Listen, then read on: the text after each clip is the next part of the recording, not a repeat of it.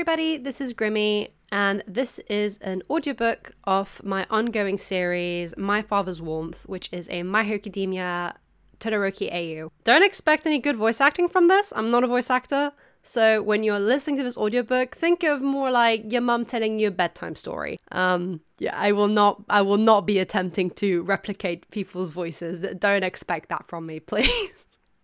Please. So, but yeah, just bare minimum, below average expectations from me, please.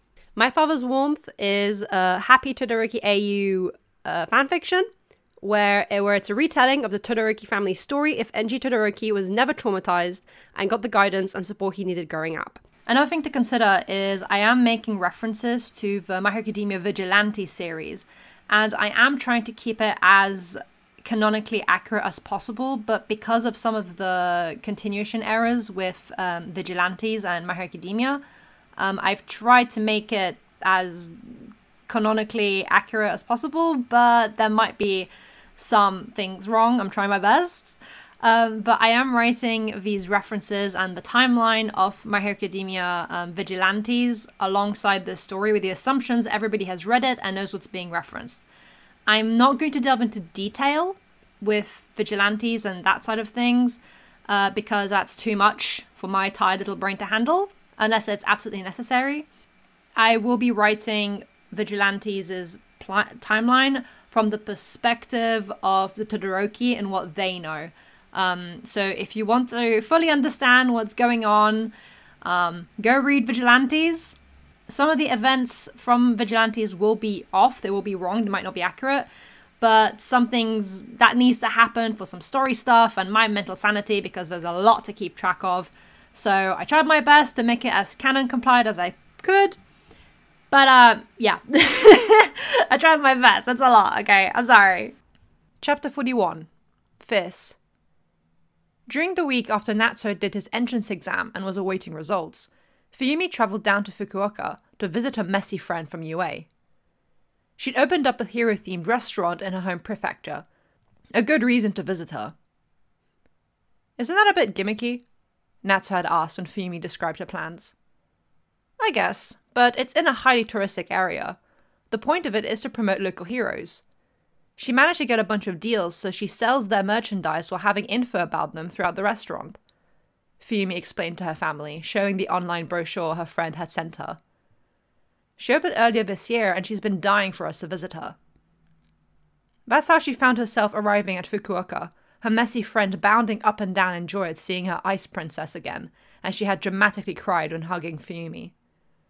I'm so happy you came, she giggled as she set Fuyumi's futon up in her living room. Fuyumi would be staying at her flat during her short trip. And just in time for Valentine's Day! I've got a whole thing set up. Couples deals, heart-themed hero merch. It's going to be super busy, so you'll get the full experience. The young woman grinned with a bright thumbs up. I'm really pleased to hear business is going well, Fuyumi cheerfully replied. Right? Her friend sparkled brightly. I got so lucky. A brand new hero just made his debut here, and he must have seen my promotional leaflets because he came directly to me to talk about having a business collab. A brand new hero? Fuyumi's interest was piqued. Yeah, maybe you'll get to meet him. He comes by the shop often. He loves yakitori. True to her word, the store was extremely busy, especially since it was Valentine's Day. Fuyumi, being the hard-working and helpful friend she is, refused to sit around and watch her friends and employees sweat and struggle. She helped cleaning up tables and taking out the trash, which quickly built up due to the dozens of couples coming in and out. Truly, her friend had done a marvel at promoting this Valentine's deal, as they were quickly selling out of everything. By the time it was late afternoon, all the girls were exhausted. But since there were less people, Fuyumi could look at the decorations on the walls. Photos of various current and past Fukuoka heroes, enlarged newspaper articles, little bits of information here and there about various achievements and trivia knowledge. Like Natsuo had said, it was rather gimmicky, but the love and dedication her friend had put into the place was noticeable. Even though she was a messy, clumsy disorder of a girl, she loved heroes and her home prefecture, as well as food. Especially grilled food. So it made sense to Fuyumi why her friend would combine it all into a business. Fuyumi's blue eyes settled on a particular wall, seeing a hero she wasn't familiar with. "Oh, is this the hero you're talking about?" she questioned, pointing to the red feathers. Her friend grinned from behind the counter. "Yeah, his name is... Hello, ladies." A friendly voice chimed from the entrance. "Hawks!" All of the employees greeted in squeals. Fumi turned, and her eyes were met with fluffy red feathers drifting around her as a man merely a few inches taller than her leisurely walked into the establishment. Gold blonde hair and yellow-tinted glasses framed his face, but the glare hid the man's eyes as he turned his head to smile at Fumi. The glasses were lifted, propped onto the unruly mess of blonde. Gold met blue as Hawks walked to Fumi with a charming smile, his red wings recalling the various loose feathers around them as he stretched out a hand towards the intrigued woman. "I'm Hawks," he introduced himself. Fumi blinked and returned the smile with her own vibrant one, shaking his hand. "I haven't seen you here before. Are you new?" "That's Fumi Todoroki, our beautiful ice princess," the owner chirped happily from the kitchen, already getting Hawks' order ready. She specially saved a portion of yakitori for the man. "We went to UA together in general studies. She came to visit." "Todoroki?" Hawks' fluffy eyebrows lifted in recognition. "Can I be so bold as to guess that's the same Todoroki as Endeavor?" "Sure is. Endeavor is my father." Fumi nodded. She noticed Hawks' grip on her hand soften slightly as they shook hands, almost tenderly. His expression changed too. Fumi would almost describe it as fondness. "I see," he said softly, before retrieving his hand and placing both in his large coat's pockets. "Well, it's a pleasure to meet you, princess." Please, you don't have to call me that." Fumi flustered a little, getting embarrassed. "It's a silly high school nickname, since my quirk is ice and all." "Then it's all the more fitting." Hawks laughed warmly like a ray of sunshine, and just as brightly. "I sure was lucky with your friend setting up shop here. My debut wouldn't have been so successful if she hadn't agreed to collaborate with my agency." "Total lies," said friend chimed with a goofy grin as she trotted towards them, stretching out a portion of yakitori towards the winged man. "It's the other way around. My shop wouldn't have succeeded without your influence." "Agree to disagree, then." Hawks laughed softly as he accepted the portion of his favorite food that he planned on eating while flying back to his agency. He turned to look at Fumi again, who hadn't once torn her eyes away from his wings. He'd recalled those stray feathers so easily. Is that his quirk? "Are you staying long, Todoroki?" "No, I'm leaving already tomorrow night," the woman shook her head. "I'm training to be a teacher, so I have classes to attend." Curiosity settled in the man's eyes, seemingly wanting to talk more about it, but made no effort to. "A teacher, very cool," he said instead, his goofy grin back on. "What do I owe you for the yakitori?" he asked a friend. "Don't worry about it. Consider it a Valentine's gift," the friend said with an enthusiastic thumbs up and her own goofy grin. "Nah, come on, I can't do that." The young hero laughed, shaking his head. "If you won't let me pay, how about a couple photos? You could use them as promotional material, maybe get other heroes to come in and do the same." The owner sparkled at the idea and hurriedly fumbled with getting her phone out. "Brilliant, you're so smart, Hawks. Fumi, you stay in the photo too." Me? Okay." The blue-eyed woman flustered before raising her eyebrows at a stick of yakitori being offered to her. She looked to Hawks, who was sharing his free meal with the lovely woman. "Can't look like I'm the only one having a good time," the man joked. It was infectious, and Fumi let out a soft laugh as she accepted the tasty offering. Shoulder to shoulder, Hawks grinned to the camera, holding the box of yakitori in one hand and a stick of it in the other, making a clumsy peace sign as he bit into a piece. Fumi held her piece with two careful hands, following Hawks' movements and also biting into the grilled chicken. Several photos were shot of the two enjoying the food, with the wall behind them showing a large photo of Hawks in action that was taken from a news article. "Perfect, thank you!" "Thank you for the food," Hawks chimed back to the owner. "I best get going. Got lots of work back at the agency." "Happy Valentine's Day, ladies." "Happy Valentine's Day, Hawks," said ladies behind the counter cried back as the handsome man stepped out of the store. Fumi said nothing as she followed him, standing by the entrance. She watched as he raised into the sky with an elegant flap of his wings, making it look so easy with the breeze ruffling through both his golden locks and red feathers. He noticed the white and red-haired woman looking up at him with curious intrigue, still holding onto the yakitori. A sweet smile stretched across his features. Happy Valentine's Day, princess. There was so much warmth in his expression, only enhanced by the handsome gleam of his golden eyes. Then why did Fuyumi sense cold loneliness in the man? Happy Valentine's Day, she replied kindly, smiling at him. With a final wave and a beat of wings, he was gone, taking the crimson feathers with him. Something in Fuyumi lamented his departure. She had wanted to get to know the blonde hero more. There was something different about him that she hadn't seen in other heroes. That something plagued her thoughts for the rest of the day, and the next, and all during her trip back home. During it, she stared at the photo of her and Hawks her friend had sent. He was smiling brightly, a goofy, silly smile as he took a bite of the yakitori, clearly enjoying it. There was nothing sad about him. And yet, Fuyumi had a feeling. "I'm home," she announced to her family as she stepped into her house. "Welcome home, Ice Cube." Hara's voice was heard from the kitchen, accompanied by the speedy gallop of her brothers rushing to the front entrance. "Fuyu!" the choir of boys cried, Natsu waving some sort of object in his hand, a projector-like thing. "Natsu got in! I got in!" they yelled in unison. Fuyumi's face broke into an excited grin as she dropped everything and almost tackled all three of her brothers to hug Natsuo. The four siblings celebrated the middle son's achievement with a round of video games.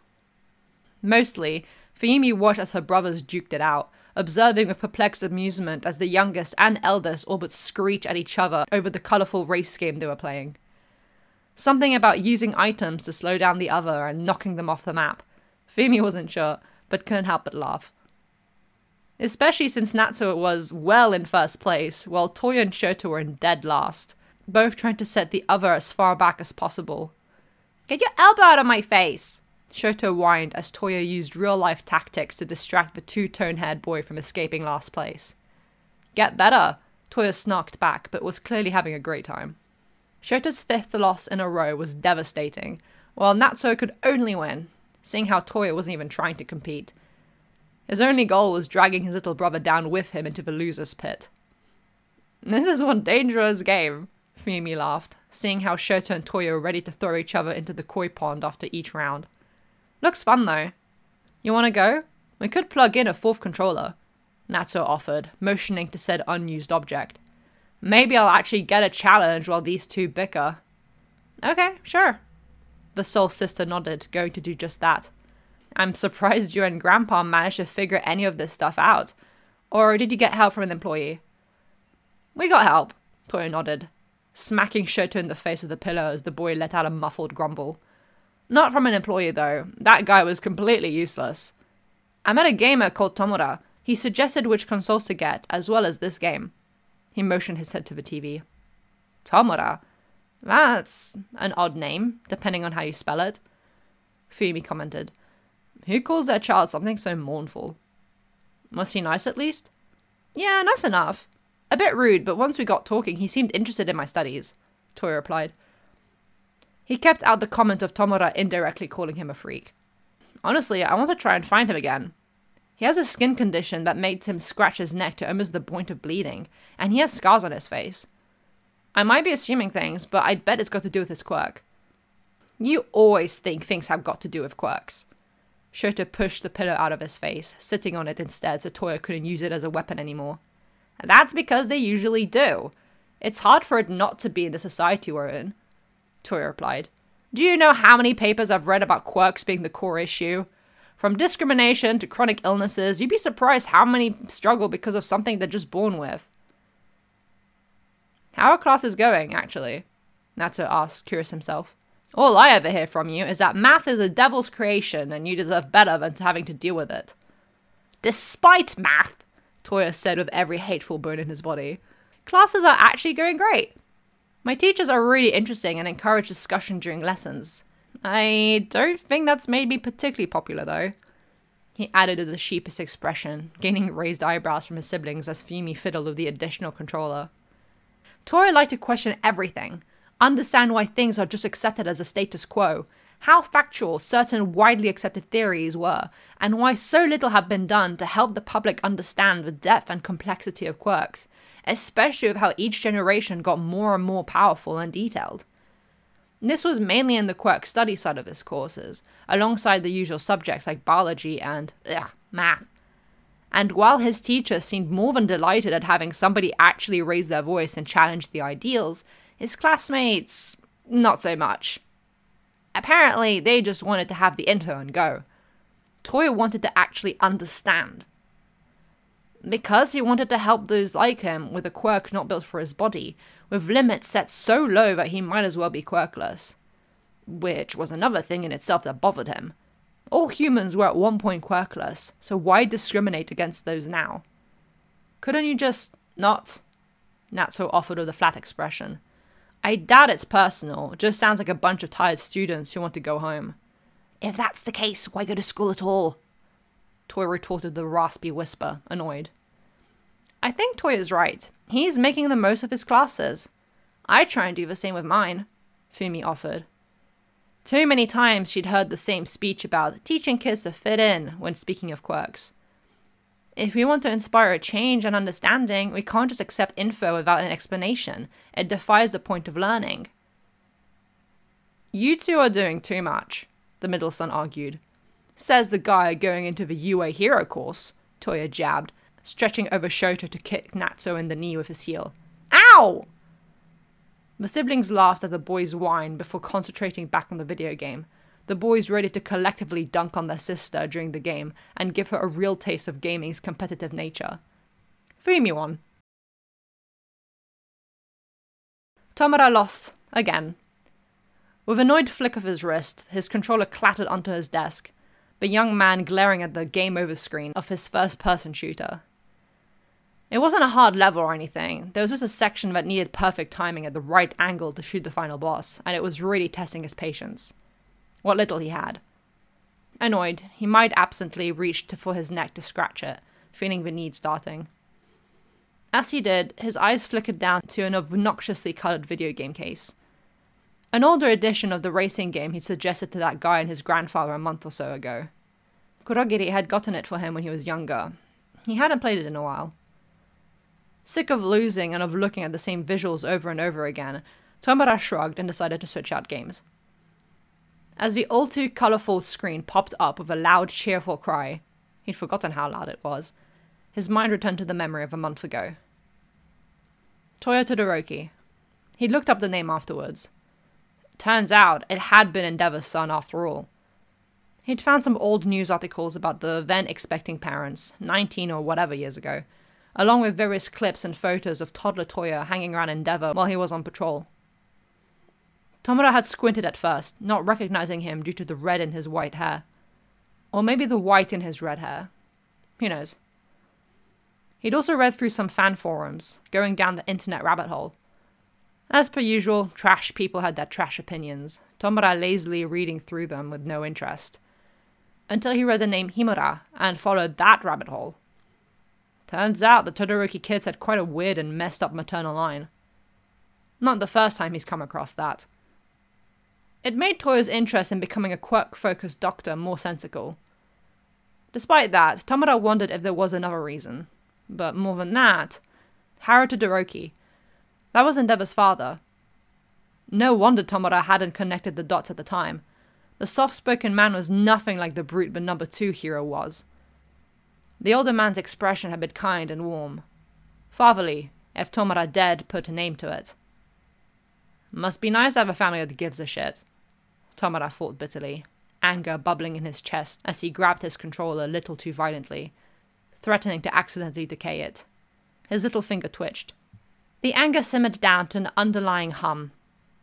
His eye twitched as the main menu appeared on screen, but he was looking right through it. Toya had reached out for him without a second thought. He'd been worried for his well-being. He'd been grateful for his help. He had smiled to and spoke with him like Tomura was somebody worth getting to know, worth being interested in. And Haru had been the same. That must be where Toya had gotten it from. Certainly not Endeavor. He couldn't imagine him being a half-decent father. Though, saying that, he'd seen how happy toddler Toya had been on his father's shoulders in those years-old online posts. His eyes flickered to father, then back to the screen before his next painful itch could start flaring. Again, Toya's hand reaching out to him without fear, without hesitation, was vibrant in his mind. Almost as vibrant as Toya's friendly grin had been. He sighed heavily through his nose, and leaned his cheek on his hand as he boldly swiped through the various level options, looking for something that wouldn't make his eyes bleed because of multicolored clouds and bouncing mushrooms. Maybe he should bring this up with Master. While talking to Kurokiri was always an option, Tomura knew his master would have more knowledge of Endeavor Spawn. A thought crossed his mind that maybe, just possibly, there was a chance that Toya was a person of interest. Now that could be something to fill his time with. Chapter 42. Blistering. Power Loader was going through the new hero course's students for the year, looking through the files of sketches upon sketches of various suits his own class would be making for them. Some were realistic and understandable, others were messy, incoherent scribbles of impossible tech that would need to be broken down and simplified by the support course's intelligent minds. Then he saw it. Natsu Todoroki. Quirk. Frost. Wasn't that a familiar sight? The teacher grinned and picked that one out. Looking at the specifications, the detailed measurements, and sketched out suit ideas, there was no doubt this was one of Toya's siblings. Most likely, the older brother had helped with this. Maybe even Endeavor. An unspecified blue and white insulated suit, but with enough range of movement to fight. Furred boots, gloves and hood for both warmth and added flair, a removable outer layer and snow goggles, with the mention of the student's end goal to be a mountaineering search and rescue hero. Straightforward and efficient. Definitely a Todoroki. Out of loyalty to his totally not favourite student Toya, who wasn't even his student, Power Loader would personally take care of this one. Natsuo stepped onto UA grounds, dressed in his uniform with his bag over his shoulder. It was a warm, early April morning, the perfect weather the boy enjoyed. He'd gotten up bright and early with his two elder siblings and his father, feeling very grown up and mature for being awake at such a time like them, before making his way to his new high school on his own. Of course, he'd been offered a ride there by his father, but no, Natsuo wanted to deal with this head-on. Armed with his seahorse keychain from which his house key hung from, and his mobile phone with a gang orca charm, Natsuo left the house determined and stubborn to make it a good first school day. And it all seemed to go that way. He got to his class, 1A, found his assigned seat, and introduced himself to his neighbours, who were all kind and friendly, varying from relatively plain-looking to multicolored features. Todoroki, as in, like Endeavor? The boy in the seat in front of his asked, eyebrows raised in intrigue. Natsuo gave him a nod and a grin. Yeah, that's my dad, he replied, not really seeing a point in hiding that fact considering he had his father's face. My quirk's not Hellflame though, it's Frost, like my mother's. He showed it off by forming icicles on his hand, to which his classmates cooed at. Who's a Himura? An all too familiar voice snapped through the air. The accusatory tone shot an uncomfortable prickle down Natsuo's spine, and he scowled at none other than Saichi Higawara, Snatch's son, who he'd met at the entrance exam. Which explains a lot. Higawara, is it? Natsuo asked as he stood, towering over his classmates despite being the same age. Do you really think it's appropriate to have an attitude like that on the first day of school? In UA's hero course. He crossed his arms, a very Endeavor-like scowl forming. What? Can't take a little jab from us peasants? Saichi pushed sarcastically, crossing his arms too and glaring back at Natsuo, unfazed and unbothered by the height difference. Yo, what the heck, dude? Another classmate raised his voice, not liking Saichi's attitude neither. In fact, he was souring the laid-back atmosphere they had going. It's too early in the morning for you to be bickering on the first day. A deep, tired, gruff voice mumbled from the front of the classroom, making every student there jump out of their skin as they realized their teacher had silently slithered into the room. At least, they hoped that was their teacher. Otherwise, it meant some random scruffy-looking man had broken into UA.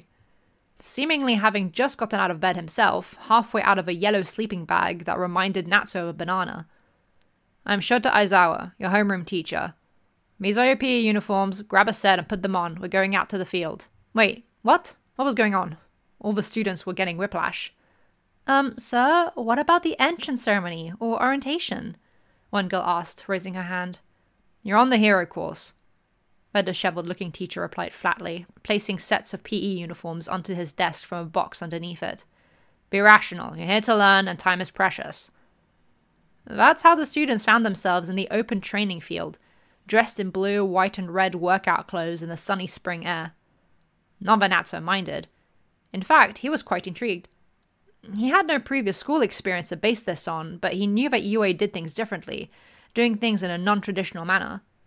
And honestly, with how his family was anything but normal, that suited Natsuo just fine. His classmates seemed disturbed by it, though. This is my first year as a homeroom teacher, the supposed pro-hero stated as he stood before his new class. But don't expect me to go easy on you. I've brought you out here for a quirk apprehension test. 8 fitness tests, which you must complete, preferably using the aid of your quirks. Whoever earns up last, or disappoints me, is expelled. Ah. Well, Natsuo had already been thrown in the deep end with his teacher, that's for sure. But honestly, he already liked the guy. He was no nonsense and to the point, laying out all the facts as they were without wasting time. Natsuo could imagine his father liking the black-haired man, even if he looked like he'd just been picked up off the streets. He didn't recognize Aizawa at all. There wasn't any hero he knew that fit his profile. Despite his own excitement at getting started with this, it was clear his classmates didn't share his opinion. Most, if not all, looked worried or nervous, aware of Aizawa's bluntness and apparent trigger-happy attitude in expelling students. First test. 50-meter dash.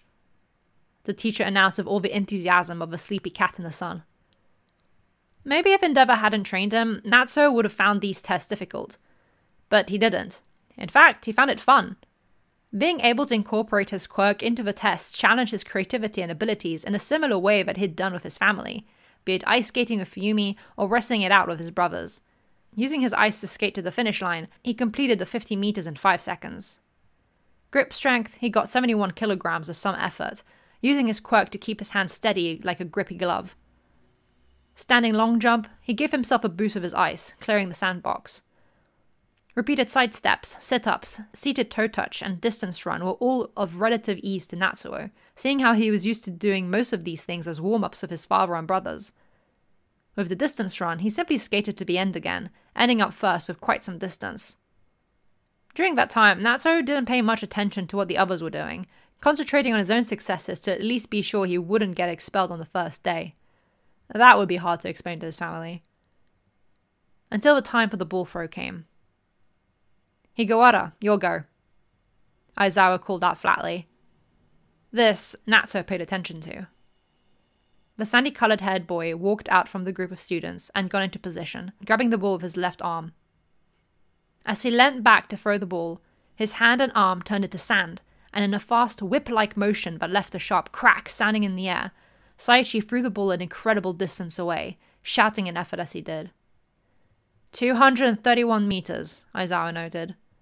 This made the students all awe at the boy's achievement, though Natsuo's own well-meant admiration was cut short when Saichi looked at him and stuck out his chin defiantly. A challenging, look at that. It was getting on Natsuo's nerves. Natsuo Todoroki, Aizawa called his name when his turn came. With a grumble in his chest, Natsuo got into position, and stared at the ball in his hand for a hard second. How could he incorporate his frost in this to make the ball go further? He was sure he could already throw it a fair distance with his strength alone, but Saichi's taunt had riled him up. Looking at the ground, he eyed the drawn white line that circled around him. As long as he stayed within this line, it was fine. But that didn't give him much room. In moments like this, having Endeavor's Hell Flame would be perfect. Then he could shoot the ball like his father did fire. Ice has almost no friction. Fumi grinned after landing a jump on her skates, landing on one foot with such elegance and grace that Natsuo could only dream of having. The smoother the ice, the less the friction, which is why having control over your own body is important. If my legs were any weaker, I wouldn't be able to stop. The less the friction, the more the control is needed. Thank you, flashback Fumi. Natsuo took a couple steps back, creating a thin, smooth layer of frost over the ball, making sure it slipped and slid across his palm like an ice cube. He got into position.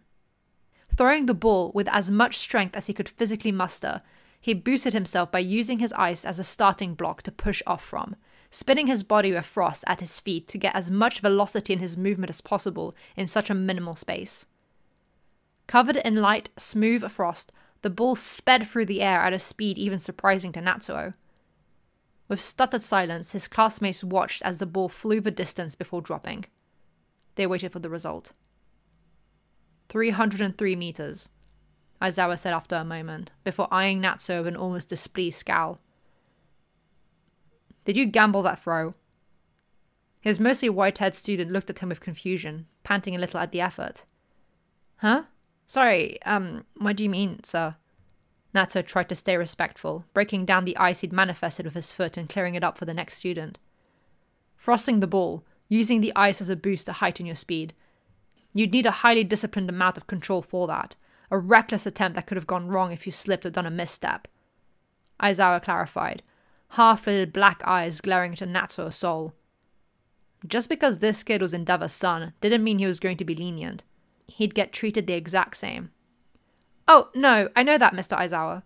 Natsuo shook his head. My sister taught me ice skating, and I've trained with my brothers to make rapid, controlled movements on ice. It's second nature at this point. Aizawa continued staring, trying to pick up on a sheepish or nervous tone, but found nothing. Natsuo was being truthful, and confidently so. He hadn't taken a risk. It had all been rational thought based on previous experience. Get back in line, he instructed, and Natsuo did. While he didn't acknowledge it, he felt smug at seeing Saichi's fuming expression in the corner of his eyes. The quirk apprehension test ended with a quarter being expelled. Not including Natsuo and Saichi, both silently lamenting the reality that they have to coexist even longer. But they did both feel bad for the students who had been expelled. They couldn't imagine the disappointment. After having gone and dressed back into his uniform and the school day essentially being over after a whole day of sweating in the sun, Natsuo wasn't complaining. Natsuo was ready to go home and inform his family of the intensity of his course. He'd gotten friendly with some of his classmates too, and he looked forward to returning tomorrow to try and make more friends. Todoroki!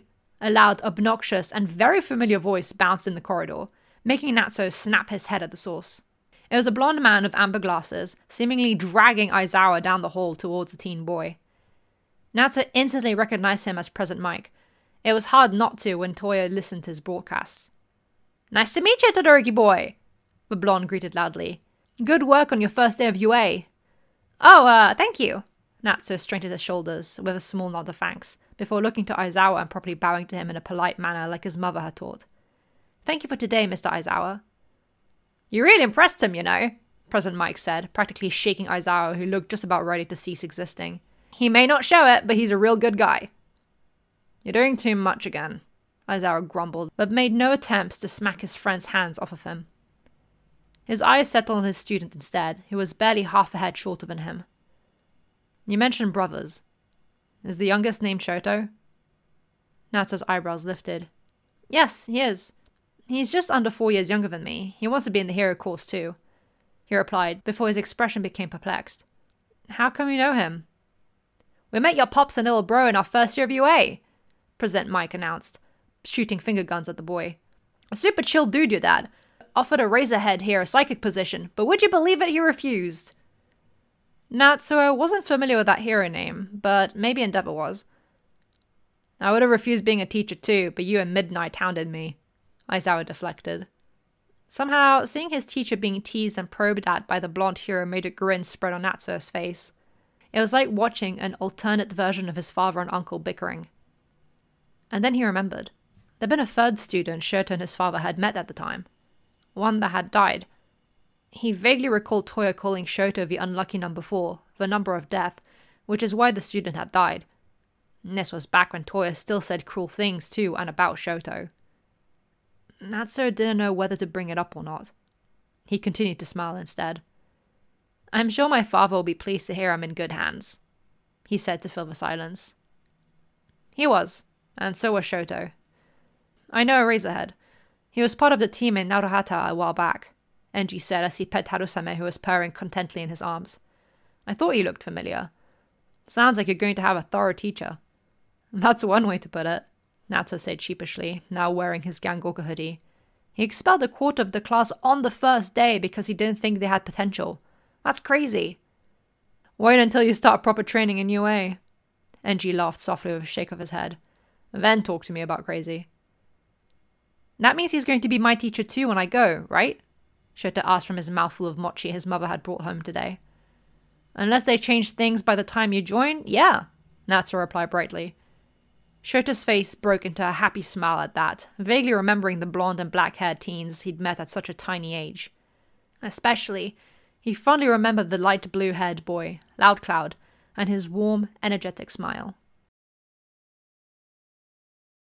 The family group chat received a flurry of photos the following day. Various articles of brand new clothing that, once put together, made Natsuo's first hero suit. The last photo was of Natsuo's whole getup, grinning at the camera. He explained all the boys had been far too excited about their new suits before battle training, and had all helped each other take photos for their families. Except Saichi, who had moped in the corner. Enji couldn't help but smile in amusement. While not with the same enthusiasm, he'd done the same with his father when he got his first suit. He watched in silent happiness as the rest of the family reacted. Toya, who should be in class, spammed about 20 snowflake emojis before saying it looked even better than on Sketch. Fumi said she loved the colours. Rei loved the furred hood and jokingly asked if she could get a matching jacket. Enji added that to the mental list of things to buy. Well, Haro replied with a heart emoji and mentioned Shota thought his older brother looked awesome. Shota didn't have a phone yet, but would once he got into high school. His third child was the first of his children to follow in his father's almost identical footsteps, and Enji didn't realize until now how moved it made him to see one of his beloved children show off their first pro hero suit in the safety of UA. He wondered if his father had felt some sort of similar way. Enji reacted with thumbs up. He sucks at texting. Natsuo knew that and had laughed. Things only got worse for Saichi in the coming weeks. Not only was Natsuo a star pupil that everybody liked, but he even became class representative due to his kind and helpful nature. While his whole class liked him, Saichi did find solace in a couple of like-minded 1B students who weren't fond of Endeavor's third spawn. As far as they were concerned, the grey-brown-eyed student was getting preferential treatment due to his father's status. Something Natsuo was very aware of but tried to ignore. He didn't want to complain about it to his classmates neither, as he didn't want to speak badly of Saichi behind his back, despite the sandy-haired boy doing that himself. Instead, he concentrated on his studies and training, excelling at all he did just from the sheer enjoyment of being able to finally put his home training and schooling to real-world use. Being around kids his age, despite the couple that had an issue with him for some reason, was fun, and it was great to meet new people. Dare he say, he had friends. Friends who wanted to partner up with him and do things together after school. Not to mention, the school environment was something completely new to Natsuo, and while initially he thought he'd struggle, it was quite the opposite. He found the scheduled routine easy to adapt to. Especially in USJ with 13, which was actually the best thing ever, Natsuo thrived. Search and rescue is exactly what he wanted to do, and it was clear that among the entire class he was the most interested and involved. Something 13 caught onto instantly. Amazing work today, Todoroki, the space hero praised, delighted at having a student be this dedicated. By any chance, would you consider becoming a rescue hero? Natsuo grinned at the woman. It's what I want to be. I want to do search and rescues in the mountains, the tall boy replied with some enthusiasm. My quirk gives me a higher resistance to the cold, so add that to my build and I could be a first responder for lost people in mountainous regions. It was clear that Natsuo knew exactly what he wanted out of UA, and what he wanted to do. How wonderful! 13 chirped as she clapped in excitement at the teenager being so thorough with his thought process. You can't imagine how happy that makes me. For you to think of a way your quirk can assist others rather than just its use in combat. If you don't mind me asking, what inspired you? My older brother had a conversation with Best Genius and Edgeshot years ago, and they suggested it to him, since he also has cold resistance. He didn't like the idea, but he told me about it, and I thought that was really clever. Natsuo explained in bright detail, before a slight embarrassed blush appeared on his cheeks. And also, Gangorka is my favorite hero. I think he's really cool, and he talks a lot about search and rescue. Aizawa had to practically drag 13 away from his student lest her favoritism start to show. Some, Rei, might call Natsuo a tryhard like his father, but he was just so happy at being able to get a start at doing exactly what he wanted. And his enthusiasm was contagious. It made him easy to get along with, and his classmates were almost fighting to be partnered up with him for training. Unless you were Higawara, then he thought everybody was just kissing up to Endeavor's son. I don't get why Higawara hates me, Natsuo whined to Toya one weekend. The white-haired man surrounded in books and tip-tapped away on his laptop, working on an essay for university. I bet it's some inferiority complex, Toya said about looking up from his screen. Snatch is his dad and Endeavor is yours. He probably sees you as a threat. Him needing your help during the entrance exam only added to that. Isn't Snatch super dutiful? Natsuo admittedly had done some research on the Sand Hero. As far as he could see, the man was well liked and admired by his local area and police force, often teaming up with them as defense and support. Why would his son have an attitude like that then? Who knows? Toya replied, finally stopping his typing as he looked to his younger brother through tired eyes. Speaking from experience, sometimes the parents aren't at fault. It could be because of the media pressure or stuff happening at school that Snatch isn't aware of. If he works a lot, that's a possibility. Natsuo let out a displeased humph as he flipped through one of Toya's academic books. Something about the romanticization of the abnormal, an old study from the early days of quirk appearances that called quirk havers freaks of natures that shouldn't be accepted. Charming. Isn't this stuff depressing? Natsuo asked after a moment, seeing how worn out Toya looked. The latter grinned despite the bags around his eyes. Nah, I don't think so. It's just research, he shrugged. I think it's interesting, seeing different thought processes. That guy, he pointed to the book Natsuo was looking at, grew up in a world with no powers of any sorts. Having what he previously thought as just fantasy appear out of nowhere and completely flip his world terrified him. That book was an attempt at sticking to the status quo. But his daughter ended up getting a quirk when she was born, and this book... Toya picked up another book by the same author, labeled A Powerless Father with a Powerful Daughter, is what he wrote afterwards.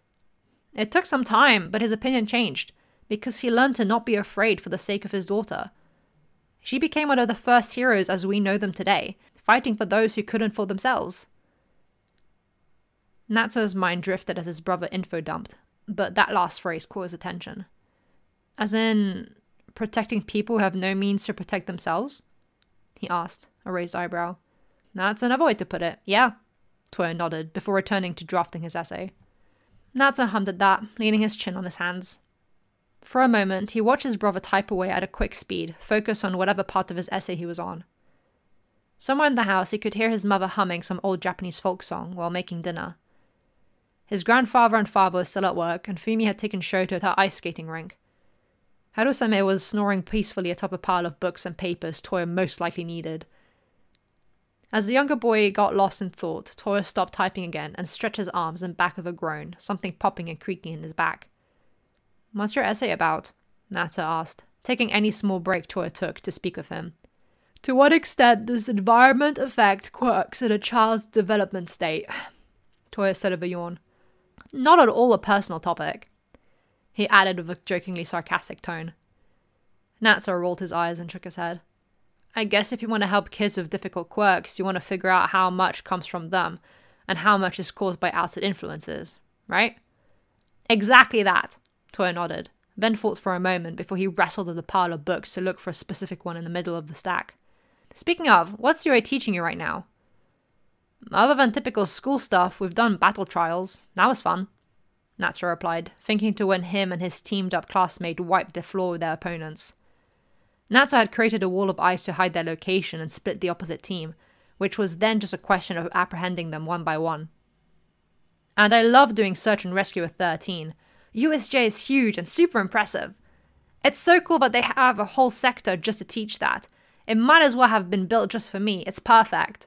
Toya grinned as he listened to his brother practically bouncing with excitement, happy to hear that he was having such a good time at UA despite how demanding it was. Which really shouldn't be a surprise. Natsuo was as hard-working as their father is, after all. Oh, and the sports festival is in the horizon too. Mr. Aizawa is most likely going to talk to us about it soon. The younger boy's voice drifted off before he paused and looked to his older brother. Toya, would you come watch me at the sports festival? Toya froze for a moment, hand on a thin book he was searching for.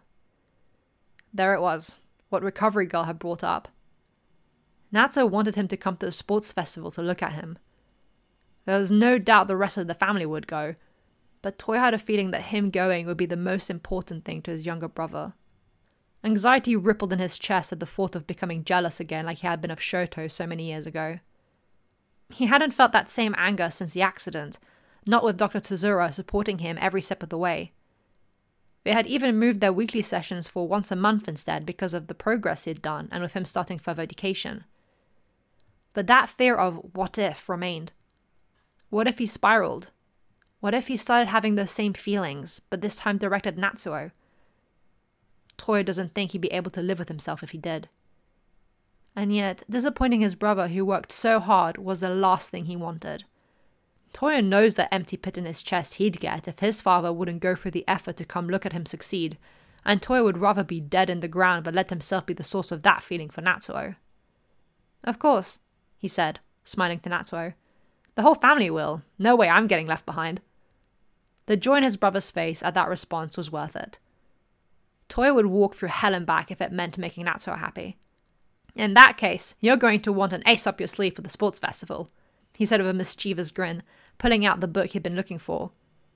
A reprint of an old comic from far before Quirks had appeared. Perhaps I have a suggestion you'd find appealing. The impish tone in his older brother's voice made the younger one mirror his grin. What's a suggestion? Natsuo asked as he met the other's energy, leaning forward eagerly. Toya always had fun ideas when it came to moves and techniques. Toya flipped the comic pages before landing on one particular panel. It was some sort of snow-themed hero surrounded by icy versions of himself that he was controlling to fight against an army of monsters. Ice clones. Ice clones, Toya replied with a confident nod. I don't think making carbon copies of yourself like this would be possible, but I think the concept of making ice look like you as a diversion or distraction could totally work. Natsuo put his fingers together, eyes narrowing with interest as to where his brother was going with this. Go on. Chapter 43. Parching. The loss of a parent is a blow not quite like any other. Whether one's relationship was good or bad doesn't change the fact that a parental figure dying changes everything. With loss comes grief, and while grief is essential, a good emotion to go through, if let alone to rot, the stages of grief can become stalled. May end up being moulded by the lack of closure, twisted into a gross anger directed at everyone and no one, at the world and at themselves. The what could have been, the mourning of a memory of someone that doesn't exist anymore, or, depending on the circumstances, never existed at all. The brain has a way of warping memories to romanticize the dead, in turn, demonizing the living. Because if the living had done more, had been better, the dead would still be alive. Those feelings, those emotions, he couldn't go through that. He refused to. As expected, UA's sports festival was crowded, and not just in a typical school sort of crowded, but a full-on, shoulder-to-shoulder crowded that left for little air to breathe to the point of claustrophobia. Food stands, merch stands, drink stands, balloon stands, every thinkable type of stand was present, only adding to the crowded atmosphere. Even though this was expected, Toya's nerves bounced like fleas, and if not for his father's gentle hand on his shoulder, he might have thrown up from the stress. He wasn't used to these sorts of crowds. But he refused to make a scene, because the rest of his family looked excited and in happy moods. Fumi had gone to these before, but this time it was different as her brother was participating. Her friends' group chat had blown up with "Good luck, Natsuos" from all her UA schoolmates. The closer they got to the stadium area, the more and more people's heads turned to gawk at the Todoroki, namely Endeavor. Despite being in civilian clothing and having no flames adorning his face, it was hard to miss the bright red hair and strong stature. Of course, the media jumped on him the instant they saw him. "Endeavor, what a surprise to see you here! You haven't been reported to have come to UA Sports Festival before. Why the change?" An overly excited reporter asked, pushing a mic and camera into his face. NG knew these would be legit reporters, as UA was very strict with these sorts of things, but due to his lack of interviews, he never quite got used to being hounded. Purposefully, he ushered his family behind him, keeping the attention on himself. "I'm here to support my son," he said simply. Of course, that only fueled a now growing ambush of reporters. There hadn't been any official photos of Endeavor's family since the coverage of the then freshly married Enji and Rei when she was already pregnant of Toya. Since then, only sneaky fan photos of toddler Toya had floated around the internet, but nothing more than that. This meant that Rei was instantly recognized despite her short stature when she peeked her face from behind her husband to look at what the fuss was. She wanted to get into the stadium already to prepare to see her son. The reporters clamored with cries of, "Mrs. Endeavor! Mrs. Todoroki!" which made Rei disappear back behind Enji again. "We've still got some time before the event starts. Maybe we can indulge him a bit?"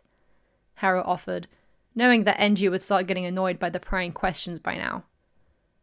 He looked to his daughter-in-law and grandchildren. "If you're alright with that." Haru's more than used to getting asked endless questions at his elementary school by his students at this stage. "I don't mind," Fumi chirped, looking to her brothers. Toya and Shoto stood stiff as boards. "You'll be fine." Rei tapped her husband on the back to let him know it was okay, and they could deal with the stress with him rather than just defensively protective Enji. While he did shoot her an unsure look, the red head shifted so it looked like he was walking to the entrance, but really it was to make space for his family. As expected, Haru, Rei, and the children were bombarded with questions. Most, if not all, went over their heads in a blur, until one question caught Fumi's attention. "Miss Todoroki, did neither you nor your brother attend UA's hero course?" Fumi looked at the woman who asked the question, who had purple skin with reptilian features. The younger woman smiled at the reporter sweetly as she answered the question. "Toya and I graduated from UA's general studies. I'm becoming a teacher, and he's studying to be a general doctor specializing in quirks." As she said this, she grabbed onto her older brother and tugged him to answer the question too.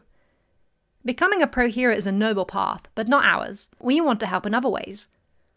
The reporter seemed pleased by the answer and looked at the white-haired young man wearing an oversized Endeavor hoodie.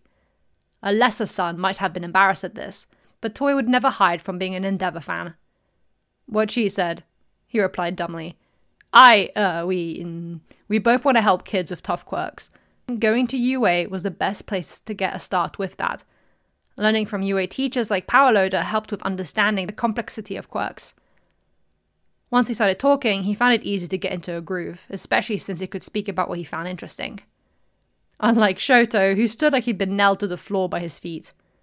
Thankfully, Haru was there to cover for him, seeing how Shoto was only 11 and wasn't used to this many people wanting his attention all at once. Having his grandfather and parents speak on his behalf was best for now. He could observe what they were doing and replicate at a later date. "Mrs. Todoroki, if you don't mind answering, how did you get that scar?"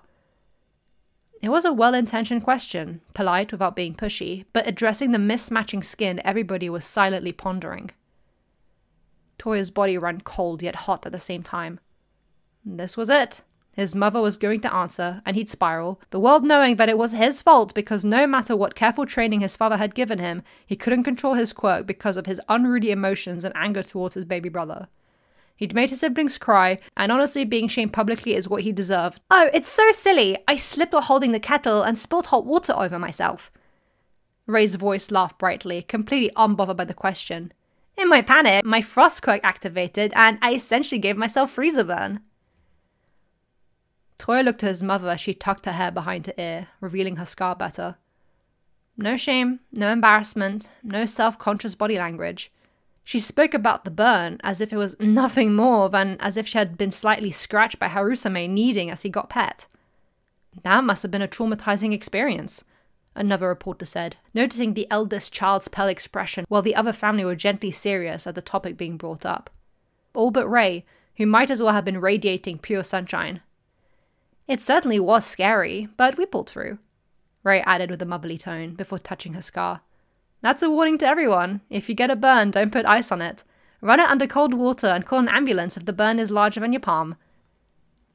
Enji didn't know how Rei did it, being able to speak about these things so casually and openly when he hated just thinking about them. The memory of his children's screams, of Toya sobbing as he tried to snuff out the flames, of Rei's seemingly lifeless body covered in her own ice as her quirk tried to protect her. Even if they had all come out safe in the end, it sent a horrified shudder down his spine every time the echoes haunted his ears. Of course, he knew he hadn't had the worst of it. Shoto had been the accidental original target, and he would have been the one with a burn scar if Rei hadn't pushed him out of the way. He'd never be able to voice how grateful he was to Fuyumi and Natsuo for protecting the youngest during that scary time. Nor to Toshinori, who had dropped everything to come look after his father and children after Enji had rushed Toya and Rei to the hospital with Kurumada. After a few more casual exchanges, Enji's patience ran short and he ushered his family to the entrance. "One more question, Endeavour!" Yet another reporter blurted out, which got him an annoyed glare from the father. While intimidated, the reporter pushed through. "How do you think your son will do in the sports festival?" Enji never once stopped from encouraging his family forward, but he fully turned to look at the man asking the question, a proud glint in his eyes. "I don't know the abilities of the other students," he admitted firmly, still wanting to be fair. "But as Natsuo's father, I have full confidence he will show just how capable he is. Natsuo is hardworking, dedicated, and far more powerful than he gives himself credit for. He's a good kid." Now that he was speaking about his son, Enji could have given a lecture as to why there was no chance his middle son could lose. But getting impatient themselves, his other 3 children tugged at their father's sleeves. Especially Shoto, who was silently whining about them not getting a front seat if they waited any longer. Seems none of the Todoroki had too much patience for fan service. It was with narrowed eyes and a grumpy expression that Saichi watched this live on his phone, almost snarling as Endeavour spoke proudly about his classmate that had gone on his nerves so much. The same one that was chatting some of the other students, theorizing what the sports festival was going to consist of this year. "It changes every year, so there's no way to know what we're going to get," one girl said. But Natsuo shook his head. "Not exactly. Usually the second event is always some sort of team-orientated challenge. The first one is typically harder than the rest to get as many people out as early as possible," he explained, remembering the last few years of the sports festivals he'd watched the live broadcast of with his family. Fuyumi had always gone to them in person with her friends, while the rest had stayed at home with Toya. "We should totally team up for the second event then." The boy that sat in the desk in front of Natsuo grinned to him, the girl with them nodding in enthusiasm. Saichi rolled his eyes and put his phone in his locker. They'd be heading out to the arena soon. Unlike Natsuo, who had Daddy to impress, Saichi only had himself to prove. Shoto couldn't contain his excitement as he leaned against the rail, bouncing on the balls of his feet in a very toy-like manner, trying to find his white and red-haired brother in the sea of freshmen that walked into the arena among all the cheering echoing through the large building alongside President Mike's booming voice. It was only natural for him to host this. "Even though I've gone to these before, it's so much more exciting with one of us actually taking part," Fumi said, just as excited as Shoto, but showing it through verbalizing her thoughts. "I remember when your father did his sports festivals. The atmosphere hasn't changed a bit." Hara joined in, standing beside his grandson and granddaughter as they looked for Natsuo. Behind them, Toya sat in one of the seats beside his father, hood over his head and jacket pulled right up to his nose. Seeing his siblings be so excited was keeping him calm, but the intense atmosphere was driving him up the wall. Dr. Tozura during their last therapy session said to voice whenever this outing was too much, and that knowing his family, he'd be listened to and taken care of as needed. But he didn't want to be a bummer and ruin it for the others. He'd done that enough as is in the past. "Hey, Firecracker, are you doing okay?" His mother's voice said sweetly as she sat on the other side, placing a hand on his thigh. His hands were deep in his pockets, practically melting into the Endeavour merch as he leaned into his father's seat for comfort, almost to hide away from the crowds of eyes. "Anytime it's too much, we can leave." "I don't want that," Toya muttered, shaking his head. "He's 19, he should be able to power through this, yet his nerves wouldn't stop jittering. Thanks for earlier, about the scar. Not telling them what really happened," he mumbled, blue eyes so like his father looking in his mother's gentle face. "What do you mean? It's exactly what happened," his mother joked lightly, reaching up to lower his hood and mess up his hair tenderly before cupping his jaw with a gentle press of her fingers. "You were 13. It was an accident. I have never and will never blame you for that." Those words sounded identical to what Hara repeatedly told Enji through the years. And as much as he wanted to believe his own father's words, Enji knew Toya would never believe his mother. They were similar in that way, the two fire users. Instead of letting Toya's mind spiral in self-blame like he was sure it was, Enji also ruffled his son's hair with his much larger, warm hand. This got the parents a scoffed laugh from the white-haired boy, long eyelashes fluttering as he grinned up at his loving mum and dad. "There he is! I see him!" Shoto chirped, looking down at where Natsu was walking to a voluptuous woman who introduced herself as the referee. The R-rated hero, Midnight. Haru wondered if her outfit was actually appropriate for a high school setting, especially as Natsu was walking out of the crowd to be by her side and speak into a mic. The teacher seemed rather enthralled by the handsome boy. Why is he going on stage? Natsu is the player representative since he got first place in the entrance exam, Enji said from where he was sitting by Toya before looking to his father. Don't worry about Midnight. She's a respectable hero.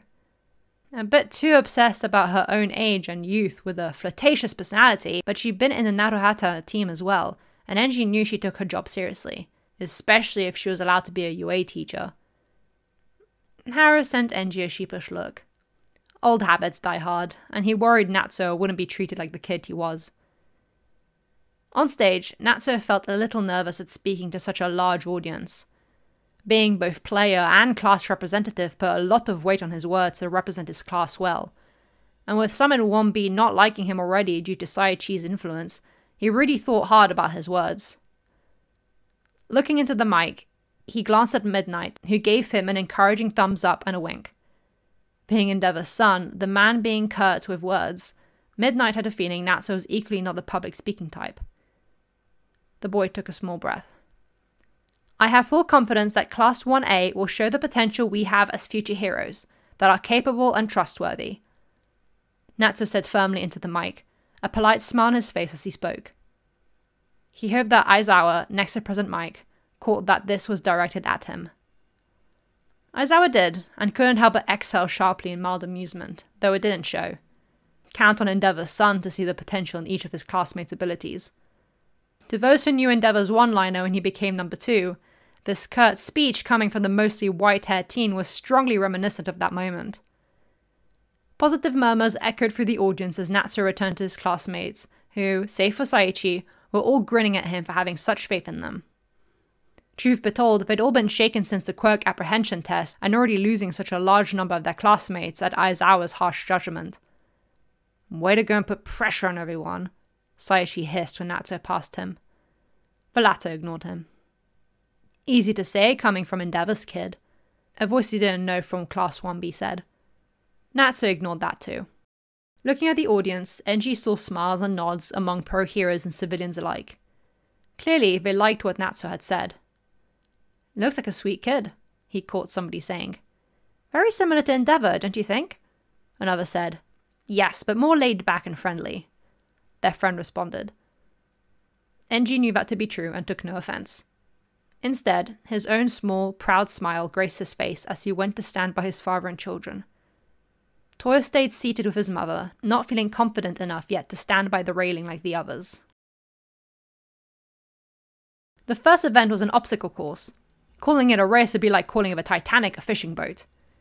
With challenge after challenge that ranged from spider-like bots grabbing and crawling out of the earth to trip, catch, and zap students, to towering rock-climbing structures with supports that disappeared and reappeared or straight up fell off once you put pressure on them, every step of this course was treacherous with the intent to snag and disorientate the students. It was an absolute massacre, because Natsu was flying through the challenges like he was doing a casual jog on a warm summer morning. The distance he had ahead of the others wasn't even funny. Not only was Natsu's body built for power just like his father's was, add his ice into the mix, and he quite literally skated to the finish line. His ice froze the bots under the ground, and copying a move he'd seen his father do, Natsu used ice from his boots to propel himself up the steep rock-climbing wall, reaching the top in 6 seconds flat, while others struggled for 10 minutes on. In a way, being this far ahead and freezing the bots had helped the other classes getting past that challenge before the bots unfroze, and looking at the path he took up the wall, most who made it there fast enough before the ice melted could figure out which way up was the most secure. Even to the unexperienced eye, it was clear that Natsu had trained from a much earlier age than the others had, and he was having fun. Haru was reminded so much of when Enji flattened the competition in his first year. When Natsu reached the end, coming in first, the entire arena cheered with gusto. Even Fuyumi and Shoto joined in their own shyer way with Haru. Natsu was visibly looking around for his family as he panted and wiped his face, heart beating in his chest intensely like never before. Finally, his eyes caught his father's vibrant red hair, and the delighted grin that spread across his face when he saw his big sister and little brother cheering for him was contagious. Natsu was the image of a brother doing his family proud. "Toya, Natsu got first!" Fumi bounced happily, trying to bring the eldest in. Toya looked at her with nervous blue eyes, yet the happy glimmer in his sister's own blues made him swallow down his anxiety and push himself up from his seat. Warily, he joined his siblings at the rail, looking out into the crowded arena. It was overwhelming. The noise, the heat, the smell. It made everything mix and meddle in his brain as he tried to focus on finding Natsuo. And when he did, everything else disappeared like a flickering flame in the wind. With a bright smile that could blind even a mole underground, Natsuo looked to Toya with so much pride at his first win, having used the skills and ideas he'd gathered with the help of his family over the last few years to succeed, that Toya couldn't help but mirror his little brother's grin. He even shot him a thumbs up in approval. Enji and Rei looked to each other, relieved that Toya was starting to get more comfortable in the environment. Saichi spat and snarled as he came in fifth, annoyed and angry at himself for having struggled with the last stretch of the course when he started losing speed and stamina. He came in top 5, but that's not where he wanted to be. As sweat dripped down his chin and made his longish hair humid, only frustration bubbled in his throat at how not exhausted Natsuo looked. It might as well have been a warm-up to the taller teen. All Saichi could think of was how he wanted to wipe that annoyingly proud grin off his face. His friends in Class 1B felt the same. Already, they had made a plan together to bring the number 2 son down in the second event, a team-up one. Malicious grins spread across their faces as Midnight announced what they'd be doing. Dodgeball. Chapter 44. Searing. Aizawa watched with complete seriousness as his and other students got into various teams. Natsuo quickly found his group of 6 and Saichi found his, which was made up of his friends from Class 1B. With 42 students left, that made for 7 groups. As Midnight explained, the game of dodgeball wouldn't be like typical. Instead of it being 2 teams against each other, it was a free-for-all. Each ball left a chalk-like residue on the people it hit with enough force. Depending on how chalk-covered a team was at the end of the event, they'd lose points. After the timer runs out, the less that covered the team, the more points, and a better chance to win. "That sounds more like paintball than dodgeball," one of the students complained, an echo of agreement spreading through the students. Midnight whipped her flail in annoyance at being questioned. "It's dodgeball," she snapped. "You still have to dodge the ball to avoid getting chalk on you, and you have to throw the ball hard enough at each other to actually get the other team. The rules are too different. What happened to the get hit, you're out rule? What if you catch the ball and get covered in chalk even if you weren't hit?" The students rebelled comically against their teacher's arbitrary version of dodgeball. "Stop complaining! That's the risk you're going to have to take!" Midnight whined back to the teenagers, meeting their bratty energy. Of course, there was a catch.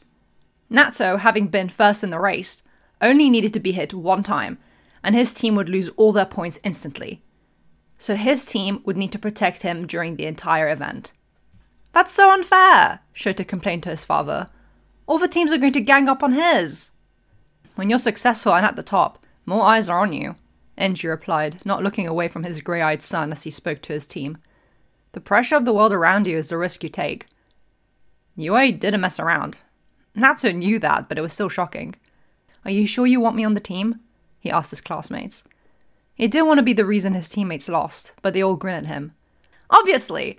You put your faith in us that we'd prove our potential, so we're putting our faith in you," one of his classmates grinned, punching his shoulder playfully. Natsuo couldn't help but feel warmed by the camaraderie and the trust they had in him, despite the huge target on their backs. "Alright, that means we're going to need a strategy, and I think I have just the idea," he said confidently to his teammates, who all looked pumped to win this. "Just what we expect from our class representative," one girl with large paw-like hands exclaimed with a punch to the air. In the distance, Saishi and his team were plotting. Aizawa could tell from the way they were glaring at Natsuo's team that this would be a question of shaming him in front of his family. Endeavor, specifically. The black-haired man sighed. There was nothing he could do if his students didn't like each other, but Saichi had done nothing but try to get under his apparent rival's skin. Even though it was clear Natsuo didn't feel the same way. Aizawa had actually been considering expelling Saichi if he didn't get his act together, but decided to hold off until the end of the sports festival to see if anything changed by then. Because he knew this was going to end with Saichi and Natsuo battling for the #1 spot. That he had no doubt of, and just from their performances in class and training, the teacher knew Natsuo would win. Unless Saichi managed to get under his skin. "What's this? Are you worried?" Present Mike teased his black-haired friend while he was off-air, poking at the man's shoulder in jabbing motions. "No," Aizawa grumbled. He wasn't worried, just aware that his best student might snap under the constant taunting of another top student. Saichi was hard-working and capable. He had potential as a pro hero. If only he'd get over his jealousy of Natsuo. "Of course Saichi's team is targeting us," his teammate shouted, annoyed that the other team was instantly ambushing them as soon as the second event started. "Watch out!" another cried. They all ducked and dodged as Saichi used his sandstorm quirk to turn his arms into sand and manage multiple dodgeballs all at once. "Okay, that's dangerous. We gotta protect Natsuo at all cost." Just as that was said, they were ambushed by another team from a different angle. "Everybody down!" Natsuo ordered a powerful voice. As his team followed his order, Natsuo did the large overarm swiping motion, and a low dome of ice covered them, similar to the one he'd saved Saichi with during the entrance exam. This meant they all had to be crouching to be covered by it, and were essentially cornered as the other teams tried to chip away at the ice with their own quirks while at the same time attacking each other with a mixture of physical strength and quirks. Utter and total chaos. "Damn it!" Toya cursed under his breath at seeing his brother's team be in such a situation. "Natsuo's completely stuck!" "Mom, what does damn mean?" Shota asked innocently. Ray glared daggers at her eldest, who only gave her another side-eye as he pursed his lips. "It's an expression of annoyance or anger that you should not replicate because it's rude." The mother indirectly scorned her eldest as she covered her confused youngest ears. "It's not that rude, Ray." Enji tried, but the stink eye he got from his wife told him to shut up and she might not damn him to hell later. Her youngest baby boy was not going to be corrupted so quickly by unattractive words. "He's gonna learn them sooner or later," Toya muttered under his breath to his father. "I know, just let your mother have this," Enji muttered back. Haru snickered. But Toya was right to be worried. Natsuo's ice, while powerful in its own right after the last few years of training and honing his quirk, wasn't nearly as sturdy as Shoto's. If the younger boy truly went all out, Ray had theorized he could make an instant iceberg after Enji described his progress. If Shoto was a blizzard, Natsuo was a snow squall. Powerful, but not a natural disaster. Eventually, his frost would be chipped at and melt, and his team would be left exposed. But Natsuo's family knew better than to doubt the middle son's abilities. They were sure he had either already come up with a plan, or was coming up with one. That didn't stop Fuyumi from letting out a shocked cry when Saichi crushed the ice dome by pounding sand onto it with enough vitriol that it blasted the other students away, making the dirt rise and momentarily block everybody's view. Saichi glared with annoyance and confusion as the dust settled, seeing his attack had been directed at nobody. Nobody was under the dome. But how? Natsuo's team had been completely stuck. There was nowhere for them to go. His eyes settled onto a hole in the ground. Oh no.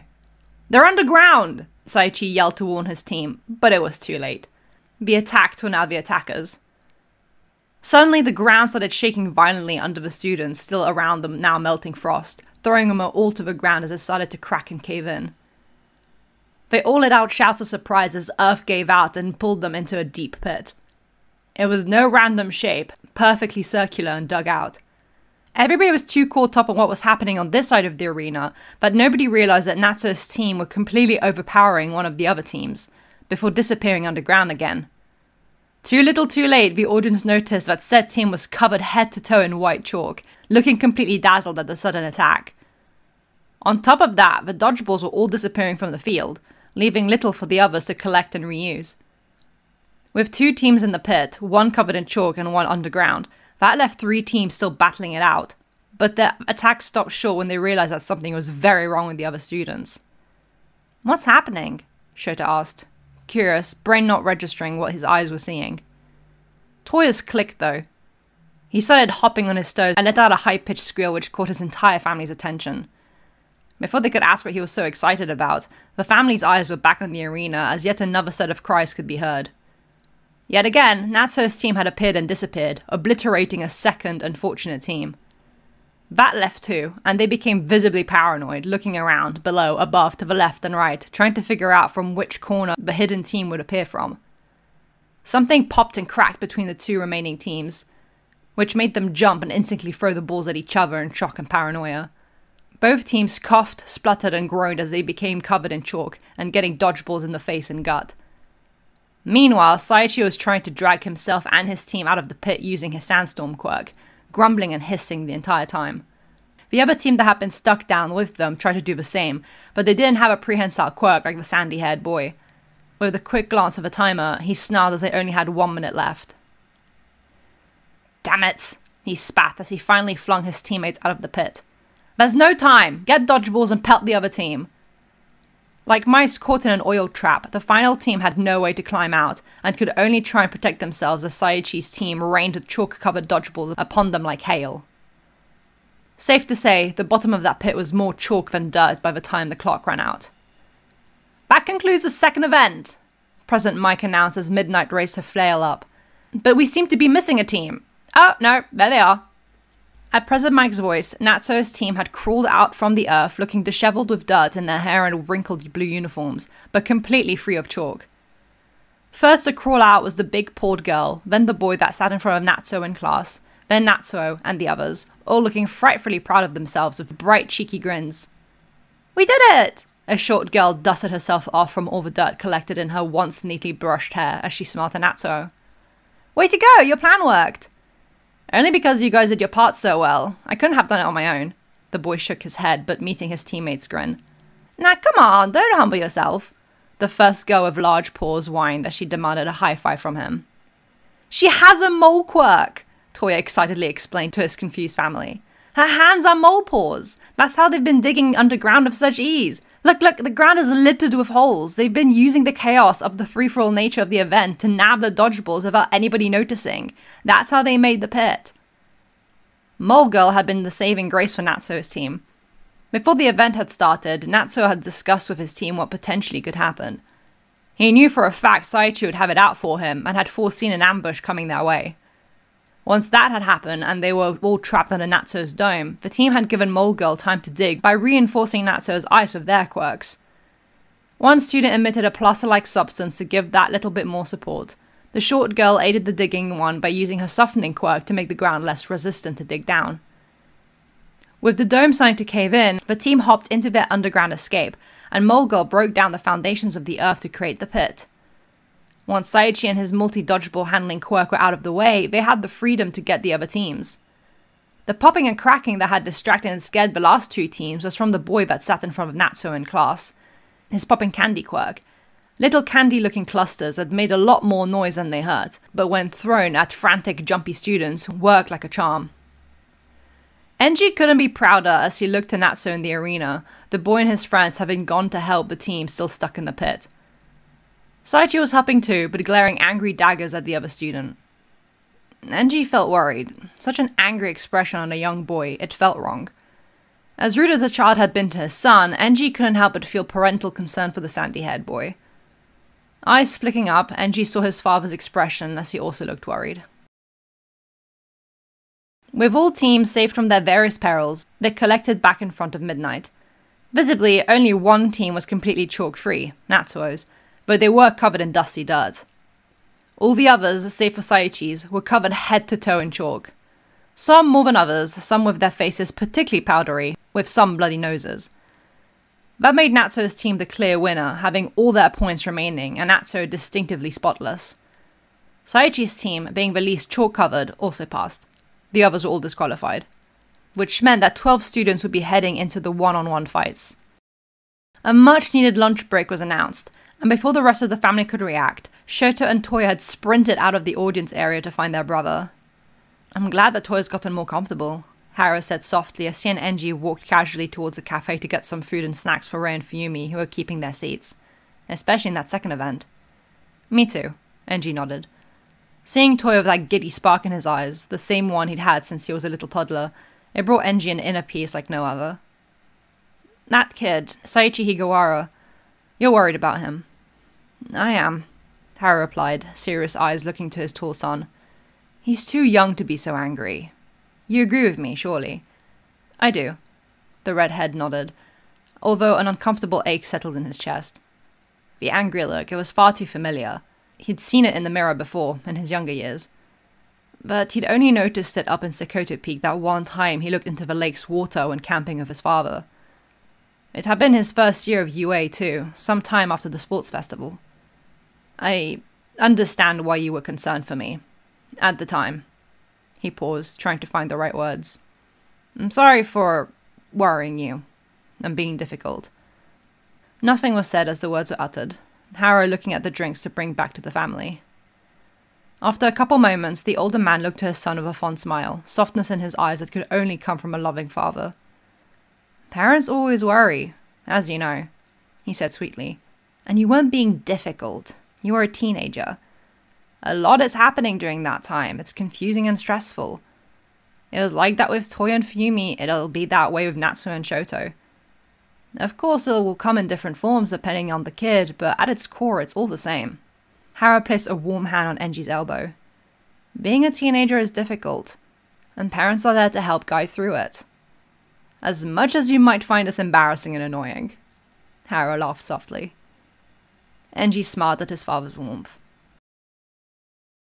Natsu almost toppled over as his older and younger brother launched themselves at him, blabbering on about how cool and smart and awesome he was. Well, Shoto spoke the praises. Toya called him a devious little bastard for his pit idea, laughing as he did. Truth be told, I was inspired by Power Loader. Natsu cackled as his brothers shook him. From all the stuff you told me, I picked up a couple ideas. You should totally tell him that if you ever see him, he'll be flattered. Toya grinned, and he struggled to lean on the middle brother's shoulder. It'd be a cold day in hell before Toya acknowledged his little brother being very close to surpassing him in height. Natsu, are you worried about the one-on-one fights? Shota asked with muted excitement, holding his brother's wrist with 2 hands. While not as outwardly hyped as the eldest, there was still an awed twinkle in his eyes. Natsu had every intention of making his baby brother proud. I wouldn't say worried, Natsu laughed softly, but there are hard hitters in the class I'll need to keep an eye out for, definitely. I have every intention to win, though. Unbeknownst to the brothers, around the corner, Saichi listened into their excited, familial chatter. Leaning against the wall, he stared blankly at the floor. No wonder Natsu was so confident. He had his family praising every breath and step he took. They must really love him, and in turn, he loves them. Finally, a weak point. It was with amusement that Rei read the texts on Fuyumi's phone as they waited for the men to return. Her friends' group chat was exploding with congratulations, reactions, and excitements, all of them watching the sports festival. Rei and Fuyumi giggled and laughed together as Fuyumi's friend down in Fukuoka sent a photo of her shop, showing a large flat-screen TV set up in the corner as the entire store watched the event. Her shop's doing really well. They've been able to upgrade some of the equipment and even add more to the menu, Fuyumi said, proud on her friend's behalf at how well her business was going. Not to mention, she's gotten more deals with the local superheroes. She's really happy. I'm glad to hear that, Rei replied. What about your other friend, the tall one with the jewelry? Oh, she's a couple cities over and works in merchandise designing. Currently, she's helping develop a new line of accessories for Uwabami, the snake hero, Fuyumi said, showing a photo of said friend taking a selfie with the beautiful heroine, live snakes adorning her hair. She's doing well too. We're planning to meet up soon after my ice skating competition. That'll be lovely. I'm looking forward to see you compete too. It's a shame Dad can't come though, with all his work. Rei sighed. It was during a weekday, so Endeavour had to be out in the field. Toya and Natsu would be in school and wouldn't be able to come neither, but Haru and Shoto would for sure be watching. It's alright, you can send him videos, Fuyumi chirped happily, unbothered. Her father had watched her ice skate many times before. Him missing some competitions because of work didn't bother her. You're going to be there, and that makes me happy. Fuyumi leaned her head on her mum's shoulder, the older woman cupping her cheek lovingly. There's no getting pummeled by death dodgeballs in my competition, so you won't be getting a mini heart attack every other second. Who's getting a heart attack? You're the one who's been the jumpiest out of all of us, Ice Cube. Rei laughed at her daughter's words, said daughter giggling. You're right, though. The sports festival is rather intense. They're all kids, and already they're doing so much. I'd definitely be more worried if your father hadn't trained your brothers. Oh yeah, if Natsu didn't have training, I'd be worried sick, Fuyumi agreed. A small ping made her phone light up, and looking at the screen, it showed a social media notification. Hawk's agency has posted, Ray read out before raising an eyebrow at her daughter. Since when do you keep up with pro heroes? I don't, Fumi shook her head. Well, I didn't. I guess I have been a little more since I joined UA. Though not really, I don't follow their social media or anything. But I met Hawks in Fukuoka when I visited. He's my age, a brand new pro hero, and has an exclusive merch deal with my friend, so I got curious, she explained, unlocking her phone to show her mother the hero's social media page, ran by his agency. See, it's his first year and he's already popular. He even has a couple sidekicks already. Looking at the page, Ray's eyebrows lifted. The young man certainly was very active. With blonde hair and red wings, he stood out among the rest, and it showed that he was well liked. He had a bright, friendly smile with kind eyes, perhaps a little on the flirtatious side that could hint at him being somewhat of a rapscallion, but Ray couldn't deny he was charming. Quite the workaholic, she commented. Reminds me of someone, though with a completely different personality. Right, I thought so too, Fumi laughed. Whenever Dad goes for the next hero Billboard chart, I think you should try and meet him. She had a feeling the two could get along. As much as her father claimed to not like the goofy, happy-go-lucky types, the sort of personality Hawks had in all of his interactions with fans, Fumi believed her father would appreciate the young man's hard-working nature. He managed to get along with All Might, after all. We're back, Harris said softly as he and Enji returned with drinks and snacks from the cafeteria. Sorry it took a bit, we got held back by some fans. Some college boys congratulated Natsuo's achievements. The hold-up was Enji agreeing with them that Natsuo did very well, and that he too looked forward to seeing his son in the one-on-one fights. The college boys hadn't been able to hide their surprise at Endeavor being so talkative. Well, talkative for Endeavor anyway, which was about 3 sentences worth of a reply. Toy and Shoto also returned now, pumped and ready to see their brother massacre his opponents. Figuratively speaking, of course. Toy was hoping for literally. For anybody who wasn't a Todoroki family, it was almost painful to watch the middle son's fights.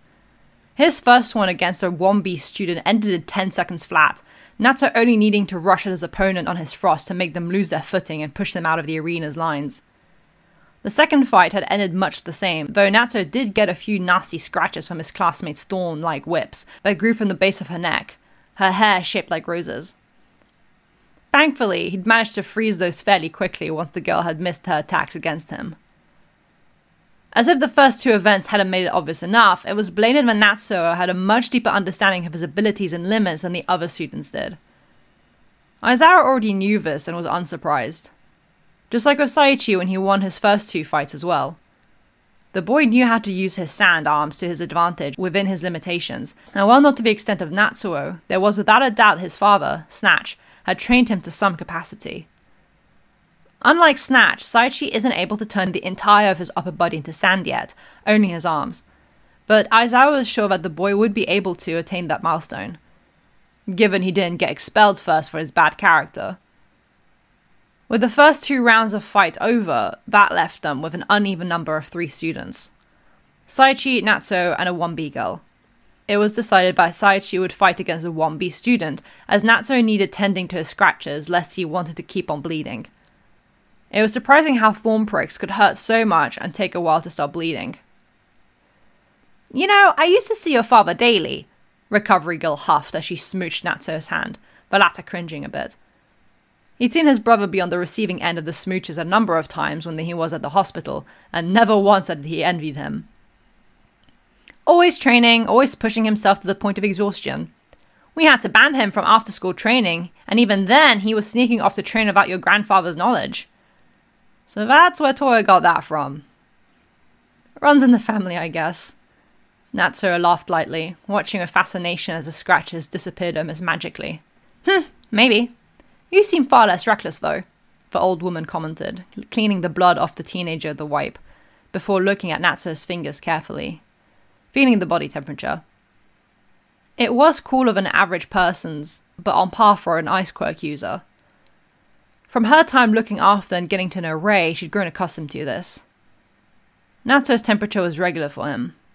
During your father's first sports festival, he was pushing his body's limits to the point of getting burned by his hell flame. I'm not seeing any signs of frostbite on you, which tells me you may have better resistance to your quirk than he did at your age. Oh, Toy and I actually talk about that. Natsuo chirped, quite happy to mention his big brother's intelligence. Since I'm doing a lot of active movements, my body's naturally heating up from all the exercise. When I use frost, it balances out and takes much longer for me to get to a point of overusing my quirk. I'm not Shoto though, I will eventually get frostbite if I use my quirk past my limit. Recovery Girl listened with a fond smile. From the time she met the Todoroki children after the accident to now, she was proud to see their development, and to hear of the eldest's continued interest and fascination of quirks. In a couple years, she planned to offer Toya a residency at UA to learn from her and work with the students, but not until he'd done some training in a regular hospital. Natsuo was shortly after sent away to get ready for the final round. From the sound of President Mike's voice booming through the arena, he'd be facing Saichi. A wary stone dropped low in his stomach. Great, Saichi would be aiming for his head. He had no doubt. To give Saichi a little time to rest before his fight with Natsuo, one final break was announced. The energy in the air was prickling with excitement for the finale, and Natsuo started getting nervous. Not only because he'd gotten so far and meant he'd have all eyes on him, but his family was here too, and he wanted to make them proud. He knew they wouldn't be disappointed in him if he lost, but he'd be disappointed. Natsuo didn't want to lose, but he knew Saichi didn't want him to win. During the break, Natsuo did the active effort to avoid Saichi. The latter was just going to say things to rile him up that Natsuo would continue to ignore like he always did, so he didn't want to waste his preparation time with that. But Saichi was hell-bent on getting a jab at Natsuo before the fight. He found the moment when the white and red-haired boy exited the bathroom and was startled as Saichi stepped in front of him, blocking his path as the bathroom door shut with a sharp click behind him, leaving the two staring at each other in the corridor. One angry, the other bewildered. Natsuo sighed, his confused expression dropping to one of exasperation. Whatever you want to say, save it for the fight, Higawara, he grumbled. I'm not in the mood. Now, I just want to wish you good luck, Saichi said in full kindness, which made Natsuo narrow his eyes at him suspiciously, waiting for the taunt. Wouldn't want you embarrassing yourself in front of your family. There it was. You know, you're almost on par with gossip forums with how obsessed you are with my family. Natsuo snapped, looking unimpressed. If I didn't know any better, I think you're secretly an embarrassed die-hard fan. He tried to pass Saichi. For sure, I'm such a fan of an abuser and his inbred wife and kids. Saichi's shoulders hit the wall before the back of his head did, but all he noticed was the hand tightly wound up around the front of his uniform. Blinking rapidly, he looked up to see his classmate's furious face, grey-brown eyes burning with the same intensity as his father's flames. Who the hell are you calling an abuser? He snarled, angry. You really think anybody believes your mother's bullshit story of how she got her scar? She slipped with boiling water? Really? Saichi said sarcastically. Is that the story she told the doctors too after your piss-poor excuse of a hero father burned her? It was cruel. Saichi knew that. And it was intentional. Fuck you, Natsuo spat, angry. You don't know anything about my family. You talk like social media shut-ins do, thinking they can spout any dumb assumption for 2 seconds of fame. You don't deny it, Saichi asked in played-up surprise, head tilted. Or maybe you don't want to admit that your mother is such a pathetic klutz that she really did slip and pour boiling water on herself. Guess that's all you can expect from a jobless housewife with few uses. Explains why you have so many siblings. He was provoking him. It was yet another taunt, an extreme malicious one, but just more of the same. More prodding, poking, and jabbing at his family for the sake of a reaction to put him in a bad light. Natsuo knew that. That wouldn't save Saichi from Natsuo murdering him right now in the hall. Frost crackled along his knuckles into sharpened ice, anger flaring in the taller teen's face as the words burrowed their way into his brain and fueled the hatred in his heart. He wouldn't have his family be accused of things they didn't do. He wouldn't have his father's dedicated hard work be trivialized, and he wouldn't have his mother be insulted for things that weren't true or her fault. He wouldn't have her motherly act of protecting his little brother and comforting his big brother be belittled. His mother with no fire resistance had put herself in the way of hellish blue flames for the sake of her children, saving Shoto, and saving Toya from harming Shoto. All Natsuo had been able to do at the time was grab his baby brother away from the azure fire as his sister frantically gathered them to a frosted corner, wailing echoing in his ears as Fumi hid him away from the unkind light, covering his ears with Shoto blotted tightly against his chest. The sound of his own scream calling for his father, filled with fear he'd never felt since, rang in his ears as if that was happening again. His mind whirled with bitter frustration. The shame and anger of his inability to get Toya to stop and calm down, his inability to protect his mum, of only being able to cower in a corner, gurgled up from the dark pits they had buried themselves in, clawing out of his heart and forming as hatred in his eyes and snarling, gritted teeth. But as much as he wanted to beat the truth of what happened into Saichi's brain, Natsu refused to expose what Toya had accidentally done. He'd protect him from the humiliation. He'd worked so hard with Dr. Tozura with his studies, but Natsu would rather freeze from the inside out than let anybody the likes of Saichi ever find out about his brother's greater shame. "Believe what you want," he hissed, trying to calm himself down. Despite that, his fist was shaking as he gripped Saichi's uniform. "Whatever helps you feel better. At least I have the knowledge that my pro-hero dad gives enough of a shit to show up." It was Saichi's turn for anger to flare up in his eyes. But he wasn't given the time to react as he was shoved against the wall again, and Natsu angrily stumped away, back hunched and an arm swinging. He straightened his uniform and sniffed condescendingly at no one. At least he achieved what he wanted. He got Natsu angry. The cheers around the arena fell on deaf ears as Enji's turquoise eyes narrowed down on his middle son. His wife and other children's cheers were drowned out by the beating of his heart in his ears as an all-too-familiar dark expression glanced up at his family. One nobody but the ones who knew his son would catch. So subtle, it could come off as concentrated focus. It was like looking into a mirror. "Does Natsu look off to you?" Fumi asked cautiously as her younger brother walked to his starting position, face to face with Saichi. "He's angry," Enji said firmly, jaw clenched tight as his hands gripped the railing. His family looked at him, all wearing the same face of worry as Haru did, the latter looking almost saddened at reliving this. He had hoped to never see such an expression on Natsuo, who looked so much like his father. A flame threatened to flicker around Enji's eyes, a scowl wishing to form. Natsuo had the same expression Saichi had, except now, Saichi looked smug. The boy had purposely angered his son somehow. He managed far more than he bargained for. He'd angered the father too. Chapter 45. Fuming. It is a comfort to the unfortunate to have had companions in woe. A phrase better known as misery loves company. Misery comes in many forms. Sadness and depression are the first that come to mind. And often that is true inwardly. But from the outside, misery can take form as envy, hatred, and anger. A parasitic jealousy of others' happiness. Instead of rejoicing at their well-being, the desire to destroy that happiness or to surpass that perceived success could twist a soul to the point of obsession. Shamefully, a familiar sensation to Enji that would have consumed his ugly heart if not for his father. He'd seen it in his little Toya too, the disappointment and sadness turning to resentment that could have engulfed him if not for his father and mother's willingness to accept and take that anger his little body couldn't cope with from him. It was one of the few complicated sensations Enji could fully understand in his wordless ways.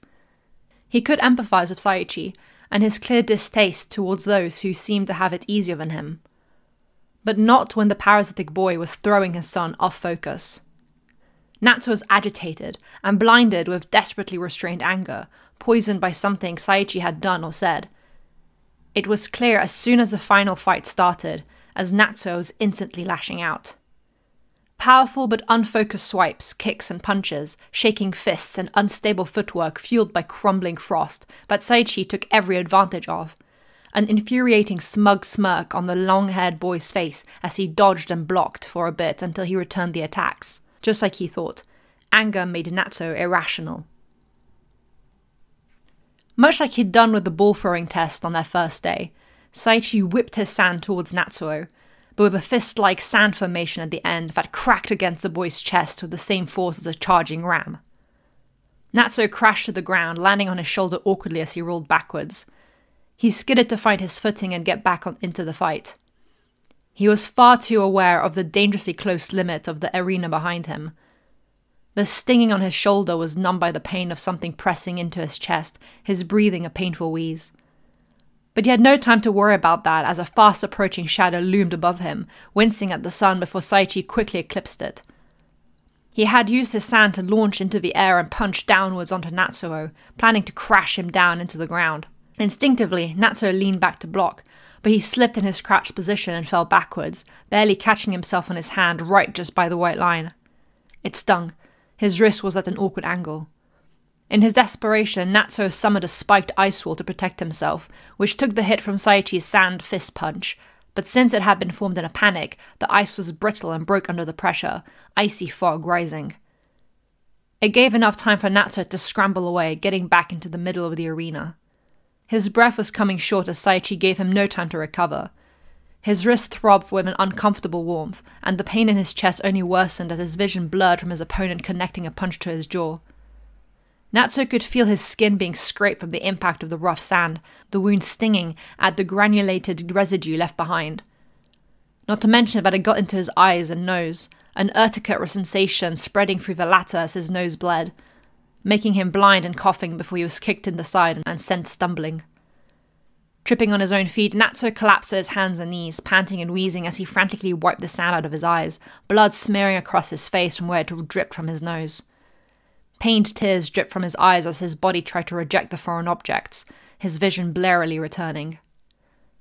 But his anger was still blinding him. The only thing he could think of was to beat Saichi bloody for talking about his family the way he had.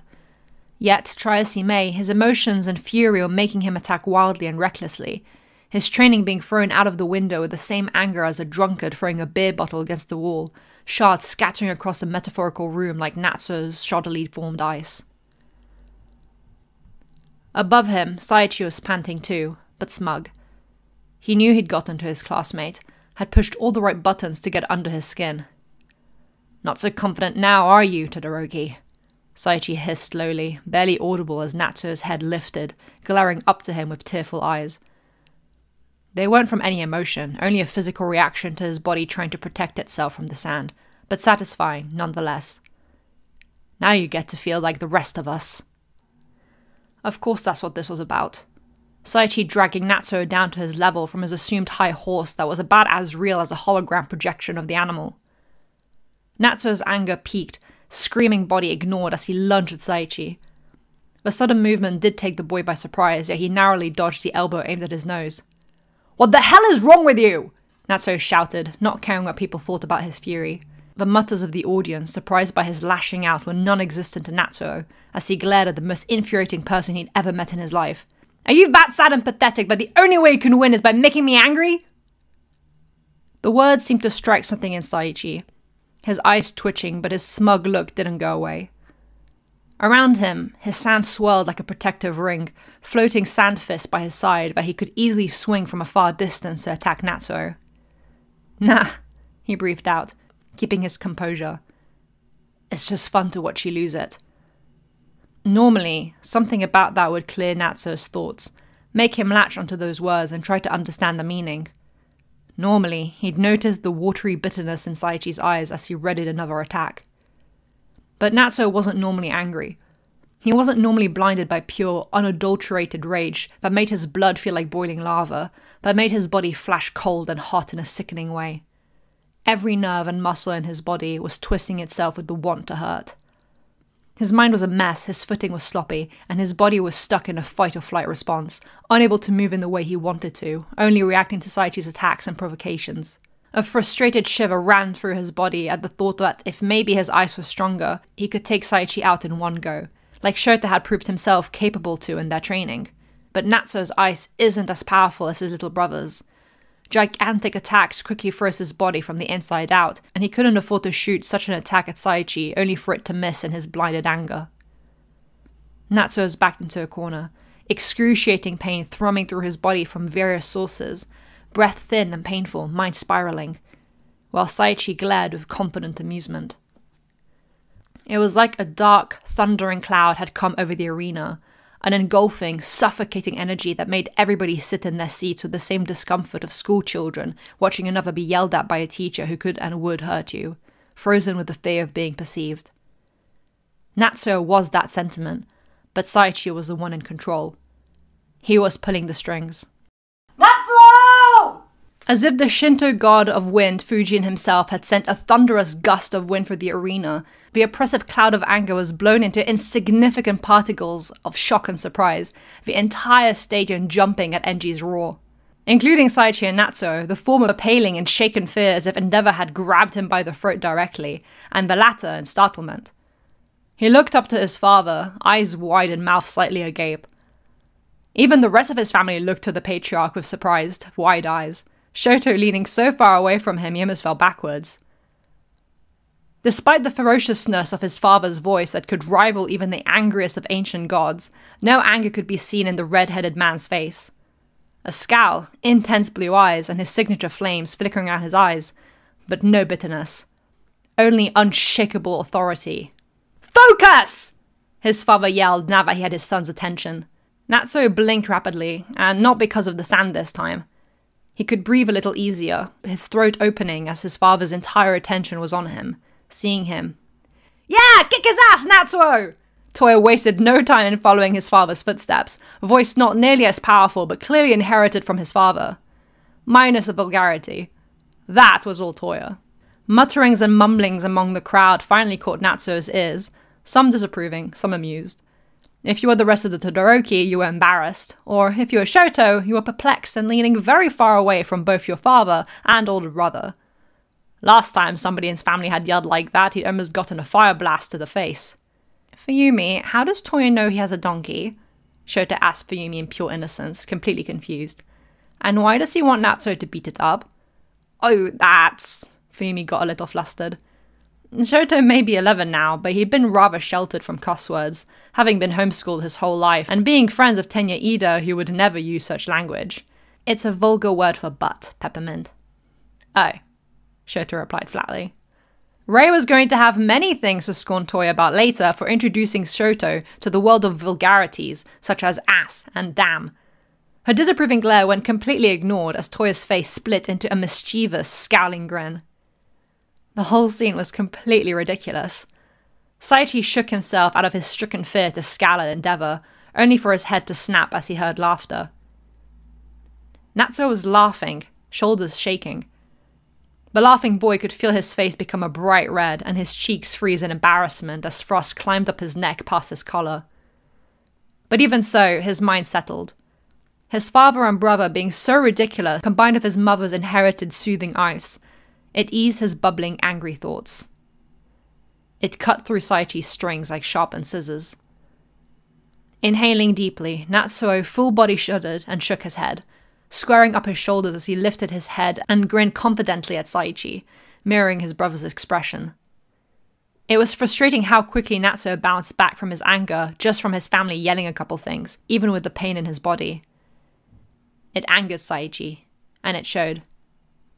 "You can finally see what a family that shows up looks like."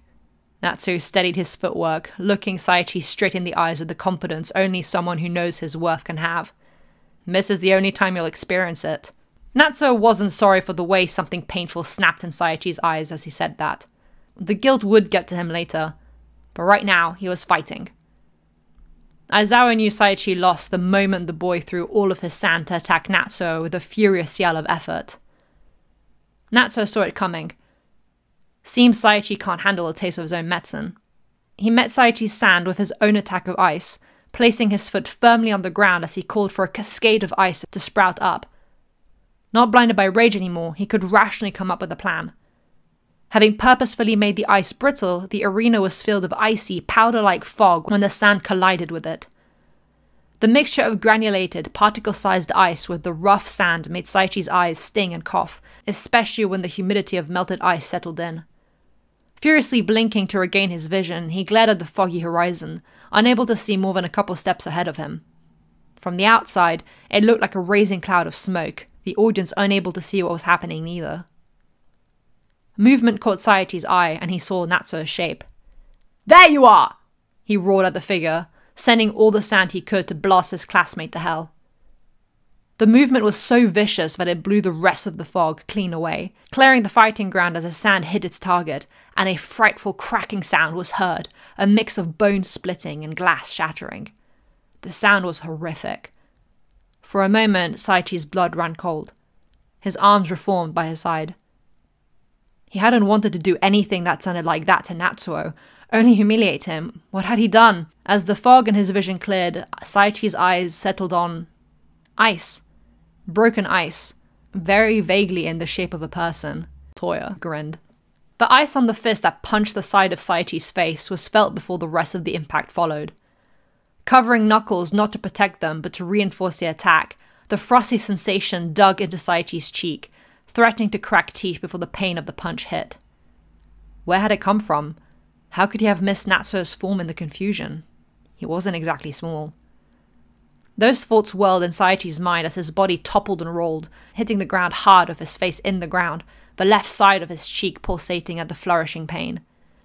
His body shook from the attack, shudder after shiver, rattling his bones and muscles like they were made of jelly. Shakily, Saichi raised his elbows and lifted his head. Fearless, victorious grey-brown eyes met him. Natsuo had snuck behind him.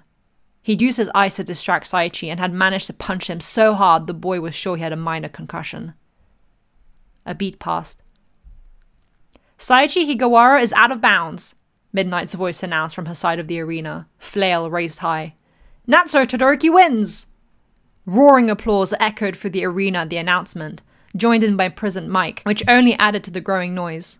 Aizawa exhaled through his nose, closing his eyes. Fuyumi's phone buzzed and vibrated with flurried messages. Rei and Haro both wheezed at the relief of it finally being over, while Shoto and Toya cheered with all the Todoroki ferocity their bodies could handle. Elsewhere in Japan, Toshinori and Mirai smiled at the screens from their respective agencies, proud of the boy. Yet elsewhere, red eyes stared with disinterest as he described what happened to his master. Further away, deep in the countryside, a reptilian shut-in glared at his small phone screen, surrounded by rubbish and mess. Of course the Todoroki Nepo baby would win, he thought. In a hospital room, a woman sighed softly, watching the defeated boy with concern. Saichi slumped, struggling to push off the ground, still dizzy and nauseous from the hit. Blood dripped down the side of his face, a scratch wound on his cheek from the ice knuckle duster as well as from his nose and mouth. Not sure if it was because he bit the inside of his cheek or if a tooth had broken. In short, it hurt. Not as much as the hurt of losing. He lost to Natsuo. Just great. Another thing to add to the list of embarrassments, one he was sure he'd never be able to live down. He flinched away when a hand entered his peripheral vision, a different hand from the one that had gotten him in the face. Glancing up again, he saw Natsuo offering a hand to help him up. Anger, hurt, and humiliation blazed through his system, and he opened his mouth to say something snarky, more blood dripping. "Stop," Natsuo snapped. Saichi clenched his teeth as his body jolted at the order. "Lose with dignity, you jackass. Hold your head high." Natsuo saw the way his defeated opponent's mouth trembled slightly at the corners. Saichi took Natsuo's hand and let himself be helped up. He stumbled on shaky feet, and Natsuo supported him so he didn't fall again. Once it was sure that Saichi wouldn't collapse under his own weight, the victor helped him walk to Recovery Girl's office. It was likely they'd both get an earful from the elderly woman. Enji smiled as he watched this. Proud. Chapter 46. Sweltering. Even with the infrared quirk to make up for his lack of sight, Shigaraki's master is still blind. While he could tell the details of larger images on the screen, the chaos of the UA Sports Festival was hard to decipher. That's why Shigaraki, with the least enthusiastic tone in the world, described the events, especially anything that had to do with the Todoroki family. Shigaraki hadn't needed to explain what had happened when Endeavor yelled to his son to focus, nor Toya's cruder encouragement. All for one's mild amusement had caught the young man's attention, eyes peeking through father to watch his wire-connected master muse over the event. It's to be expected that the Todoroki boy won. He is nothing more than a nice version of his father. Weaker, even. His quirk is nothing to write home about, the older man mused. Snatch's son is of more interest, but I doubt he could be of any use to us. Toya's what we're really after, Shigaraki offered. Correct, Tomura. Well done. It was petty praise, but it still made the boy's chest swell with pride. Speak to Kurogiri. I don't think it's ever too early to start finding potential recruits. The two villains became disinterested at the events on the screen. Back at the stadium, Natsuo received the #1 medal from Nezu at the podiums. The latter raised on a platform made by Cementos so the students wouldn't have to crouch. "Well done, Todoroki." The little principal praised the boy with his light, cheerful voice. Just like with Recovery Girl, he'd seen how far the children had come from a professional distance, and he couldn't help but be proud of their achievements as students at his school. Natsuo grinned at him as he accepted the medal, before his face turned quizzical as he held the golden object in his hand to inspect it. Haro held his breath. He expected a frown, a dissatisfied huff, an annoyed exhale. He expected a rehash of what Enji had gone through all those years ago. It was like seeing the sun for the first time when Natsuo lifted his head up to smile brightly to his family, showing off his #1 spot medal to all of them, but especially to Toya. His big brother grinned back. On the podium just below Natsuo, Saichi held his head high as he'd been told to, but he had a faraway, forlorn look, neither displeased or proud. Rather neutral looking for the usually annoyed-looking boy. Shortly after, everybody made the steps to leave the stadium, enjoy what was left of the stands, and go home. Unless you were Enji Todoroki, Toya Todoroki, or Shoto Todoroki, then you were making a beeline to the middle son of the family. And nobody stopped them, the crowds parting like the Red Sea, which was absolutely fine for much shorter Fuyumi and Rei, who while would never get lost thanks to Enji's fiery red hair acting as a beacon, would much rather not accidentally get trampled on. Haro, though, took his sweet time. He knew Natsuo would have more than enough to deal with, his family barreling towards him. It didn't take long for him to lose sight of said family, but he knew which way they went. Until he got lost, that is. As he tried heading towards the changing and waiting rooms the students would be at, the crowd started thinning, and instead he started seeing more pro-heroes rather than the general population. He recognized Cementos in one room speaking to a pro-hero in a spacesuit, while others were strangers to him. Upon turning a corner, he came face to face with Midnight, Present Mike, and another man with black hair, who he assumed was a pro-hero, though it was hard to tell with the flat, tired look he got from him. Or maybe it was a cry for help, seeing how Present Mike was blabbering on and on about Saichi and Natsuo. "Oi, speak of the devil!" Present Mike exclaimed bombastically, letting go of his friend as he made one of his ridiculous poses. "You're Endeavor's old man! Congrats on Natsuo winning, he did real good!" "Speak properly, for goodness sake," Midnight sighed with a smile towards the blonde-haired hero. "That's right, I'm Haro Todoroki," Haro smiled, not offended at the younger man's mannerisms. If anything, he was quite charmed by the energy. "Present Mike, Midnight, thank you for today. You did a good job of presenting, and the students." "Pleasure's all mine," the beautiful woman chimed, flipping her hair. "It's invigorating to teach such a youthful lot, don't you think?" Sure." Haro still wasn't sure about her whole shtick, but she seemed nice enough. Natsuo certainly didn't have anything negative to say about her beyond she gets a little too enthusiastic sometimes. The blue-eyed man looked to the remaining stranger, wondering if he was who he thought he could be, though he wasn't sure how to address it without being awkward. "I'm Shota Aizawa, Natsuo's homeroom teacher," Aizawa said flatly, extending a hand. "Oh, it's nice to meet you," Haro said, automatically making the movement to shake the black-haired man's hand. "I'm glad to finally put a face to the name. Natsuo speaks highly of you." Aizawa blinked in what Haro could only guess to be surprise.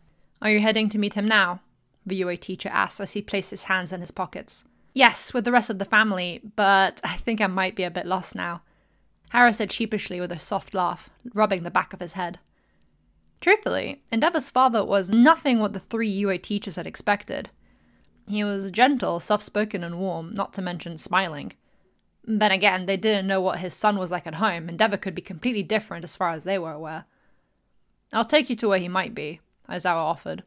Totally not because he needed a break from Present Mike's intensity, especially since he'd already agreed to go out for drinks with him and the rest of the teachers. "Thank you, I appreciate that."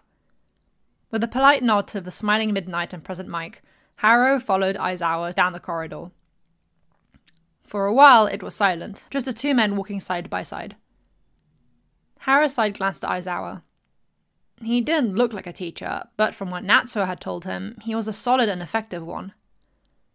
"Natsuo was homeschooled before he joined UA. You're his first proper teacher." Haro tried to make small talk. "His class are my first proper students," the man replied with a glance of his eyes to Haro. Natsuo is hardworking and reliable, both as a student and a class representative. The others look up to him. That made Hara happy to hear. It sounded like Natsuo was actually forming friendships and connections, unlike Enji.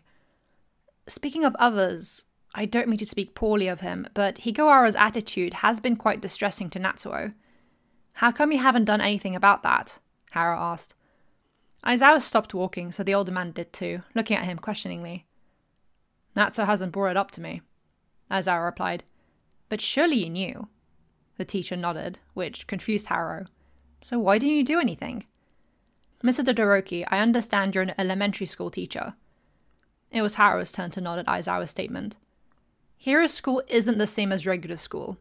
Here we prepare them for the reality of the pro-hero world. All of the students will have to endure scrutiny and criticisms for merely existing once they go pro.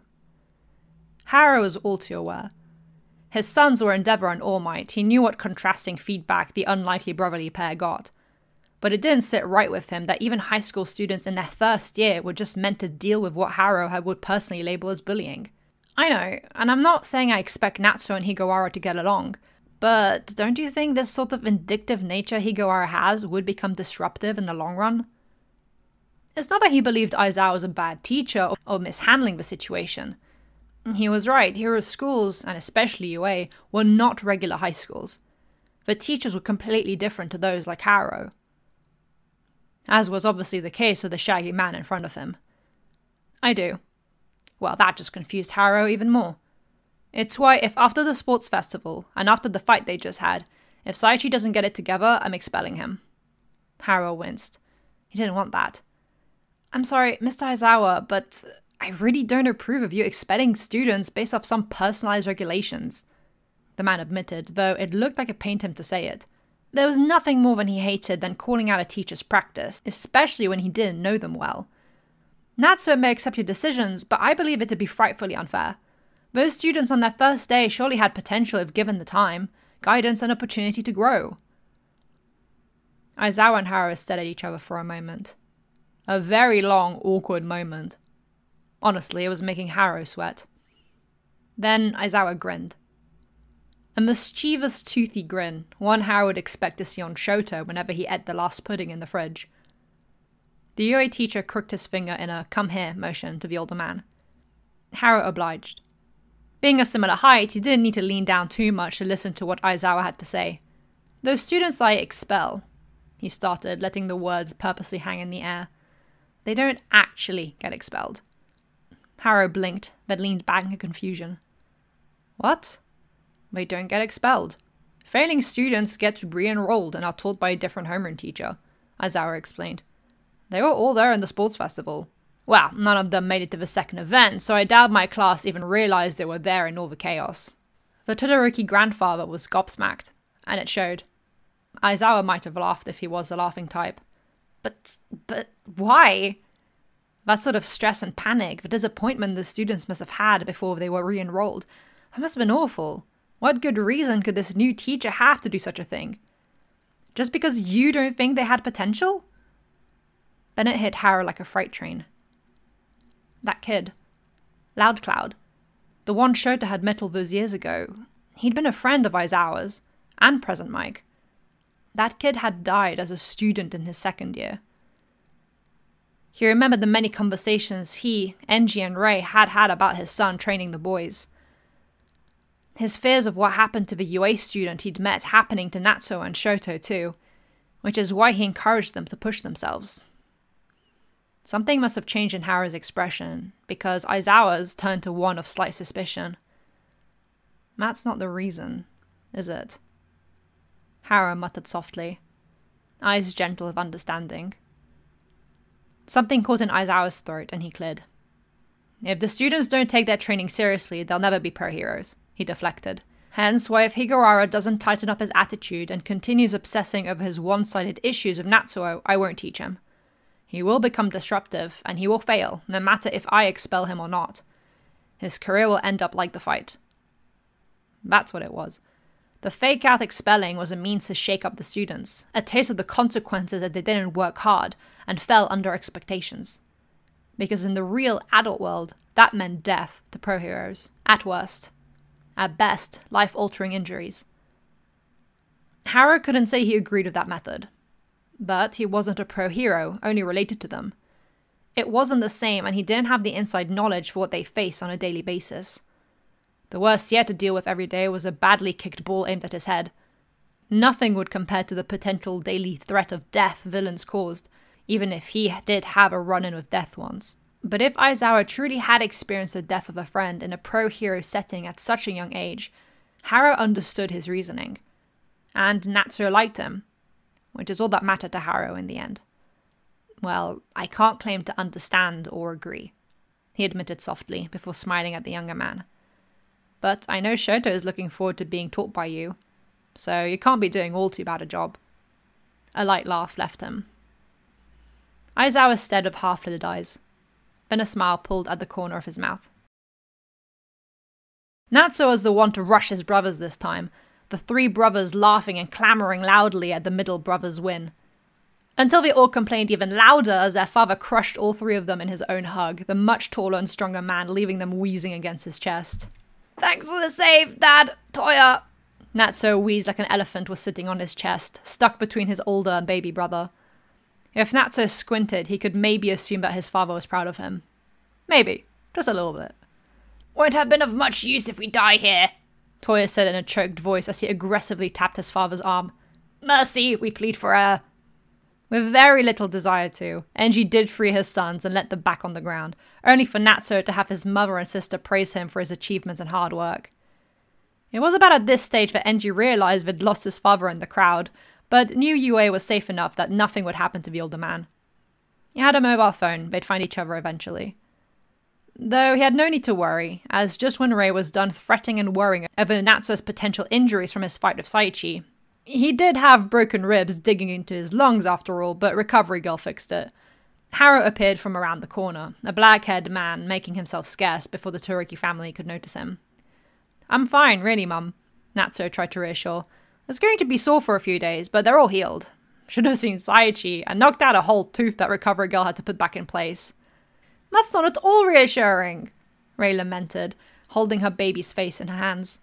She didn't want a beautiful boy being hurt in such a way. "I'm so proud of you, but please take care of yourself." Toya rolled his eyes at his mother's words, Shoto and Fumi giggling at their mother babying the tallest sibling. Best not let her know that Natsuo, and Shoto, the baby of all her babies, will only be in the way of more dangerous threats once he's a pro-hero. "Here."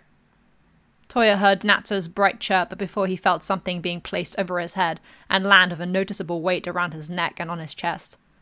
Looking down, he saw the first place medal Natsuo had won. He was confused. "It's heavy, why are you making me wear it?" Toya asked with a fake whiny tone. "It's your win."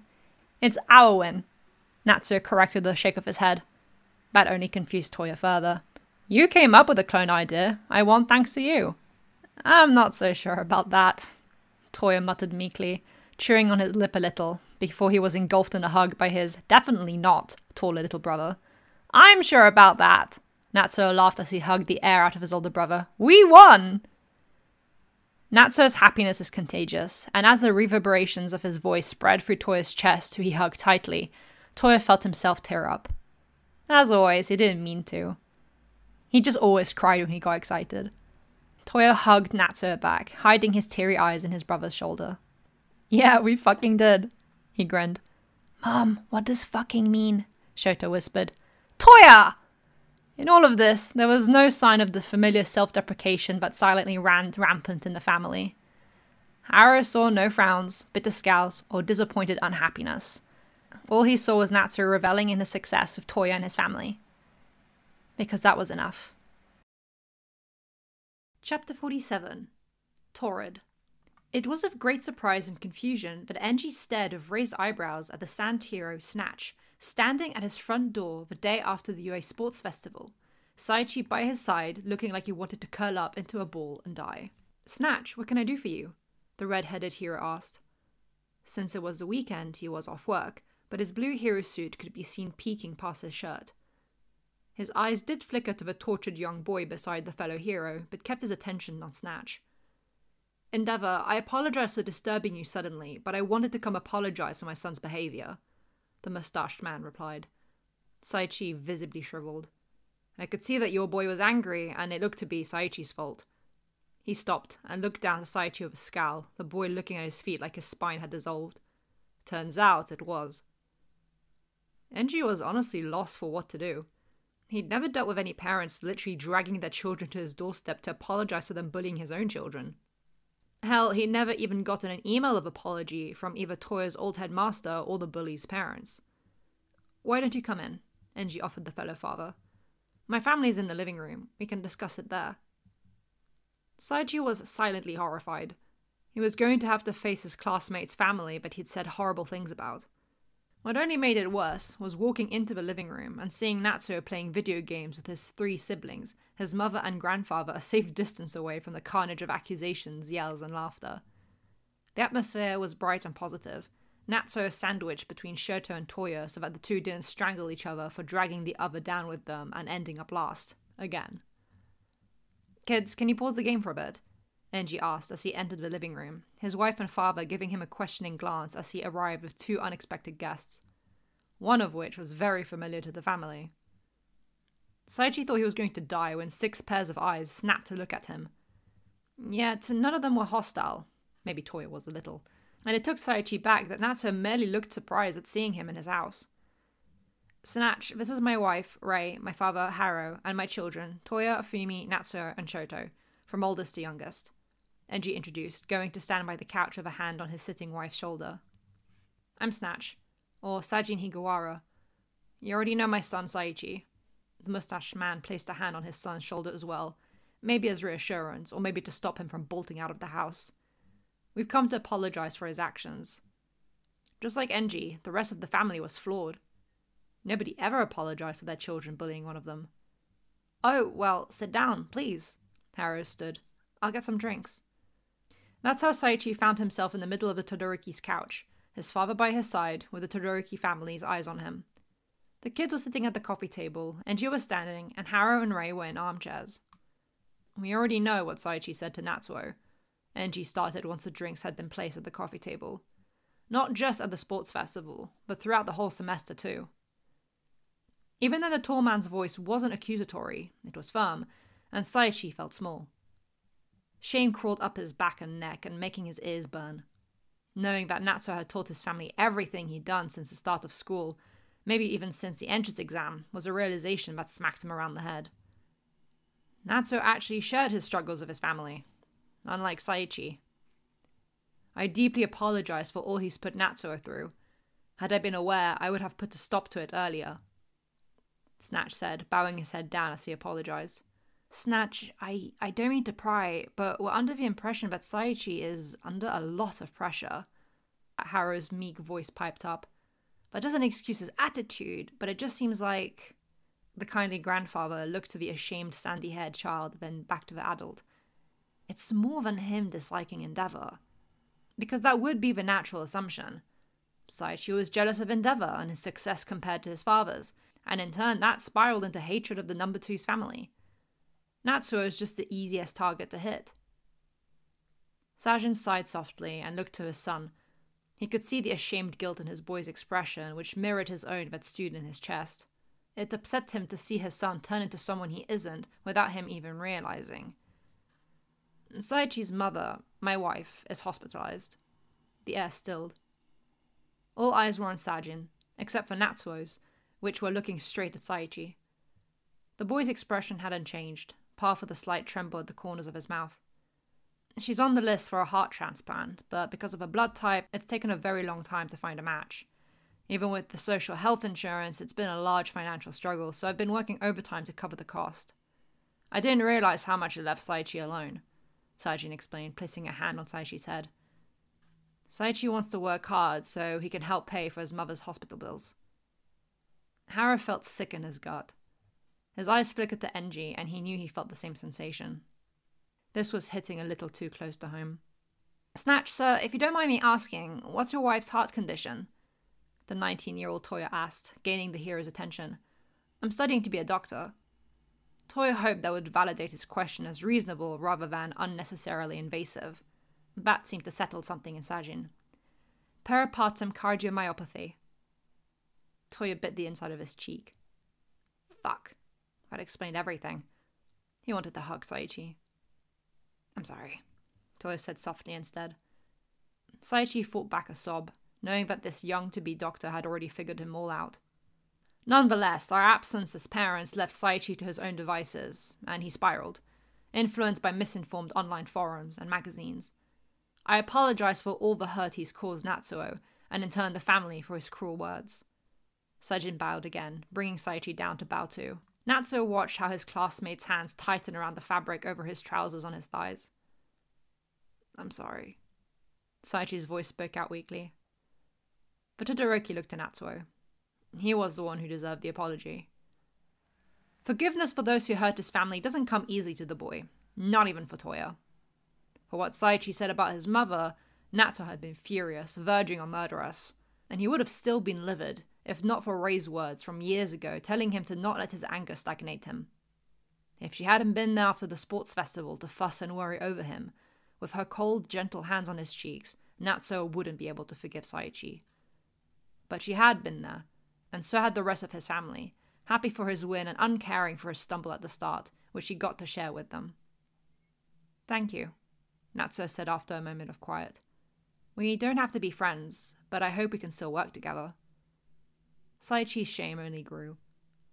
After all he'd said, Natsuo could so easily sit in front of him, brown-grey eyes soft and judgment-free as he accepted the apology, surrounded by his family that loved him. The father-son duo soon left. They'd come to apologize and didn't want to bother the family any further than they had. Not to mention, they had a hospital visit scheduled coming up.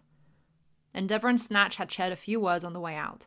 Their agencies would be in touch soon. What was that heart condition his mum had? Shota asked Toya as the two continued playing games.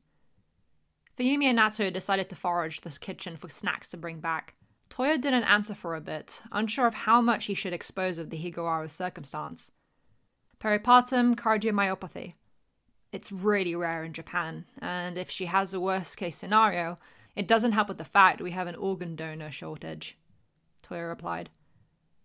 He'd done his recommended reading, and seeing how the heart played a huge part in the human body, he'd read up a lot about it and how it played into certain quirks and vice versa. Totally not because he had worries about his own heart sometimes.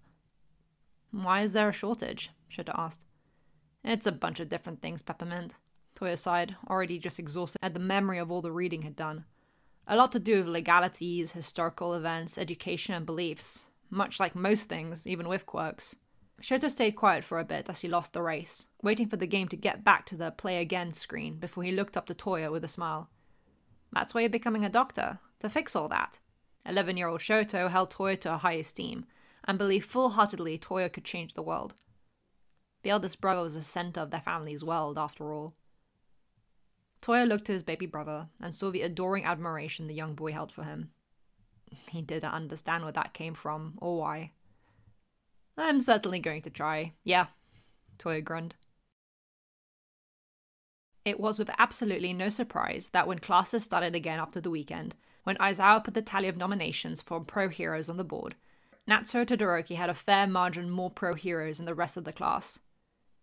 It was almost embarrassing for them, but none of them felt bitter about it. Natsuo had worked really hard and earned it. Not even Saichi had anything to say about it. His nominations were pretty high too, but he usually always had something snide to say when it came to Natsuo. Not today though. In fact, he seemed relatively dissociative from what was happening. You'll be choosing your pro hero names today as well with Midnight, Aizawa told the class, excited chatter murmuring through the class. Settle down. Instant silence. Be rational about the names you pick. They'll be the ones you use for your week-long internships and most likely as pros. No matter if you got nominations or not, you'll be given various options for interning. Natsuo knew exactly who he wanted to do his internship with. He just hoped that the pro hero had nominated him. Enji was working in his office at the agency when he got a knock at the door. He'd sent his nomination to UA the day prior, and was now preparing for a potential internship, creating a schedule that would fit a student without a license.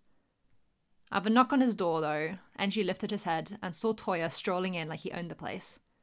He practically grew up in the building, so maybe there was some validation there. Toya, didn't you have lectures today? Enji raised an eyebrow, curious.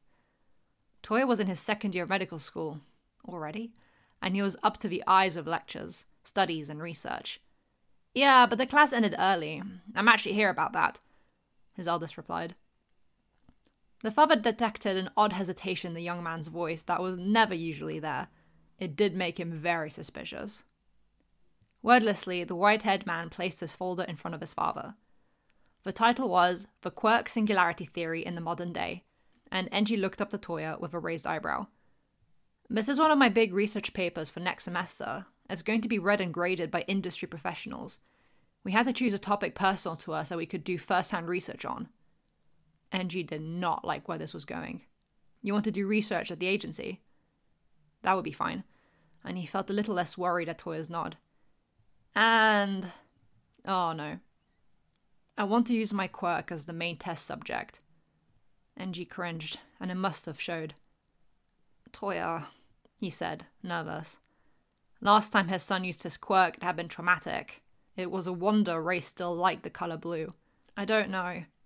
Hear me out, please, Toya said hurriedly, a sheepish smile on his face. It's just for the experiment, I promise, and I have a clear goal of what I want to research. At his father's concerned sigh and nod to proceed, Toya felt encouraged.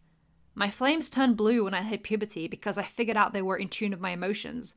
I want to test if that's permanent or if I can bring them back to red flames again. Enji hated everything about this. It was a terrible, awful idea, and he wanted to tell Toya to choose a different research subject. But he halted on saying anything, looking at his 19-year-old son. He was tall, lean yet strong. He had a bright, lively glimmer in his eyes with healthy skin and thick, fluffy hair. His posture was straight and confident.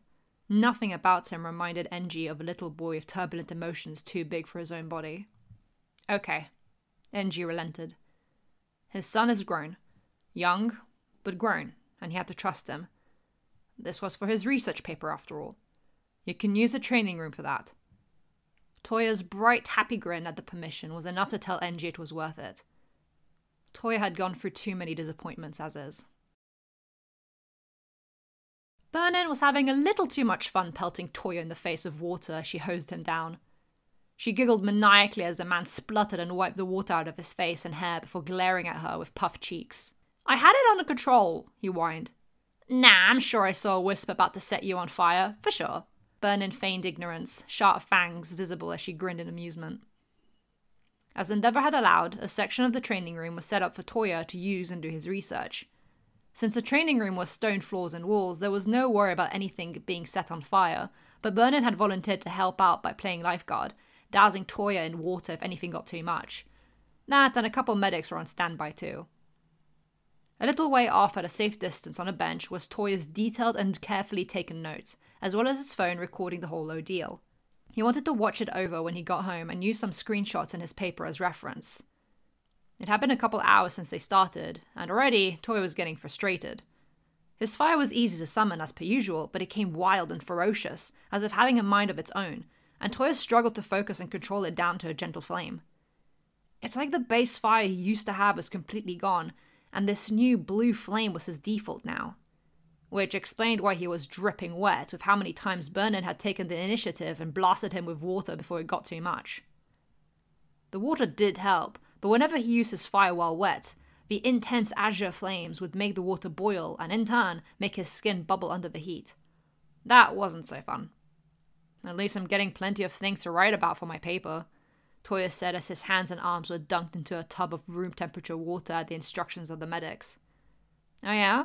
Burnin asked, crouching beside him so he wasn't alone at looking ridiculous. Like what? Puberty hit me harder than a truck going at full speed, for one, Toya grumbled. I thought it was just my emotional state when I was a kid influencing my flames, but Dad said I always had more powerful flames than him. I think my hell flame was always going to naturally grow into something more powerful. Saying that, his eyes narrowed at the water, and a focused scowl deepened his brow. With all the strength he could muster, he summoned the smallest, most puny flame he could, which was one and not much more than a candle flame like his grandfather's. But even with that, underwater, the flame flickered violently and the water started to heat up. Toya jolted back before his arms could be boiled alive, and fell onto his rear, splattering water everywhere, even on Burnin. Gee, thanks, the now water-speckled woman said flatly, wiping the droplets off her face. Her hair seemed unaffected by the water. Does that mean you can't bring down your firepower? Feels like it, Toya said thoughtfully, before dropping fully onto his back, exhaling heavily as he looked up at the ceiling. I can't even control the flames like I used to. Before, no matter how powerful they were, I could always keep them still, make them do what I want. But now, not even a little candle flame will stay calm. You sure that's not just because you're out of practice? Vernon offered. Nah, Toya dismissed with a shake of his head. I don't know how to explain it, but it's like a suffocating feeling when I try to lessen my firepower. My chest gets tight and I can't breathe right, he explained, pressing a hand to his chest. That wetted his t-shirt to more than it already was. But when I try to use my fire, my chest starts to burn and my breathing thins. Like I'm burning from the inside out, and one wrong step will make my heart explode. Sounds like a scary feeling, the fiery green girl next to him murmured. Honestly, it is. It saddened him. He used to love using his quirk when he trained with his father as a toddler. The memories were nostalgic, reminding him of a time when the sky was his limit, with the promise that one day he could break that too once he learned how to use his fire like his father did to fly up into the sky. A rare move Endeavor didn't use much because of the firepower needed that could cause a lot of collateral damage, but damn if it wasn't an awesome sight Toya hoped to see in person one day. Toya jolted when he felt a hand that wasn't his own touch his chest, and blue eyes moved to look at Vernon, who had a curious look on her face. You're very warm, she commented, before touching his arm, his forehead as if to check his temperature, and then back to his chest again. Your chest is noticeably warmer than the rest of your body. Like central heating. Wow, I love being compared to central heating, thank you so much, Toya replied sarcastically. Vernon just laughed, before looking down at him with an amused grin. If anything, I admire your pain tolerance. That made Toya raise his eyebrows from his lying down position. Seriously, willing to go through this for the sake of research? It's no little thing. I'm sure you've got your dad's stubbornness to thank for that. Toya smirked and laughed softly. Vernon still had her hand on his chest and could feel the rumbling of his voice against her hand, accompanying his steady heartbeat. I'm definitely stubborn, he agreed. Only took him almost burning his family and house down to get the hint he shouldn't use his quirk so recklessly. So, Dr. Toya, what's the conclusion of all this self-mutilating research? Vernon teased. Toya hummed, musing how he could word his research in recorded notes. Based on the research, it is evident that the nature of the observed quirk has changed. Originally, its base form was at a low temperature, keeping its orange and red hue. However, now, with no difficulty, its power comes fast and strong, with a temperature of 2,000 degrees Celsius, or 3,632 degrees Fahrenheit. While before the flames were easy to contain and control, the blue flames are wild and unpredictable. That, with the addition to intolerance to fire due to gaining resistance to cold from the maternal quirk, proves the evolving and complex nature of quirks, which will only spiral in the coming generations. Vernon listened as Toya dictated his potential conclusion. He lifted his head to look at her. I'm gonna have to do more research, though. One quirk's not enough. Maybe he could wrangle Shoto in becoming the test subject. If you need volunteers, maybe I can help, Vernon offered. Toya raised his eyebrows, interest piqued. Would you? He asked, hopeful, because I have a dozen questions about your hair. The fiery woman stared for a bit before barking out a laugh and cackling out like a hyena.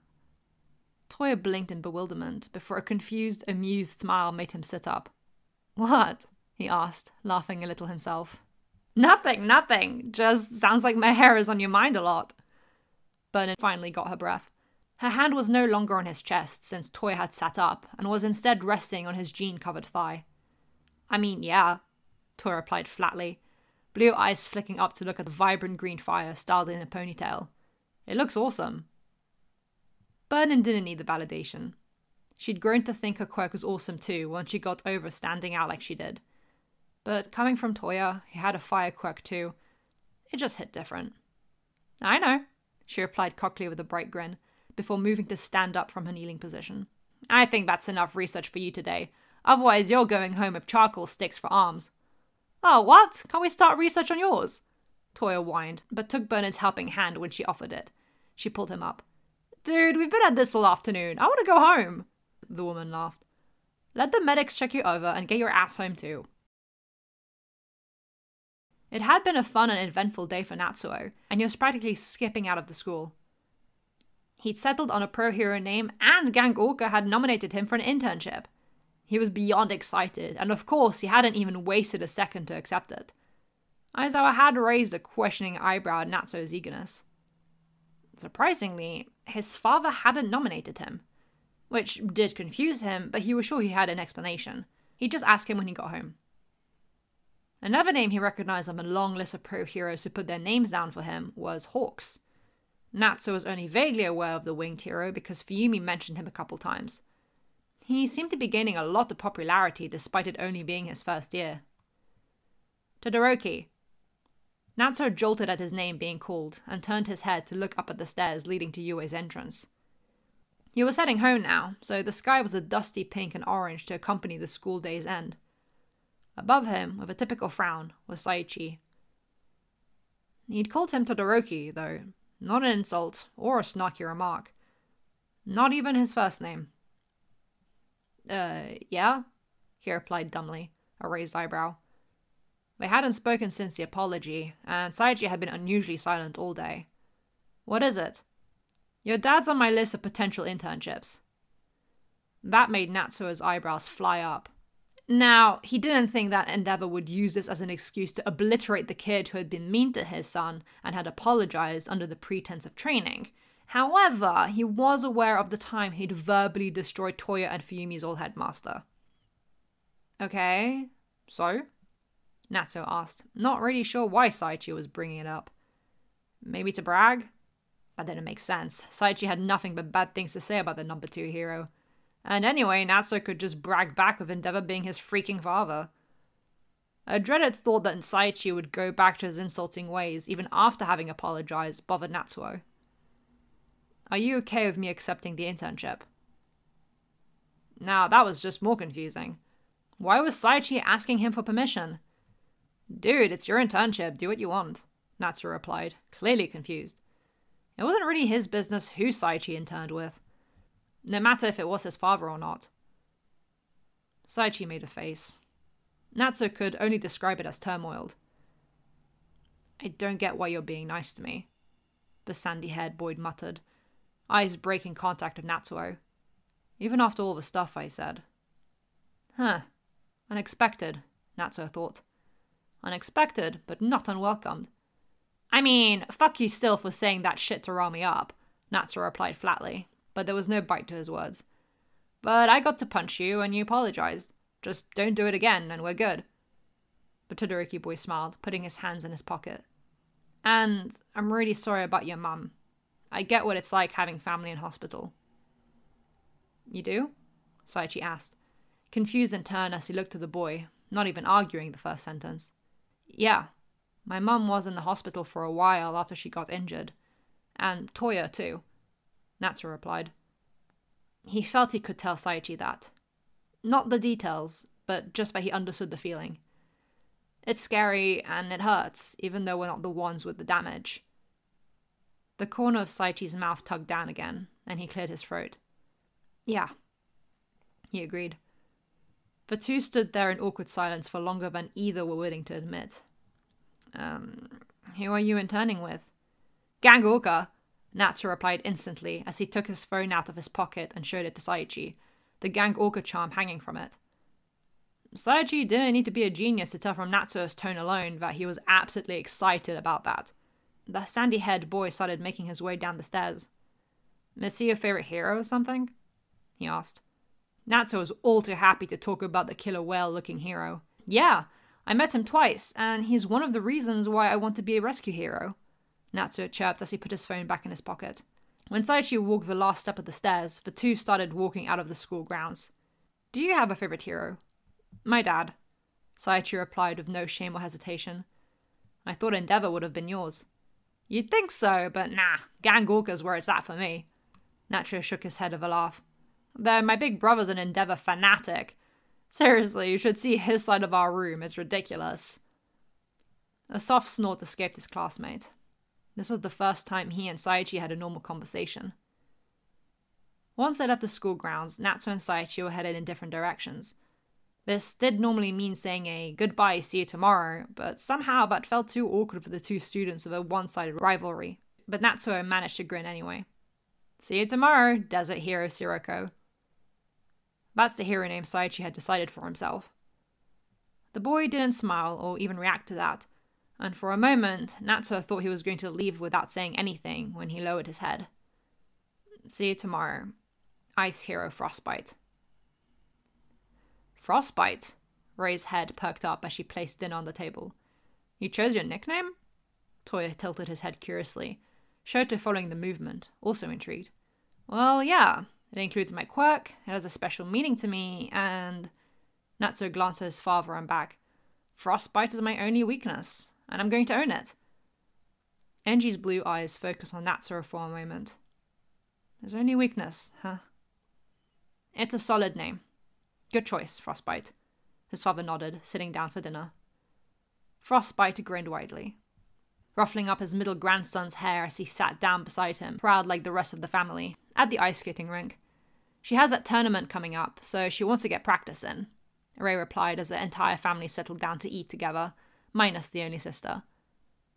Dinner went as per usual, a bright, happy chatter of everybody talking about their day. Shoto and Ray had tackled some chemistry and physics today, as well as literature. Haro hadn't stopped being asked questions about Natsuo the whole day from various elementary school kids who had watched the UA Sports Festival, which meant all of them. And Enji and Toya had discussed what the eldest son had decided to do for his research paper. Of course, the whole family was a little concerned seeing the bandages on his arm that were hidden by his hoodie, but Toya reassured he wouldn't do any more tests on himself. For some time, anyway. Enough of the burns to heal properly. Oh, Dad, I wanted to ask, can I change my quirk name? The question got the entire family's attention. You want to change it from Hellflame? Enji asked. Toya nodded. No offense was taken at that. The father was sure the boy had a good reason. How come? My quirk's not exactly Hellflame anymore.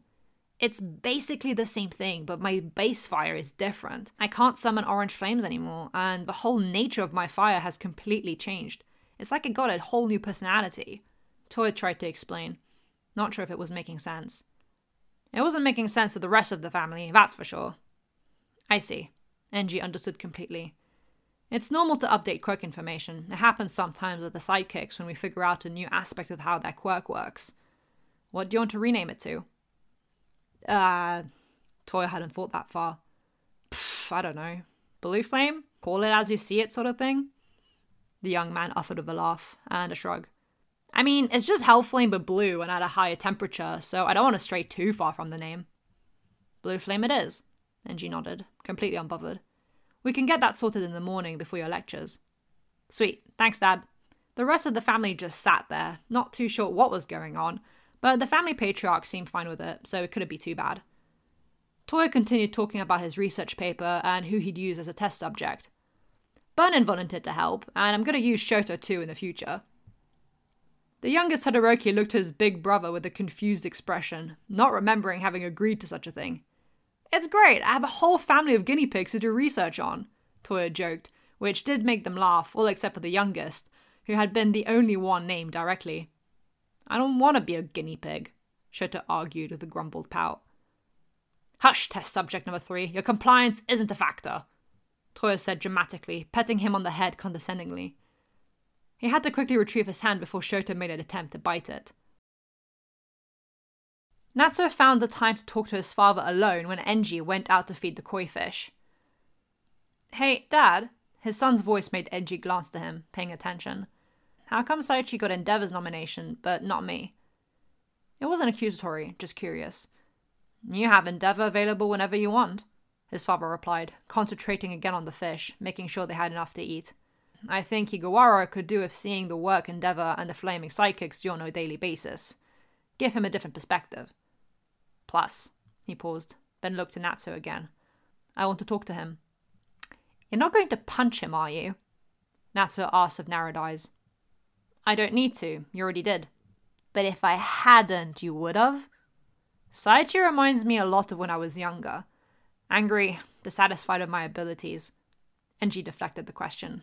Your grandfather helped me through that, but Snatch overworking to finance his wife's medical bills means he's rather absent. so I want to see if I can help in any way. Natsuo scowled thoughtfully. Do you think Saichi is being neglected?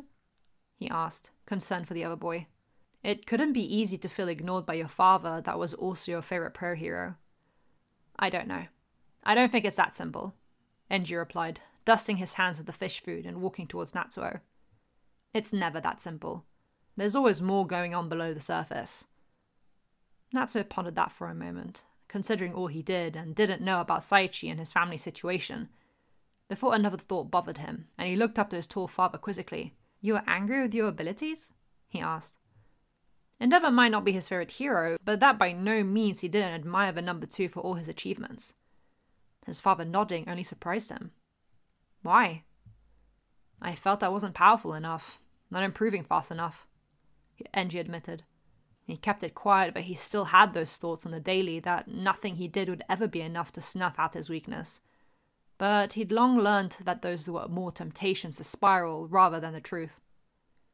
Do you ever get those thoughts? No, Natsuo admitted.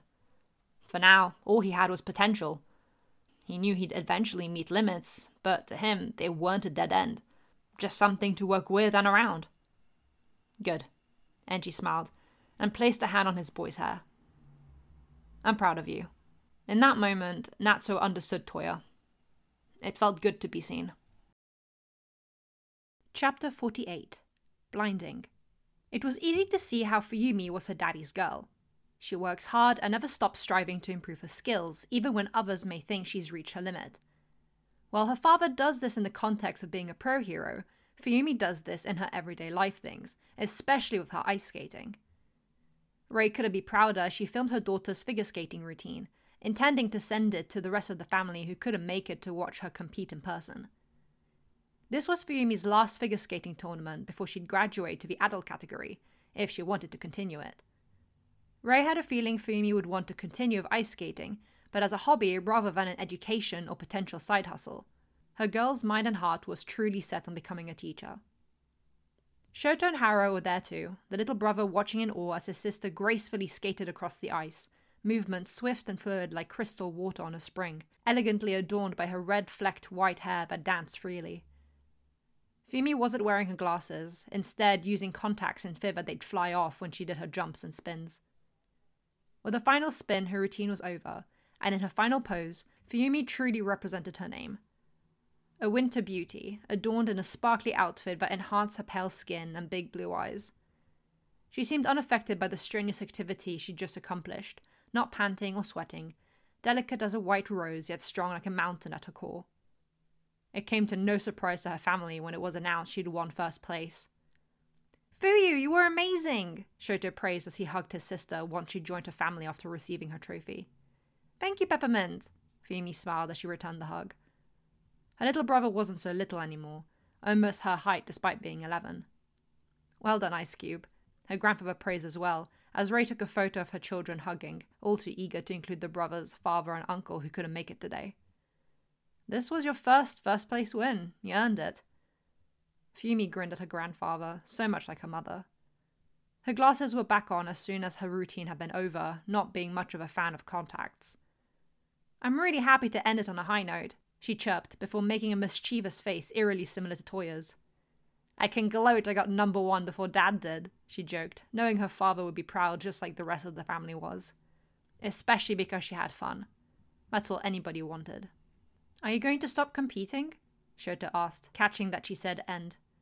"For now, yes. I want to concentrate on being a teacher," Fuyumi replied, arm around her brother. Just as Rei thought, Fuyumi would be like her father and concentrate on her career. "But I'd like to return to it in a couple years. I'm going to continue as a hobby, though. I love it too much to stop completely." "Sounds like a good plan," Rei nodded. "Princess!" An extremely excited voice echoed through the ice rink, revealing Fuyumi's friend from Fukuoka, Anka, bouncing towards the family, accompanied by their tall friend, Takara. "Anka! Takara!" Fuyumi exclaimed happily. "I'm so glad you could make it!"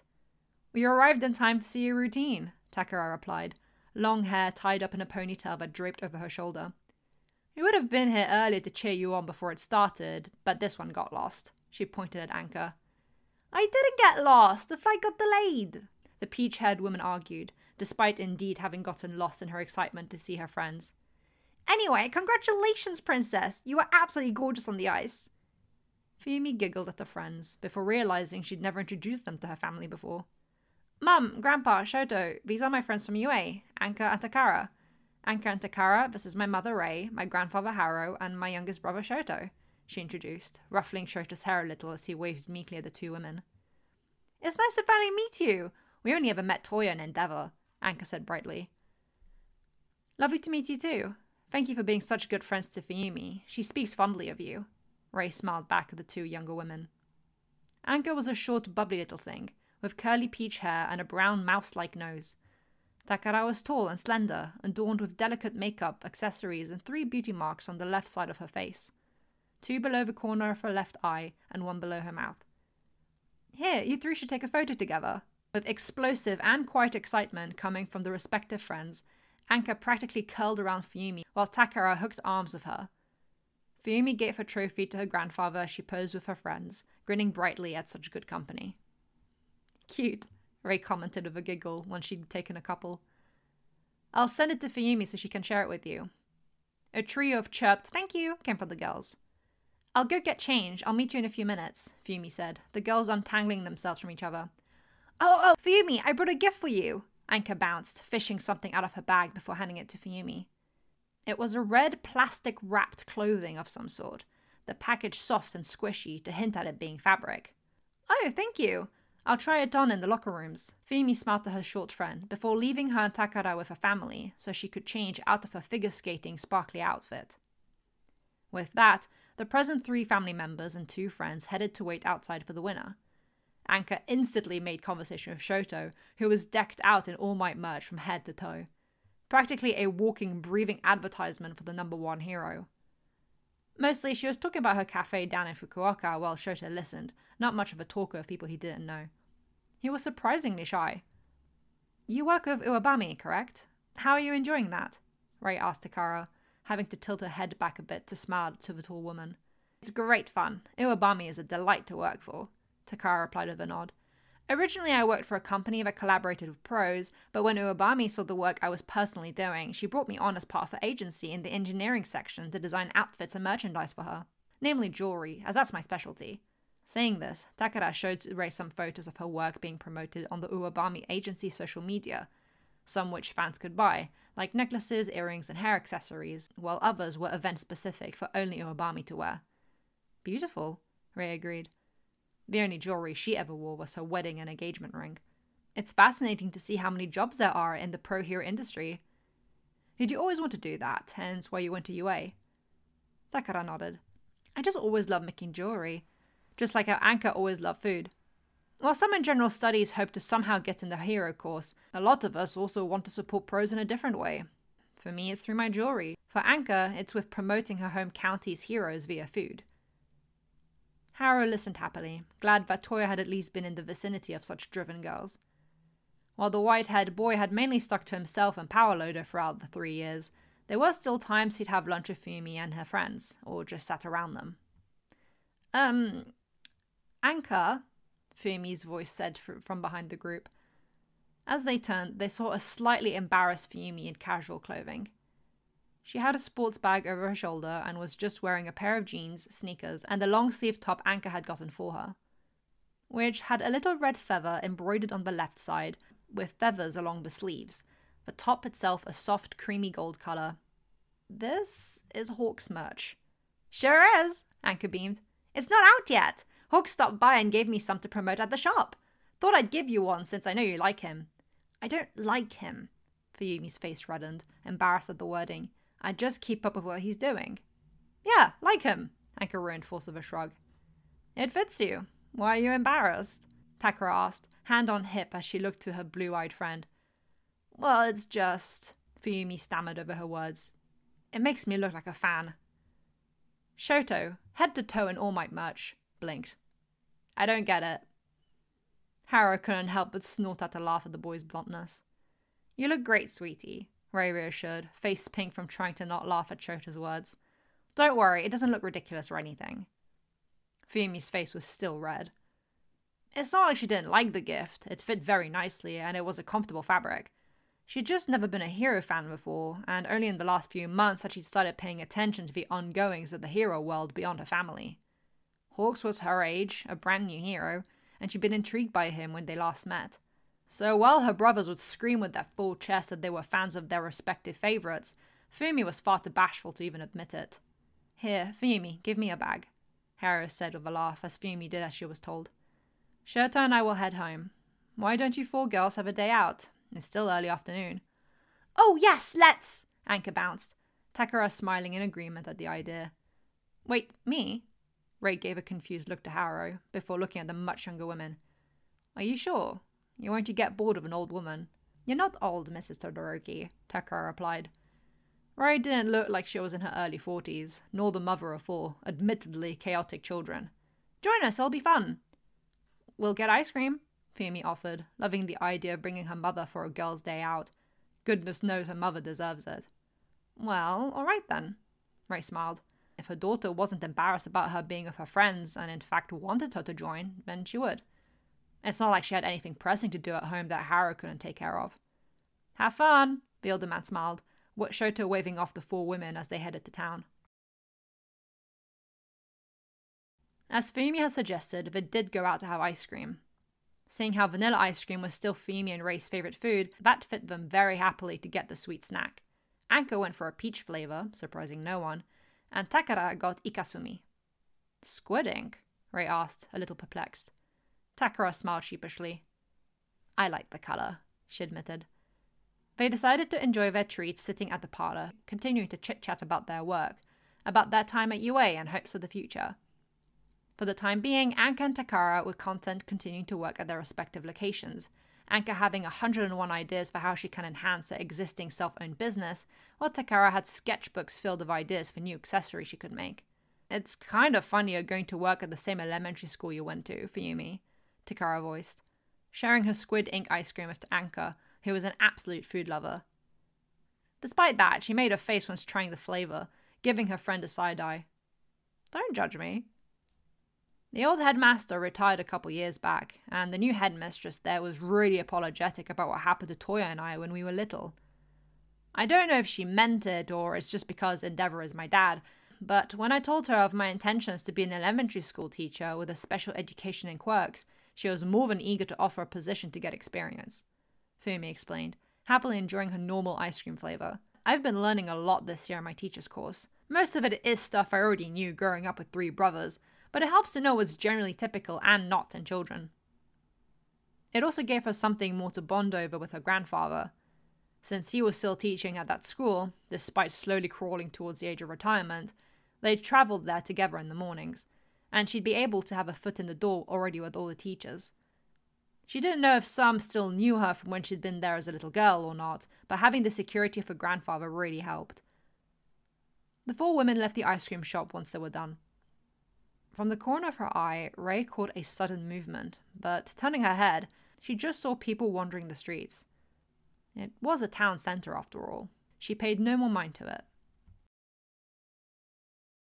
Since it was slowly inching towards summer, the weather had warmed up considerably, which did not appeal to Ray and Fumi at all. Thankfully, the ice cream had helped mellow out the growing heat, but there was still much desire for a cold drink. Anka was all too ecstatic to drag the 3 other women to a bubble tea shop she and her friends used to regularly go to when they were in UA. Takara and Fumi could only laugh at their short friend's energy as Ray smiled fondly. She'd never had this growing up. It had only ever been herself and her parents. Ray was happy to know that Fumi could experience some form of girlhood with such fun and interesting friends. "Takara, order something normal, I'm begging you," Anka whined. "For someone who likes food so much, you have no sense of adventure." Takara huffed with a dramatic shake of her head, her long hair whipping slightly. "As much as I agree with you, Takara, sweet potato bubble tea is pushing it a little." Fumi laughed nervously at her friend's drink option. Interesting friends indeed. Ray was a little relieved to know her family weren't the only weird people out there. Despite Anka and Fumi's mixed feelings towards the starchy sweet drink of Takara's choice, they'd still tried a sip of it and were pleasantly surprised. Anka started to think of ways she could incorporate the strangely appealing flavour into her own menu. Fumi was of the opinion that a sip was pretty good, but she couldn't take a whole drink of it. She'll stick with her generic matcha bubble milk tea, thank you. Ray hadn't had bubble tea before and went for a taro flavor. It was rather nice, but it did take a couple sips for her to figure out how to drink the tapioca pearls without accidentally choking herself. Still, she enjoyed the younger girl's harmless banter. But she couldn't help the feeling of being watched. "When are you flying back to Fukuoka?" Fuyumi asked Anka as they left the bubble tea shop after finishing their drinks, the weather having cooled down a little as the sun started going down in the late afternoon.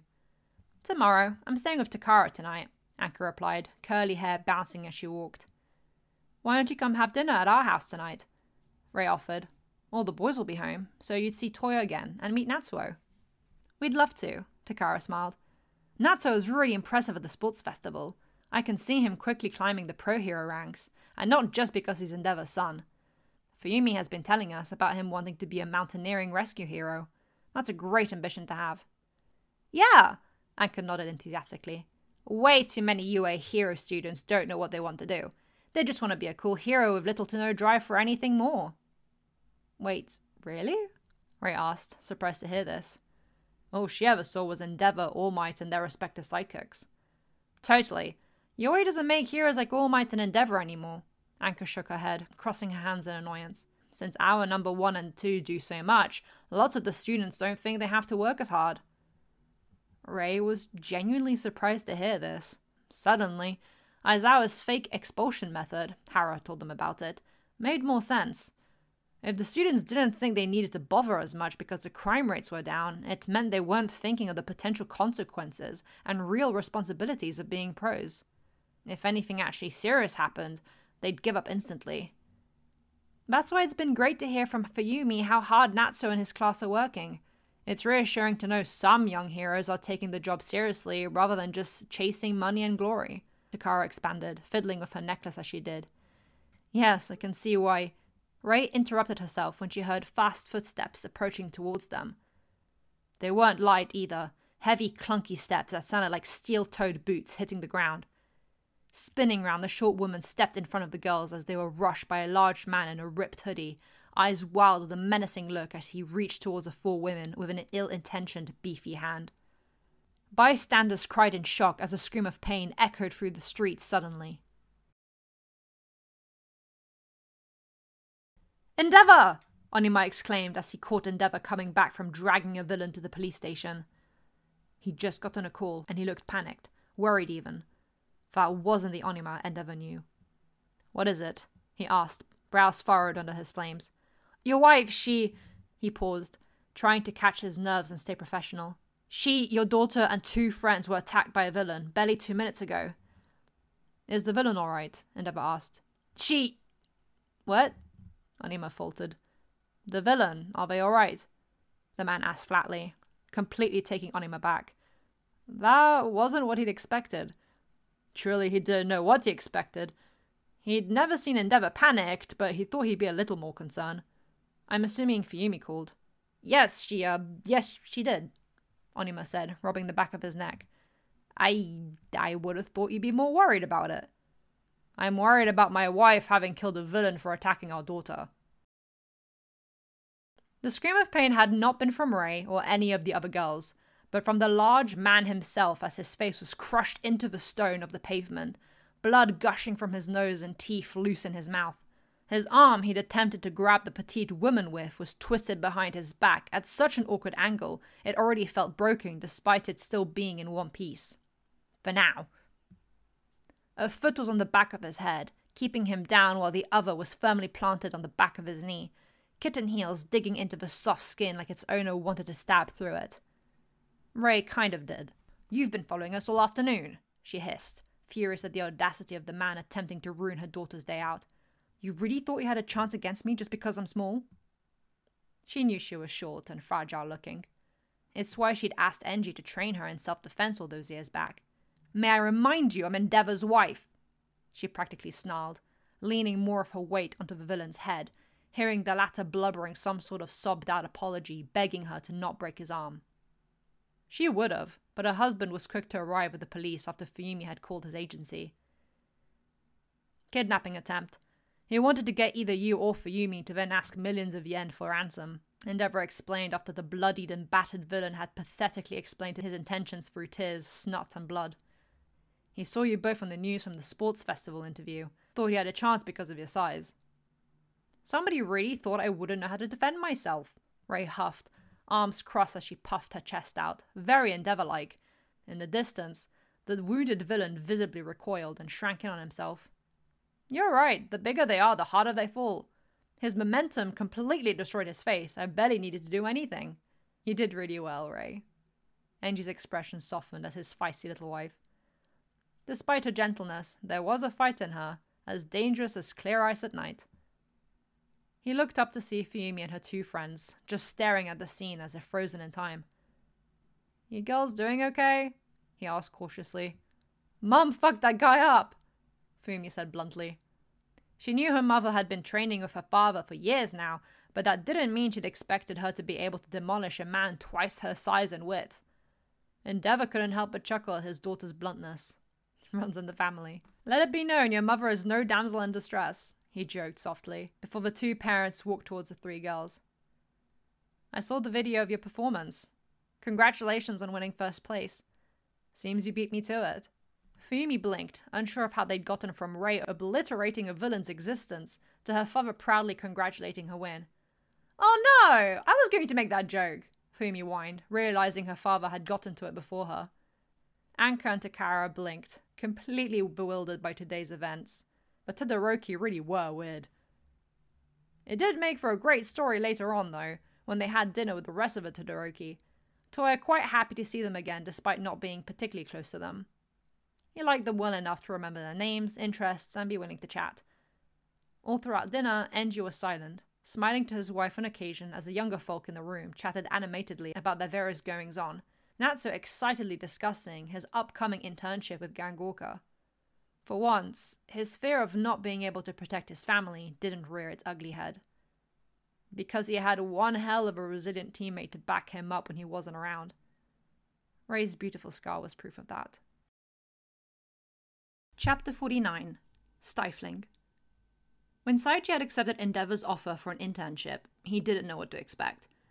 Maybe an ass-whipping justified as training for bullying Natsuo or being chained to a desk and made to do paperwork. Maybe even not seeing Endeavor at all and left with his numerous sidekicks. But upon his arrival, Endeavor was waiting for him at the entrance of the agency, flames on and arms crossed, surrounded by his top sidekicks, Onima, Kido, and Burnin. Sirocco, get changed, we're going out on patrol. And that was the start of the internship. Despite not having a license yet to be able to use his quirk, Saichi was dragged onto every single call for help, patrol and meeting with the police, engineers and medic. Everything Endeavor did and everywhere Endeavor went, Saichi was desperately trotting behind him. It was almost comical seeing the much shorter boy wheezing and looking more and more disheveled as each hour passed. Takauchi almost thought he was an arrested villain when Endeavor brought the child in, then introduced him as Sirocco, Snatcher's son. You're not going easy on him, the detective laughed softly at the poor boy's appearance. It's been a long week, huh? It's going to be a long week, Endeavor corrected flatly, getting a wheeze in response from Saichi. It's only his second day. By day 3, Saichi threw in the towel. Despite having done no training of Endeavor in the last 2 days, all the running and keeping up had drained him more than the entirety of his first semester at UA. He'd never internally complained about Aizawa's training ever again.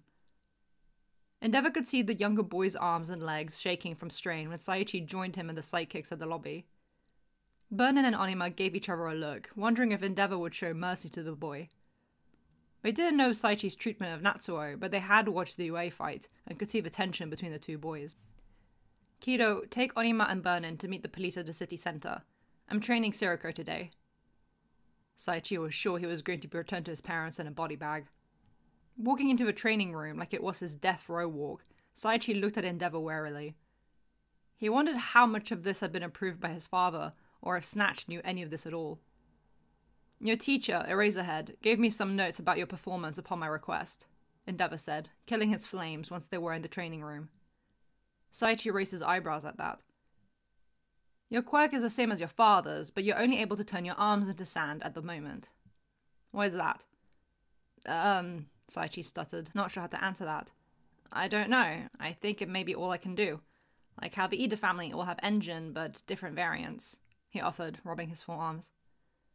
A variant of a family quirk. Enji thought to toy on his now renamed Blue Flame. Have you tried pushing that limit? He asked. Saichi nodded. Have you asked your father about it? Certainly he'd have advice for you based on his own experience. At that, Saichi's eyes lowered to the ground, and a slightly pained crease appeared in his brows. He's busy, he muttered. Even though his father had explained their home situation in some detail to the Todoroki, it still shamed Saichi to speak about it. Not because he was ashamed of his parents. Himself, rather. Especially after his father had sternly scorned him for his behavior. It was the most attention he'd gotten from his father in a while, and it made him die inside, even though he knew it was warranted. Sit, Endeavor ordered, sitting on a mat in the training room. Saichi did as he was ordered. What have you learnt in the last 2 days? That you work a lot, Saichi replied, not daring to look at the red-headed hero. To the point of insanity, he added under his breath. Then he panicked. His snarky attitude knew no bounds. But Endeavor just snorted a laugh. Saichi thought he was hearing things. I won't argue that, the man shook his head.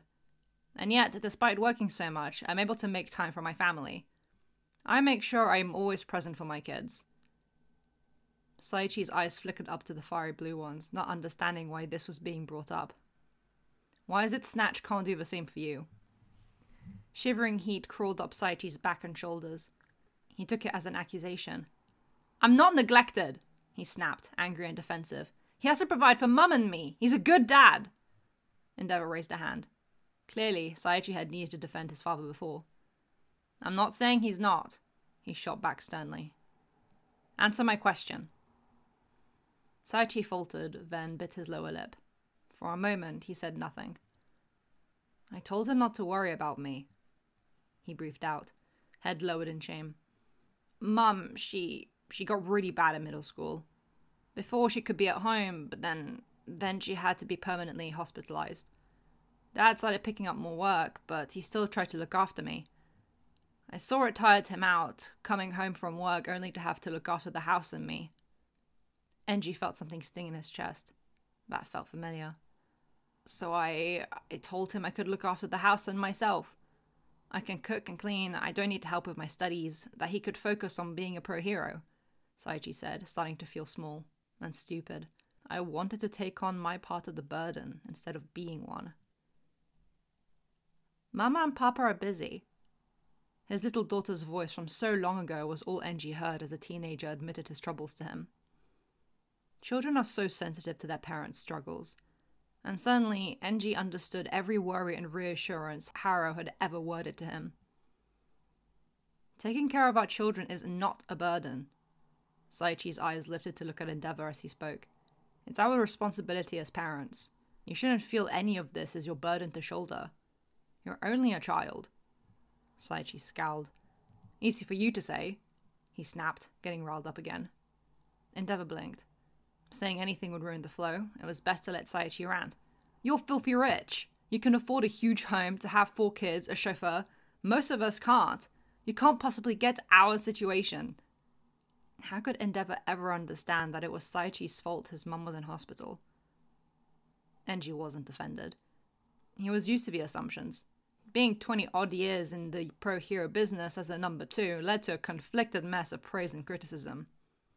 People always had things to say, even though it wasn't their business. He didn't blame Saichi for being swept up in all of that if he was left alone too much, even if he apparently had wanted that. I was raised by a single father, he said flatly. Saichi paled. Him and his big stupid mouth and assumptions. Oh, You didn't know. It's okay. Enji shook his head. My father struggled, emotionally, physically, mentally, and financially, without my mother after she left. It wasn't until I started getting a salary as number 2 that we got the house we live in now. He paused, looking at Saichi sinking on himself. You're right, my family has been well off for years. But it hasn't always been that way, not even for my wife. That's why I work hard, not just because that's my duty as a pro hero, but so I can provide a good life for my children, wife, and father. Saichi really was the worst, wasn't he? He'd been so stuck in his own head and his vision of Endeavor and his family, he'd completely ignored the fact he didn't have the full picture. And now that he had it, the image of Endeavor he'd made shattered into 1,000 little shards of glass that embedded themselves into Saichi's chest and tongue. "I'm sorry," the boy mumbled, feeling his eyes burn with shameful tears. "It's alright," Enji reassured. But he could see Saichi clearly disagreed. "Saichi, I don't call you a child to be condescending. It's simply a fact. Yes, you're working to be a pro hero, which does set you apart from regular teenagers, but you're still young nonetheless. My own father still worries and frets for me even now." Saichi shot him a disbelieving look.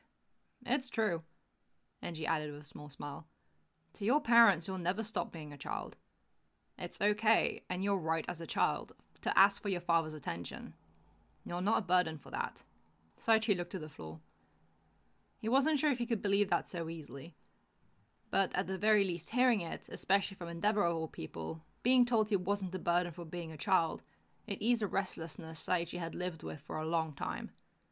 All he could give was a nod. "That being said, I'm not going easy on you anymore for the rest of the week," Endeavor added gruffly.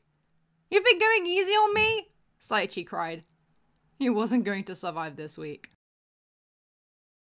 Opposite to Saichi, Natsuo was having an absolute blast with Gangorka. It was everything he could have possibly wanted and more. Finally, he understood his older brother and his love for going to the Endeavor Agency. Natsuo for sure would take any and every chance to follow Gangorka around and see how he works. He'd have to apologize to Toy for ever teasing him about it. Indeed, Natsuo is cut from the same fabric. "It's clear you're used to this," Gangorka commented as the two had lunch together. They'd just had a grueling morning of patrolling on the beach. Under the sun, Gangorka, the sidekicks, and Natsuo had to check the area due to the changing tides. It's scary how quickly the water can rise and fall, sweeping everything away with a terrifying strength, and walking on sand the whole morning made that no easier duty. Despite the heat and your quirk, you've barely broken a sweat. "I've trained with my father and little brother's fire in the summer sun. I know how to counter heat when it gets too much without needing to massively use my frost." Natsuo grinned up at his idol, munching on his crispy calamari sushi Gangorka had gracefully bought for his lunch as a reward for keeping up with his sidekicks. The huge man was eating the same dish himself. "But I'm not going to pretend and say it was easy. I took my jacket off for a reason." Natsuo's jacket was tied around his waist, where his goggles hung to, leaving him in his skin-tight black t-shirt. "You've done very well." Natsuo was no stranger to earned praise, but getting it from Gangorka hit differently in a good way. "We'll head to Okuta Island after this. We'll have the space to train you." Natsuo's love of the sea and its related creatures was absolutely thriving. Okuta Island was situated out at sea, where Gangorka's popular aquarium stood proudly. It was a well-loved tourist attraction for both foreigners and citizens, one that Natsuo had never gotten to see himself, but now he had a front-row seat to it while accompanying Gangorka. While the pro hero of course had specialized staff to look after the building, animals, and visitors, Natsuo silently watched with interest as Gangorka went over some files concerning relations with the various companies it collaborated with to provide food for the animals.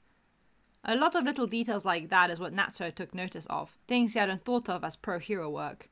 Owning an aquarium obviously wasn't a requirement, but it was one of Gangorka's responsibilities, and he was involved. It reminded Natsuo of how Toya spoke about Endeavor. Being another of Gangorka's responsibilities, Natsuo was taken out to sea after a general check of the aquarium. "This island is technically private property," Gangorka explained as he stood at the back of the pilot house boat with Natsuo. "So it'll be fine for me to train you. You seemed in control of your eyes during the race at the sports festival, but it didn't seem particularly strong in your final fight. Is that the case?" "Pretty much," Natsuo nodded. His jacket and goggles were set to the side. "I can skate on it with confidence. I was agitated at the start of my fight, which did disrupt my quirk, but my ice isn't particularly solid. I can make spikes and walls that do defend me, but they don't last that long." It wasn't powerful like Shoto's, who, despite still being in middle school, had already surpassed him when it came to their quirks. It didn't bother Natsuo. He was proud of his little brother. "Then this is the best way to work on that," Gangorka replied, looking out into the water. "By the end of the day, I want you to be able to skate on water for at least a minute. You'll have to take into account the waves, currents, and wind as you follow the boat." Natsuo knew he'd be able to do that, eventually, but it still felt like a huge ask. You want me to do all that in just one afternoon? He asked, knowing that he wasn't going to be able to sleep tonight with the muscle pains he'd get. No, Gangwalker said, turning to Natsu with a strict glint in his eyes. I expect you to do all that. Before Natsu could so much as gulp at the authority, he was grabbed by the front of his black t-shirt and flung off the boat. His world spun with clear skies and the dark blues of the ocean. A lesser teenager would have belly flopped into the sea at suddenly being aerodynamic. But Natsu had had the privilege of being thrown by Endeavor when training hand-to-hand combat. As the ocean became threateningly close, Natsu summoned frost from his hands and feet and created a thin layer of ice as he slid across the waters. His ice was unceremoniously destroyed by the waves, feeling the layer under his weight start to give in as he stopped. This made him generate more ice to make up for it, but that started to quickly melt and chip away too. It was just a thin film of ice after all. Don't stall! Gangwalker's voice roared alongside the sound of the boat's engine starting. Hesitate or overthink and you'll have more trouble getting out of the water. Natsu took in a deep breath. Yes, sir! He yelled. Endeavor was clear in his voice. It was just like regular skating, except the surface was unsteady and always changing. Natsu made the effort to not overthink his movements, going with the second nature instinct of summoning his ice, but that was easier said than done. His ice melted almost instantly upon impact of the water, making it hard to keep his footing as he chased the boat. Not to mention, with the hot weather he was sensitive to, it was making his ice weaker even as he tried to balance his body temperature out. There was so much to think about simultaneously. Far too many times he almost lost his balance, a high wave blocking his path so he had to either overcome it or divert around it in split-second decisions. His center of gravity was skewered, accidentally leaning too far forward or too far backwards. On several occasions his ankles almost twisted. And then the inevitable face full of seawater happened. Gangwalker watched with mild amusement as Natsu let out a garbled cry of shock as he disappeared underwater for a second, his ice instantly gone and melted. The red and white haired boy's head bobbed back up, coughing and rubbing the water out of his eyes that stung. That was 20 seconds, Gangwalker commented as he pulled Natsu out of the water like he was a wet cat by the back of his shirt. A solid start, but still a long way to go. Natsu spluttered and coughed in midair, dripping wet but grinning. That had been awesome, even though every cough felt like he was hacking up a lung. Seawater is no joke. The gleeful expression on the student's face reminded Gangwalker of the 2 times he'd met the boy, and a fondness warmed his chest. Of course, he couldn't show it too much. Go again, he ordered, before rearing back and throwing Natsu into the distance again. Rinse and repeat, quite literally, until all Natsu could do was float atop the water, eyes looking at the darkening sky where stars were starting to litter the inky blue. Afternoon had bled into evening, and every limb and ligament of Natsu's body was numb. Let's call it a day, Gangwalker said from above, boat approaching. He bent over the side to pull Natsu up, shaking him gently to get rid of the excess seawater. That last attempt was 40 seconds. You've doubled your time. Didn't get to 1 minute, though, Natsu wheezed. You didn't, but we'll try again tomorrow. Gangwalker agreed and set the boy down. For now, you need a visit to the sauna. Despite not being a fan of extreme heats, a sauna sounded amazing right now. Maybe it would bring some feeling back to Natsuo, who was sure he was about to develop frostbite if he stayed soaking wet for much longer. As much as he was resilient to extreme colds, he had a limit, unlike Shoto and very much like his father. The sauna and baths were provided by Gangwalker's agency for when he and his sidekick stayed on the island. Thus, Natsuo chatted with his peers as they all got changed and ready for their evening downtime. Most of the sidekicks had water-type quirks, or quirks that worked well on water, which made sense. My brother says that the flaming sidekicks don't all have fire quirks, Natsu replied with a smile when a sidekick asked about endeavors. Some do, like Burnin, or have heat resistance like Onima. Kira, though, doesn't have anything fire-related, but apparently training of Endeavor is helping his quirk grow tolerance to it. I think Endeavor goes for the efficiency of an individual's quirk and how it can contribute to his agency rather than keeping the image of a firebrand. Your father very much honors his hero name, Gangwalker commented as he, Natsu, and his sidekicks all sat in the sauna. Natsu could immediately feel the heat soothe and relax his sore muscles. Maybe he'd be able to sleep properly tonight after all. Not even All Might has anywhere near his amount of solved cases. Natsu smiled, knowing that if Toyo was here he'd be rambling and raving about his father's achievements like the true nerd he was. The apple doesn't fall far from the tree, one sidekick said, motioning to Natsuo.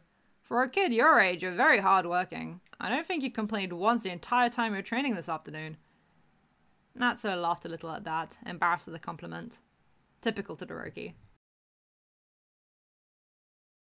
One by one, the sidekicks left the sauna to enjoy the cold onsen, eventually leaving just Natsuo and Gangorka. Looking at the pro hero, Natsuo could now see what part of his hero costume were natural or accessories. Without the white suit and cape-like aspect of his costume, he looked a lot less big. Kind of how like Uncle Toshinori was still tall, but not as imposing when All Might. Gangorka, sir, could I ask about your quirk? Natsuo asked, gaining the pro's attention. The latter had spread his arms out to enjoy the heat of the sauna, resting on the back of a bench. My brother, Toya, is studying quirks, and... Natsuo remembered how Toya had vigorously shaken him by his shoulders. Please ask him about how his quirk has affected his life, Toya pleaded. Isn't that kind of insensitive? Natsuo asked as he was shaken back and forth. It's for research purposes, Natsuo! Science! Natsuo was convinced his brother was turning into a mad scientist. Is it because my quirk is a mutant type? Gangorka asked, head tilted. For a moment, Natsuo felt shame and embarrassment spike in his chest, as if he was treading a sensitive subject. But he nodded. Don't be ashamed to ask. Honestly, the fact anybody's interested in willing to ask is appreciated. Natsuo gave him a confused look. What do you mean? He asked. Heteromorphs are the most discriminated against because of our appearance, Gangorka explained, scratching his cheek a little with a clawed hand. It's especially bad in the countryside, with small superstitious villages who don't know any better. Cities are safer because people tend to be more accepting, but that doesn't mean we don't face issues. Frankly, here are schools of the safest locations. But why do people discriminate for something out of your control? Natsuo asked, forever confused about that. Not even just heteromorphs, but the quirkless too, or just people with difficult quirks like Toya. That's unfair. Human nature, Gangorka replied. Natsuo had heard that before. It was like that even before quirks. Now, people just have something different to point at. A lot of heteromorphs struggle with their appearances. We unintentionally scare people. We physically don't fit to general spaces. We have to specially order customized clothes. Some normal everyday things we struggle with because our body is built in a way that makes it difficult. That reminded Natsuo of his classmate, Mogura, the girl with the mole quirk he teamed up with. Her large paw-like hands made writing with a pencil difficult because they're typically too small, so had special grippy pens and pencils to make it easier to maneuver. She preferred using a computer to type. You know, Natsuo, Gangorka brought the boy out of his thoughts. I get asked to perform shows and give lectures at aquariums all throughout Japan, usually targeted to small children. And truthfully, I secretly dread them. Dread them? Natsuo echoed back, gaining a nod from the potentially ashamed pro for admitting such a thing. How come? Natsuo had that one lecture he'd been able to attend when he was 9. Every single time, it ends up with children crying, he sighed, leaning his head back. My personality and appearance is too much for them, which is the last thing I want to do. I don't want to scare children. In fact, he was fond of them. It tore something inside each time he made a child cry. Natsuo couldn't fathom being scared of Gangorka. He looked awesome, he did so much good work, and wasn't climbing the pro hero rankings for no reason. Why would anyone consider him scary? And now Natsuo understood Toya's constant defending of Endeavor. Guess the apple doesn't fall far from the tree in more ways than one. Then why do you keep doing them, if you dread them? Natsuo asked. For a moment, Gangorka didn't say anything, just laid back. Because, he mused, before leaning forward, arms resting on his thighs as he looked at Natsuo with a soft expression. One little boy wasn't afraid of me. Silence stretched out as the student and pro looked at each other. Natsuo realized he was talking about him. You were the first child to be excited to see me, and innocently curious instead of fearful. For a newly graduated pro-hero heteromorph who didn't know what to expect, that changed everything for me. Even if some children find me scary, I know there'll be others out there who can learn and find enjoyment from what I have to say. Natsuo blushed several shades of deep red and looked away while rubbing the back of his neck abashedly. I don't know what to say to that, he murmured. Gangorko just chuckled lowly at the familiar reaction and got up from his spot, stretching his arms up before crossing them. Let's get to the cold onsen before we overcook. Natsuo obliged and followed him.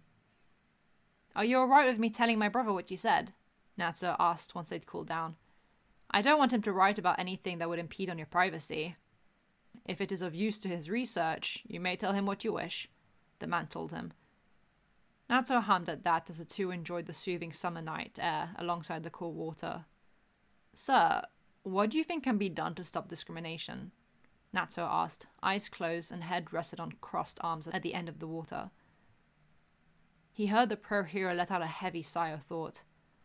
I don't think it can ever be fully eradicated, he replied. Silence again. But I think kindness goes a long way. Heteromorphs are far more aware of their own appearance than others. Consideration and a smile will not only aid a heteromorph, but can be an example to others.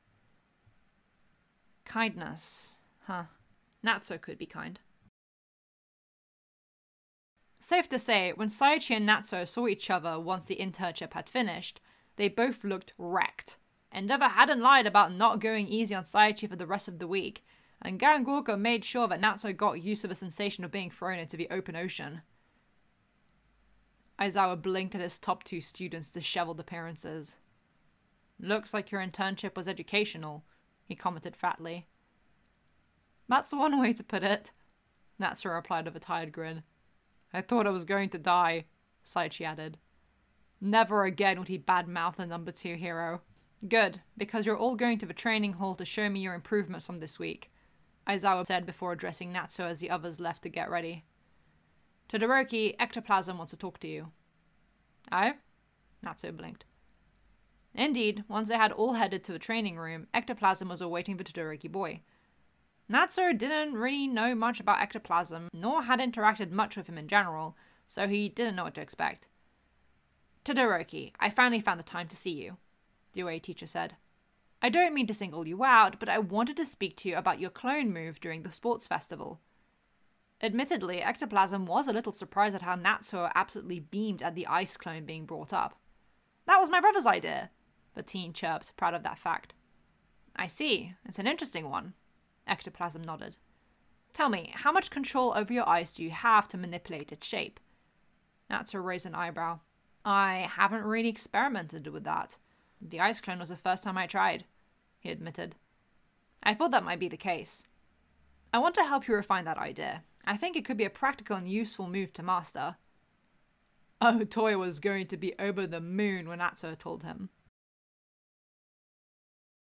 Aizawa went from student to student to discuss what they had learnt this past week and places to improve. All but Natsuo, who was busy getting bullied by Ectoplasm and his clones as he tried to defend himself using ice statues resembling himself. Aizawa caught how the ice didn't break apart as easily as before the internship. For now, Ectoplasm just wanted him to improve on his speed when summoning the ice. As with Gangorko's training, not to overthink his actions and make it as natural as breathing. Aizawa looked to Saichi, whose sand quirk was no longer limited to just his arms. As he sparred with another student, he took a punch to the chest, the blow being softened as it turned into sand and wrapped around the attacker's fist, then flinging them to the side. Seems Endeavor's training had also done marvels for the boy. Something about him seemed less angry. Aizawa looked at his notes on the clipboard. Typically, first-year students don't attempt the provisional license, but he didn't see why his top students should be held back from reaching their potential. Chapter 50. Scorching. The Endeavor Agency building is impressive to see in person. Everything about it is huge, and the photos Snatch had seen didn't do it justice. With the way the barely risen sun hit the windows, it looked almost like it was glowing gold. Hey, Snatch, Endeavor greeted as he and his sidekicks exited the building, joining the sand hero who had arrived with the police. Today's mission was smoking out some gangs of mischievous juveniles that had been causing issues between both Snatch and Endeavor's areas. Endeavor? Snatch nodded back, arms crossed. He was grateful for the man's help with this, as he knew the number 2 hero to be hard-working with very little time to spare. We're ready to get going when you are.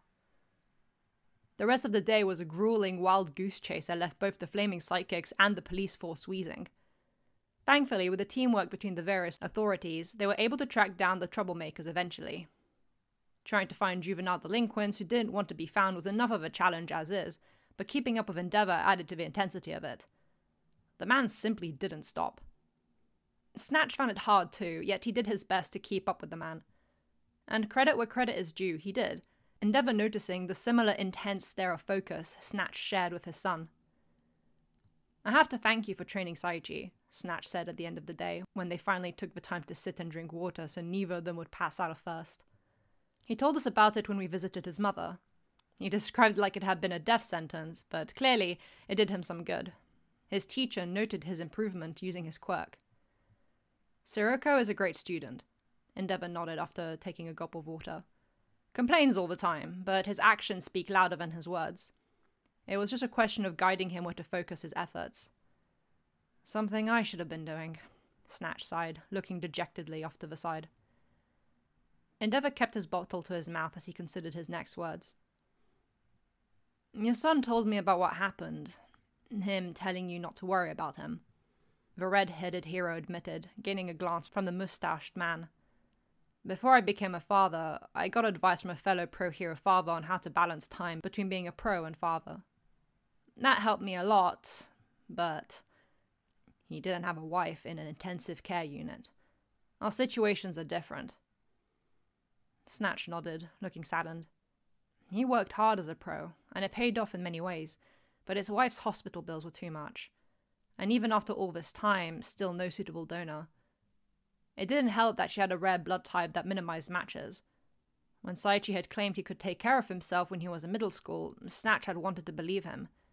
Did believe him, he knew his son was clever, but he'd gotten lost in his work in the process and accidentally neglected his only child in a desperation to fund his wife's care. "Snatch," Endeavour hesitated, bringing the man out of his thoughts. "I hope this doesn't come across as an insult. If you'd be willing to accept, I would like to help with your wife's medical expenses." Snatch straightened, looking wide-eyed at Endeavour. "Endeavour, I couldn't possibly accept," he said, sounding a little frantic. "I don't have the means to pay you back." "I don't want you to pay anything back." The fellow hero shook his head. "Consider it a sponsorship. You do good work and have a uniquely strong relationship with the police. You have a to-be pro-hero son full of potential, and if it'll give you all some peace of mind to not worry as much about your finances, I want to do that." Snatch blinked. What was there to say to that? This wasn't pity. He saw none of that in Endeavour's turquoise eyes. If anything, he saw understanding. Something Saichi had mentioned, that Enji Todoroki had been brought up by a single, struggling father. It was possible that the Higawara situation hit close to home to the redhead, and he wanted to help in a way that his father had never been helped. "Are you sure?" Sajin said again, hesitant to accept such help. He should be able to support his family. That was his role, his duty, and he was failing it. I shouldn't be in the position to need to accept such a generous offer." Enji understood the sentiment all too well, the helplessness and needing to rely on others for support.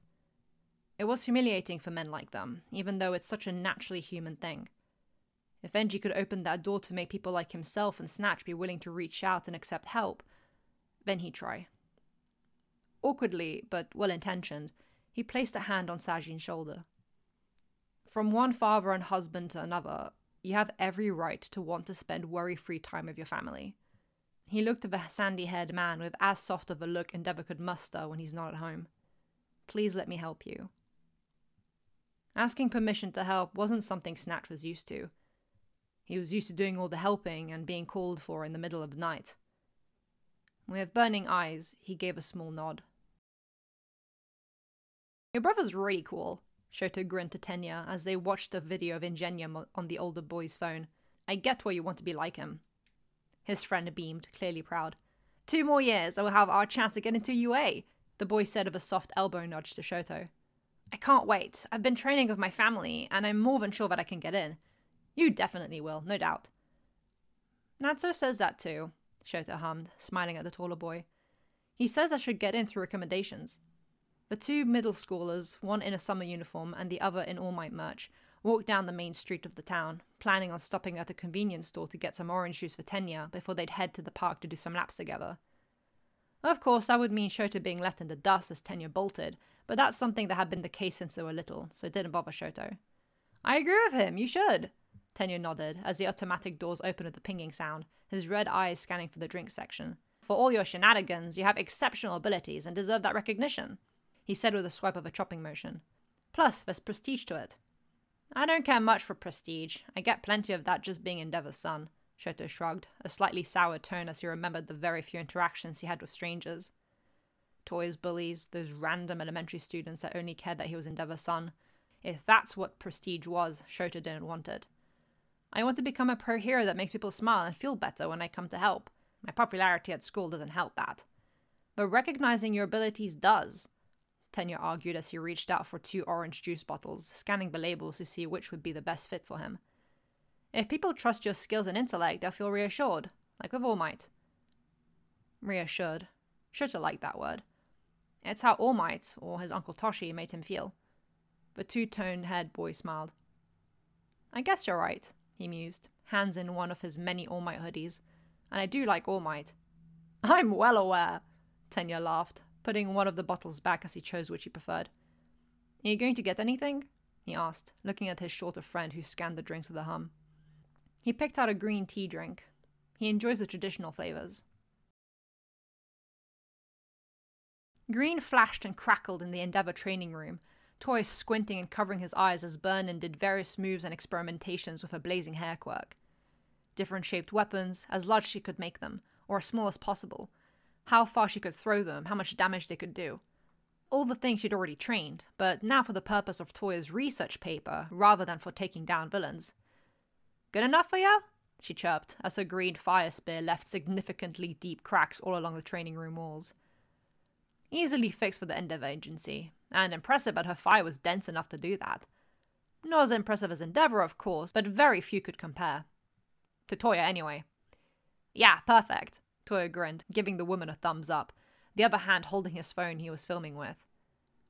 He wasn't sure if the flashing of the fire would let Vernon be captured on camera or if it would fry the footage, but he could work with that too. Couple more things and I think we're done. Alright, shoot. Vernon grinned back as she walked to Toya, hands on hips in a confident pose. She was the image of what an Endeavor sidekick should be like. It was no surprise she climbed the ranks so quickly to be among the best performing at the agency. Toya bent down to pick some papers that were connected to a clipboard, scribbling some notes down before looking at the woman again. Can you change the temperature of your flames? If yes, what's the range? He asked, like he was doing a survey. Vernon snorted before she started twirling her fiery hair between her fingers. From lukewarm to scorching hot, she replied. Usually I keep it the former, but I wasn't always able to control it. When I was little, my emotions would make my hair flare up and be a problem. I used to set stuff on fire all the time when I got too excited or upset. That was like a jab to Toya's chest. Did you ever burn yourself? He asked softly, almost shy to ask. It was something he'd intended to question anyway, but now, actually asking something that was almost a personal question for him, it hit him with a sudden wave of self-consciousness. Accidentally, I mean. Oh yeah, all the time, Vernon barked a laugh. When I trained in hero school too. I've got fire resistance already, but I had to build it up over the years. The way younger Toya would have murdered for the ability to do that.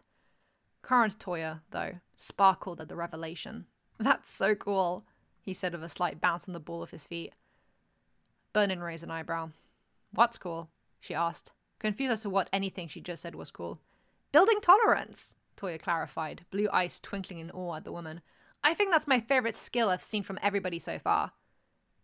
He'd already used both Natsuo and Shoto as guinea pigs for his research during one of their training sessions with their father. With Natsuo being in UA, him joining was less frequent, so it meant Shoto got all of mad scientist Toya's attention. Once again, Shoto had climbed onto his father's shoulder to escape the older brother's insanity. Seems that was the oldest and youngest go-to when they needed to escape each other. And she didn't seem to mind. You think building tolerance is cool? Vernon was just more confused. That's something everybody did. Be it growing a tolerance to alcohol, certain smells, muscle training, and every other mundane thing. Tolerance wasn't unique to quirks. Well, yeah, Tura replied, rubbing the back of his neck. I mean, it's not like I can do that. Burnin bit the inside of her mouth. Right. Toya didn't have nor could build tolerance to fire. Other things he could, but just not the one thing that would make him the same as everybody else. Having a quirk. Sorry. Burnin's voice trailed off, feeling bad for having made Toya need to clarify that. Don't be. Toya shook his head with a chirp. It's awesome to see others' progress. And of my experiences of someone who lacks that ability, as well as learning of the experiences of those who do, I can find a compromise to help somebody with a difficult quirk. Burnin watched the man as he furiously scribbled things down on his clipboard with great enthusiasm. A grin on his face as 100 thoughts flashed through his mind per second. The green-haired woman found it admirable how Toya was so hard-working. Of course, she'd expect nothing less from the eldest son of Endeavor, but seeing how dedicated he was is still something she couldn't help but be in awe of. Even to the point of using himself as a test subject for the sake of research. She wondered how much pressure Toya felt under to succeed. Burnin wasn't completely knowledgeable of the Todoroki's personal lives and didn't want to intrude neither. That was her boss's family and it wasn't any of her business. But she had a feeling that Ray's scar was connected to Toya. She didn't believe the story the white-haired woman gave to the news. The way Toya was so set on helping others with difficult quirks like his, there was a drive and level of desperation that didn't come just from being a good person. It came from someone who'd experienced, or even done, something horrible, and wanted to save others from going through the same thing. And that, Burnin found to be the most admirable. It's so easy for people to wallow in their misery, understandably so, to the point they become empty shells of their former selves, or even villains. Yet here Toya was, grabbing life's problems by the throat and making something of it. Toya felt the orange-red eyes stare a hole into his back, and looked up to Burnin, eyebrows raised. What? He asked. Burnin tilted her head to the side. She smiled, a soft, sweet smile, that made her sharp fangs poke through a little. Nothing. I just think you're really cool. Toya refused to admit his heart skipped a beat. With a flustered mind and Burnin's words bouncing on repeat in there, Toya got home with a slightly red face. I'm home, he called out. Welcome back, Shoto's voice replied from the living room before he peeked his head around the corner with Harusame in his arms. The white cow meowed at his owner's arrival and jumped out of Shoto's arms, leaving the dejected, pouting preteen behind as Harusame trotted towards Toya and proceeded to rub against his legs while the white-haired man tried to take off his shoes. Hello, pretty boy, Toya cooed, scratching Harusame's head, which made him purr. Is anyone else home yet? He asked Shoto as he put his indoor shoes on and picked up a happy Harusame. Natsu, Dan, and Grandpa aren't back yet. Shoto shook his head. Mum and Fumi are out in the garden, and Uncle Toshi's in the living room. Toya's eyebrows lifted and he matched his brother's grin. Hey, Uncle Toshi! The eldest boy greeted brightly at Toshinori, the noticeably skinnier man smiling back to him with slightly sunken-in cheeks. It's been a while. It has. You're looking well, Firecracker. Toshinori smiled as Shoto sat back down beside him, looking up lovingly at the man that was both his beloved uncle and favorite hero.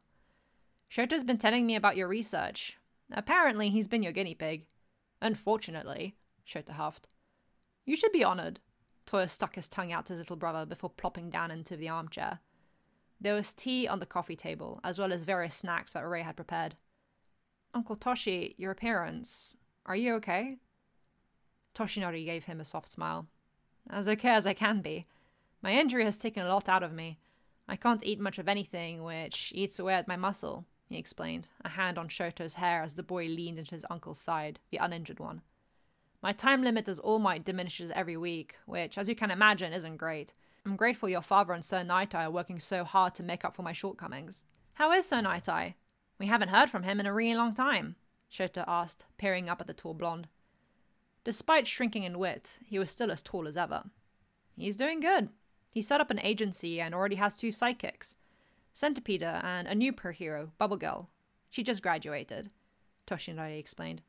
I haven't met them yet, but Sir Naitai speaks highly of them. Well, as highly as Mirai does, he joked. Toya rolled his eyes, Harusame resting on his chest as he purred loudly, enjoying the pets and scritches from his owner. The trio continued to chat, Ray and Fumi peeking in from gardening to say hi to Toya before they prepared for dinner. Haro returned first, greeting Toshinori with a hug from over the back of the couch. shortly followed by Enji, who greeted his honorary brother with a relieved smile. It had been a while since they spent time together, and it was good to see him, even if he looked less and less like Toshinori each time. Natsuo says he's going out with his friends tonight, Rei told Enji from where she was setting up the table with Haruo. It's one of the girls' birthday, so they're celebrating at a restaurant together. Alright, as long as he comes home before midnight, Enji replied, already texting Kurumada to please be on standby to collect Natsuo if needed. Despite being a Pro Hero exclusive contract driver, Kurumada had long made it silently clear he wanted to be treated like the Todoroki's personal chauffeur. He'd been witness to too many joys and miseries alike to not dedicate his loyalty to the family. Natsuo is preparing to go to camp training, and his teacher has even suggested he and Saichi take the provisional license exam later this year, Shoto said to Toshinori excitedly. These were all things he was hopefully going to do one day as well, and he couldn't wait. After his chat with Tenyo the other day, he was all the more pumped. Toshinori smiled. I remember doing those. There was a fun aspect to it, wasn't there, Enji? He said, looking to the redhead. The man gave him a flat look. Don't you lie to me and say you didn't find the challenges of UA fun. I did enjoy them, Enji muttered, looking away. The motto was stupid, but the course itself was ideal. Toshinori snickered with a roll of his eyes, looking to Shoto as the boy laughed softly as well at his father's abashed reaction. Shoto, can you come help me carry the food to the dining room? Rei's voice called from the kitchen. Always ready to help his mum, Shoto left his seat by Toshinori to go do as she asked. Which left Toy and Toshinori alone, with Harusame, as the rest of the family unwound before being called to dinner. The blonde hero looked at the young man he'd known since he was a baby, and couldn't help but feel proud of the person he'd grown into. It could have been so easy for everything to be much worse, but Toya had really pulled through. Uncle Toshi, I have a question, Toya asked after a moment, still petting a sleepy, purring Harusame. Ask away. The older man smiled kindly. What was being quirkless like? The white-haired, blue-eyed young man looked to the blackened eyes, no whites left around the rich blues of Toshinori's pupils. What had that been like? Good question. It had been so long since Toshinori had been completely quirkless, so he'd forgotten how he'd felt his whole life up until meeting Nana. But now, with his injury and withering body, the old sentiments from decades ago were crawling back. Helpless. Isolating. Toshinori sighed softly, looking down to the tea he was holding. Especially back in the day when crime was so rampant. Nothing like nowadays. Thanks to All Might and Endeavor. I wanted to do my part, fit in a role, but I had none. No purpose. Having a quirk preemptively set people on various paths of life, and while everybody around me managed to find their place, I just didn't. His voice trailed off. Until Nana Shimura, Toya added. Until Nana Shimura, Toshinori nodded. Were you ever bullied for being quirkless? Toya asked. He shouldn't be prying, and maybe he could try and twist this into research for his paper, call his uncle anonymous. But really, he just wanted to know if the blonde could relate to his struggles. In a way, yes, yet not, Toshinori hummed, taking a careful sip of his tea. He could still intake fluids easily as long as it wasn't alcohol. People pitied me and shoved me to the side. I was unspectacular. And when my family died, it just made it worse. Nobody was outright mean to me, yet nobody extended a helping hand. I was simply an other. Ignored, unseen and unheard. Somehow, that sounded so much worse to Toya than being bullied. The idea of not being perceived as an individual worthy of being included, like a nobody and a nothing. That was true hell.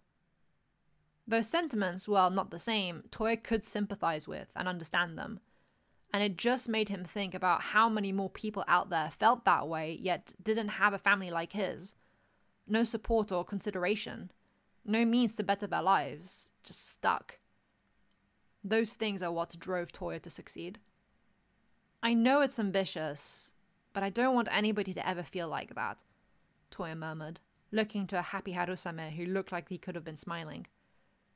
I want to help people find their place, without giving up the things that make them, them. He looked at Toshinori. Like Grandpa, a coach who helps everybody find the freedom to try what's right for them, without judgment. Toshinori smiled. He could have done with a harrow in elementary school. Or even, I could have done with a Dr. Toyo Todoroki growing up, Toshinori joked, grinning best he could despite his sunken face. Toyo flushed a little, cheeks reddening. Not a doctor yet, he laughed softly, but I'm going to be doing a placement next year. Dr. Tezuro got me connections at a children's clinic. Seeing that same giddiness and enthusiasm Toyo had always had, even as a small child, warmed Toshinori's chest. It was such a relief to know that that beaming little toddler with big blue eyes and fiery red hair wasn't gone after all this time. Toyo is still here. He must look like an idiot, skulking around the video game shop and surrounding shopping center, trying to catch a glimpse of that Tomura guy again. So far, Toyo had research on himself, his brothers, and Burnin, plus had quirks from both Gang Walker and Uncle Toshi. Which was plenty, and he could scour for more guinea pigs at the agency, maybe even bring in his mother, sister, father, and grandfather, but he really wanted to ask that odd young man questions about his quirk. The way his face had looked, with scars and that skin condition, Toyo believed it wasn't just a regular irritation that was easily fixed with some medicated cream. He was convinced it had to do with his quirk somehow not fitting Tomura's body. Like how his own fire didn't agree with him, to put it lightly.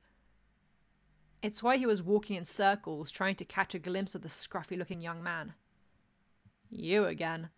The rough voice was like music to his ears, and he spun round to grin at Tomura, looking identical to the last time. Messy light blue hair, a disgruntled expression, mean red eyes, and a generally shaggy appearance, all bundled up in a black hoodie and slacks. Tomura, hi! I was looking for you, Toyo chirped, extending his hand again to greet him. I don't know if you remember me, I'm Toyo Todoroki. Tomura nodded. Unlike last time, there wasn't any hesitance of accepting the handshake. Again, Toyo saw the man's little finger sticking out, not touching him. Looking for me, huh? What for? Tomura knew full well. Master had eyes everywhere. The two separated hands, one returning to the depths of a black hoodie, the other resting by its owner's side. Toyo grinned at the red-eyed man. Do you have time to sit down and talk? Let me invite you to a drink. My Father's Warmth is currently ongoing. I will be posting audiobooks every 10 chapters, and then when I am done with recording all the chapters and the story is done, I will put it all together in a big compilation. Thank you everybody for watching, and thank you to my channel members. He suggested which consoles to get. He suggested which consoles to get as well. The console. He suggested which consoles to get as well this game. He suggested which. That's right. I'm Haro Todoroki. Haro said sheepishly with a soft laugh, rubbing the back of his lip. A sheepish smile. People pitied me. Pitied. Yippee.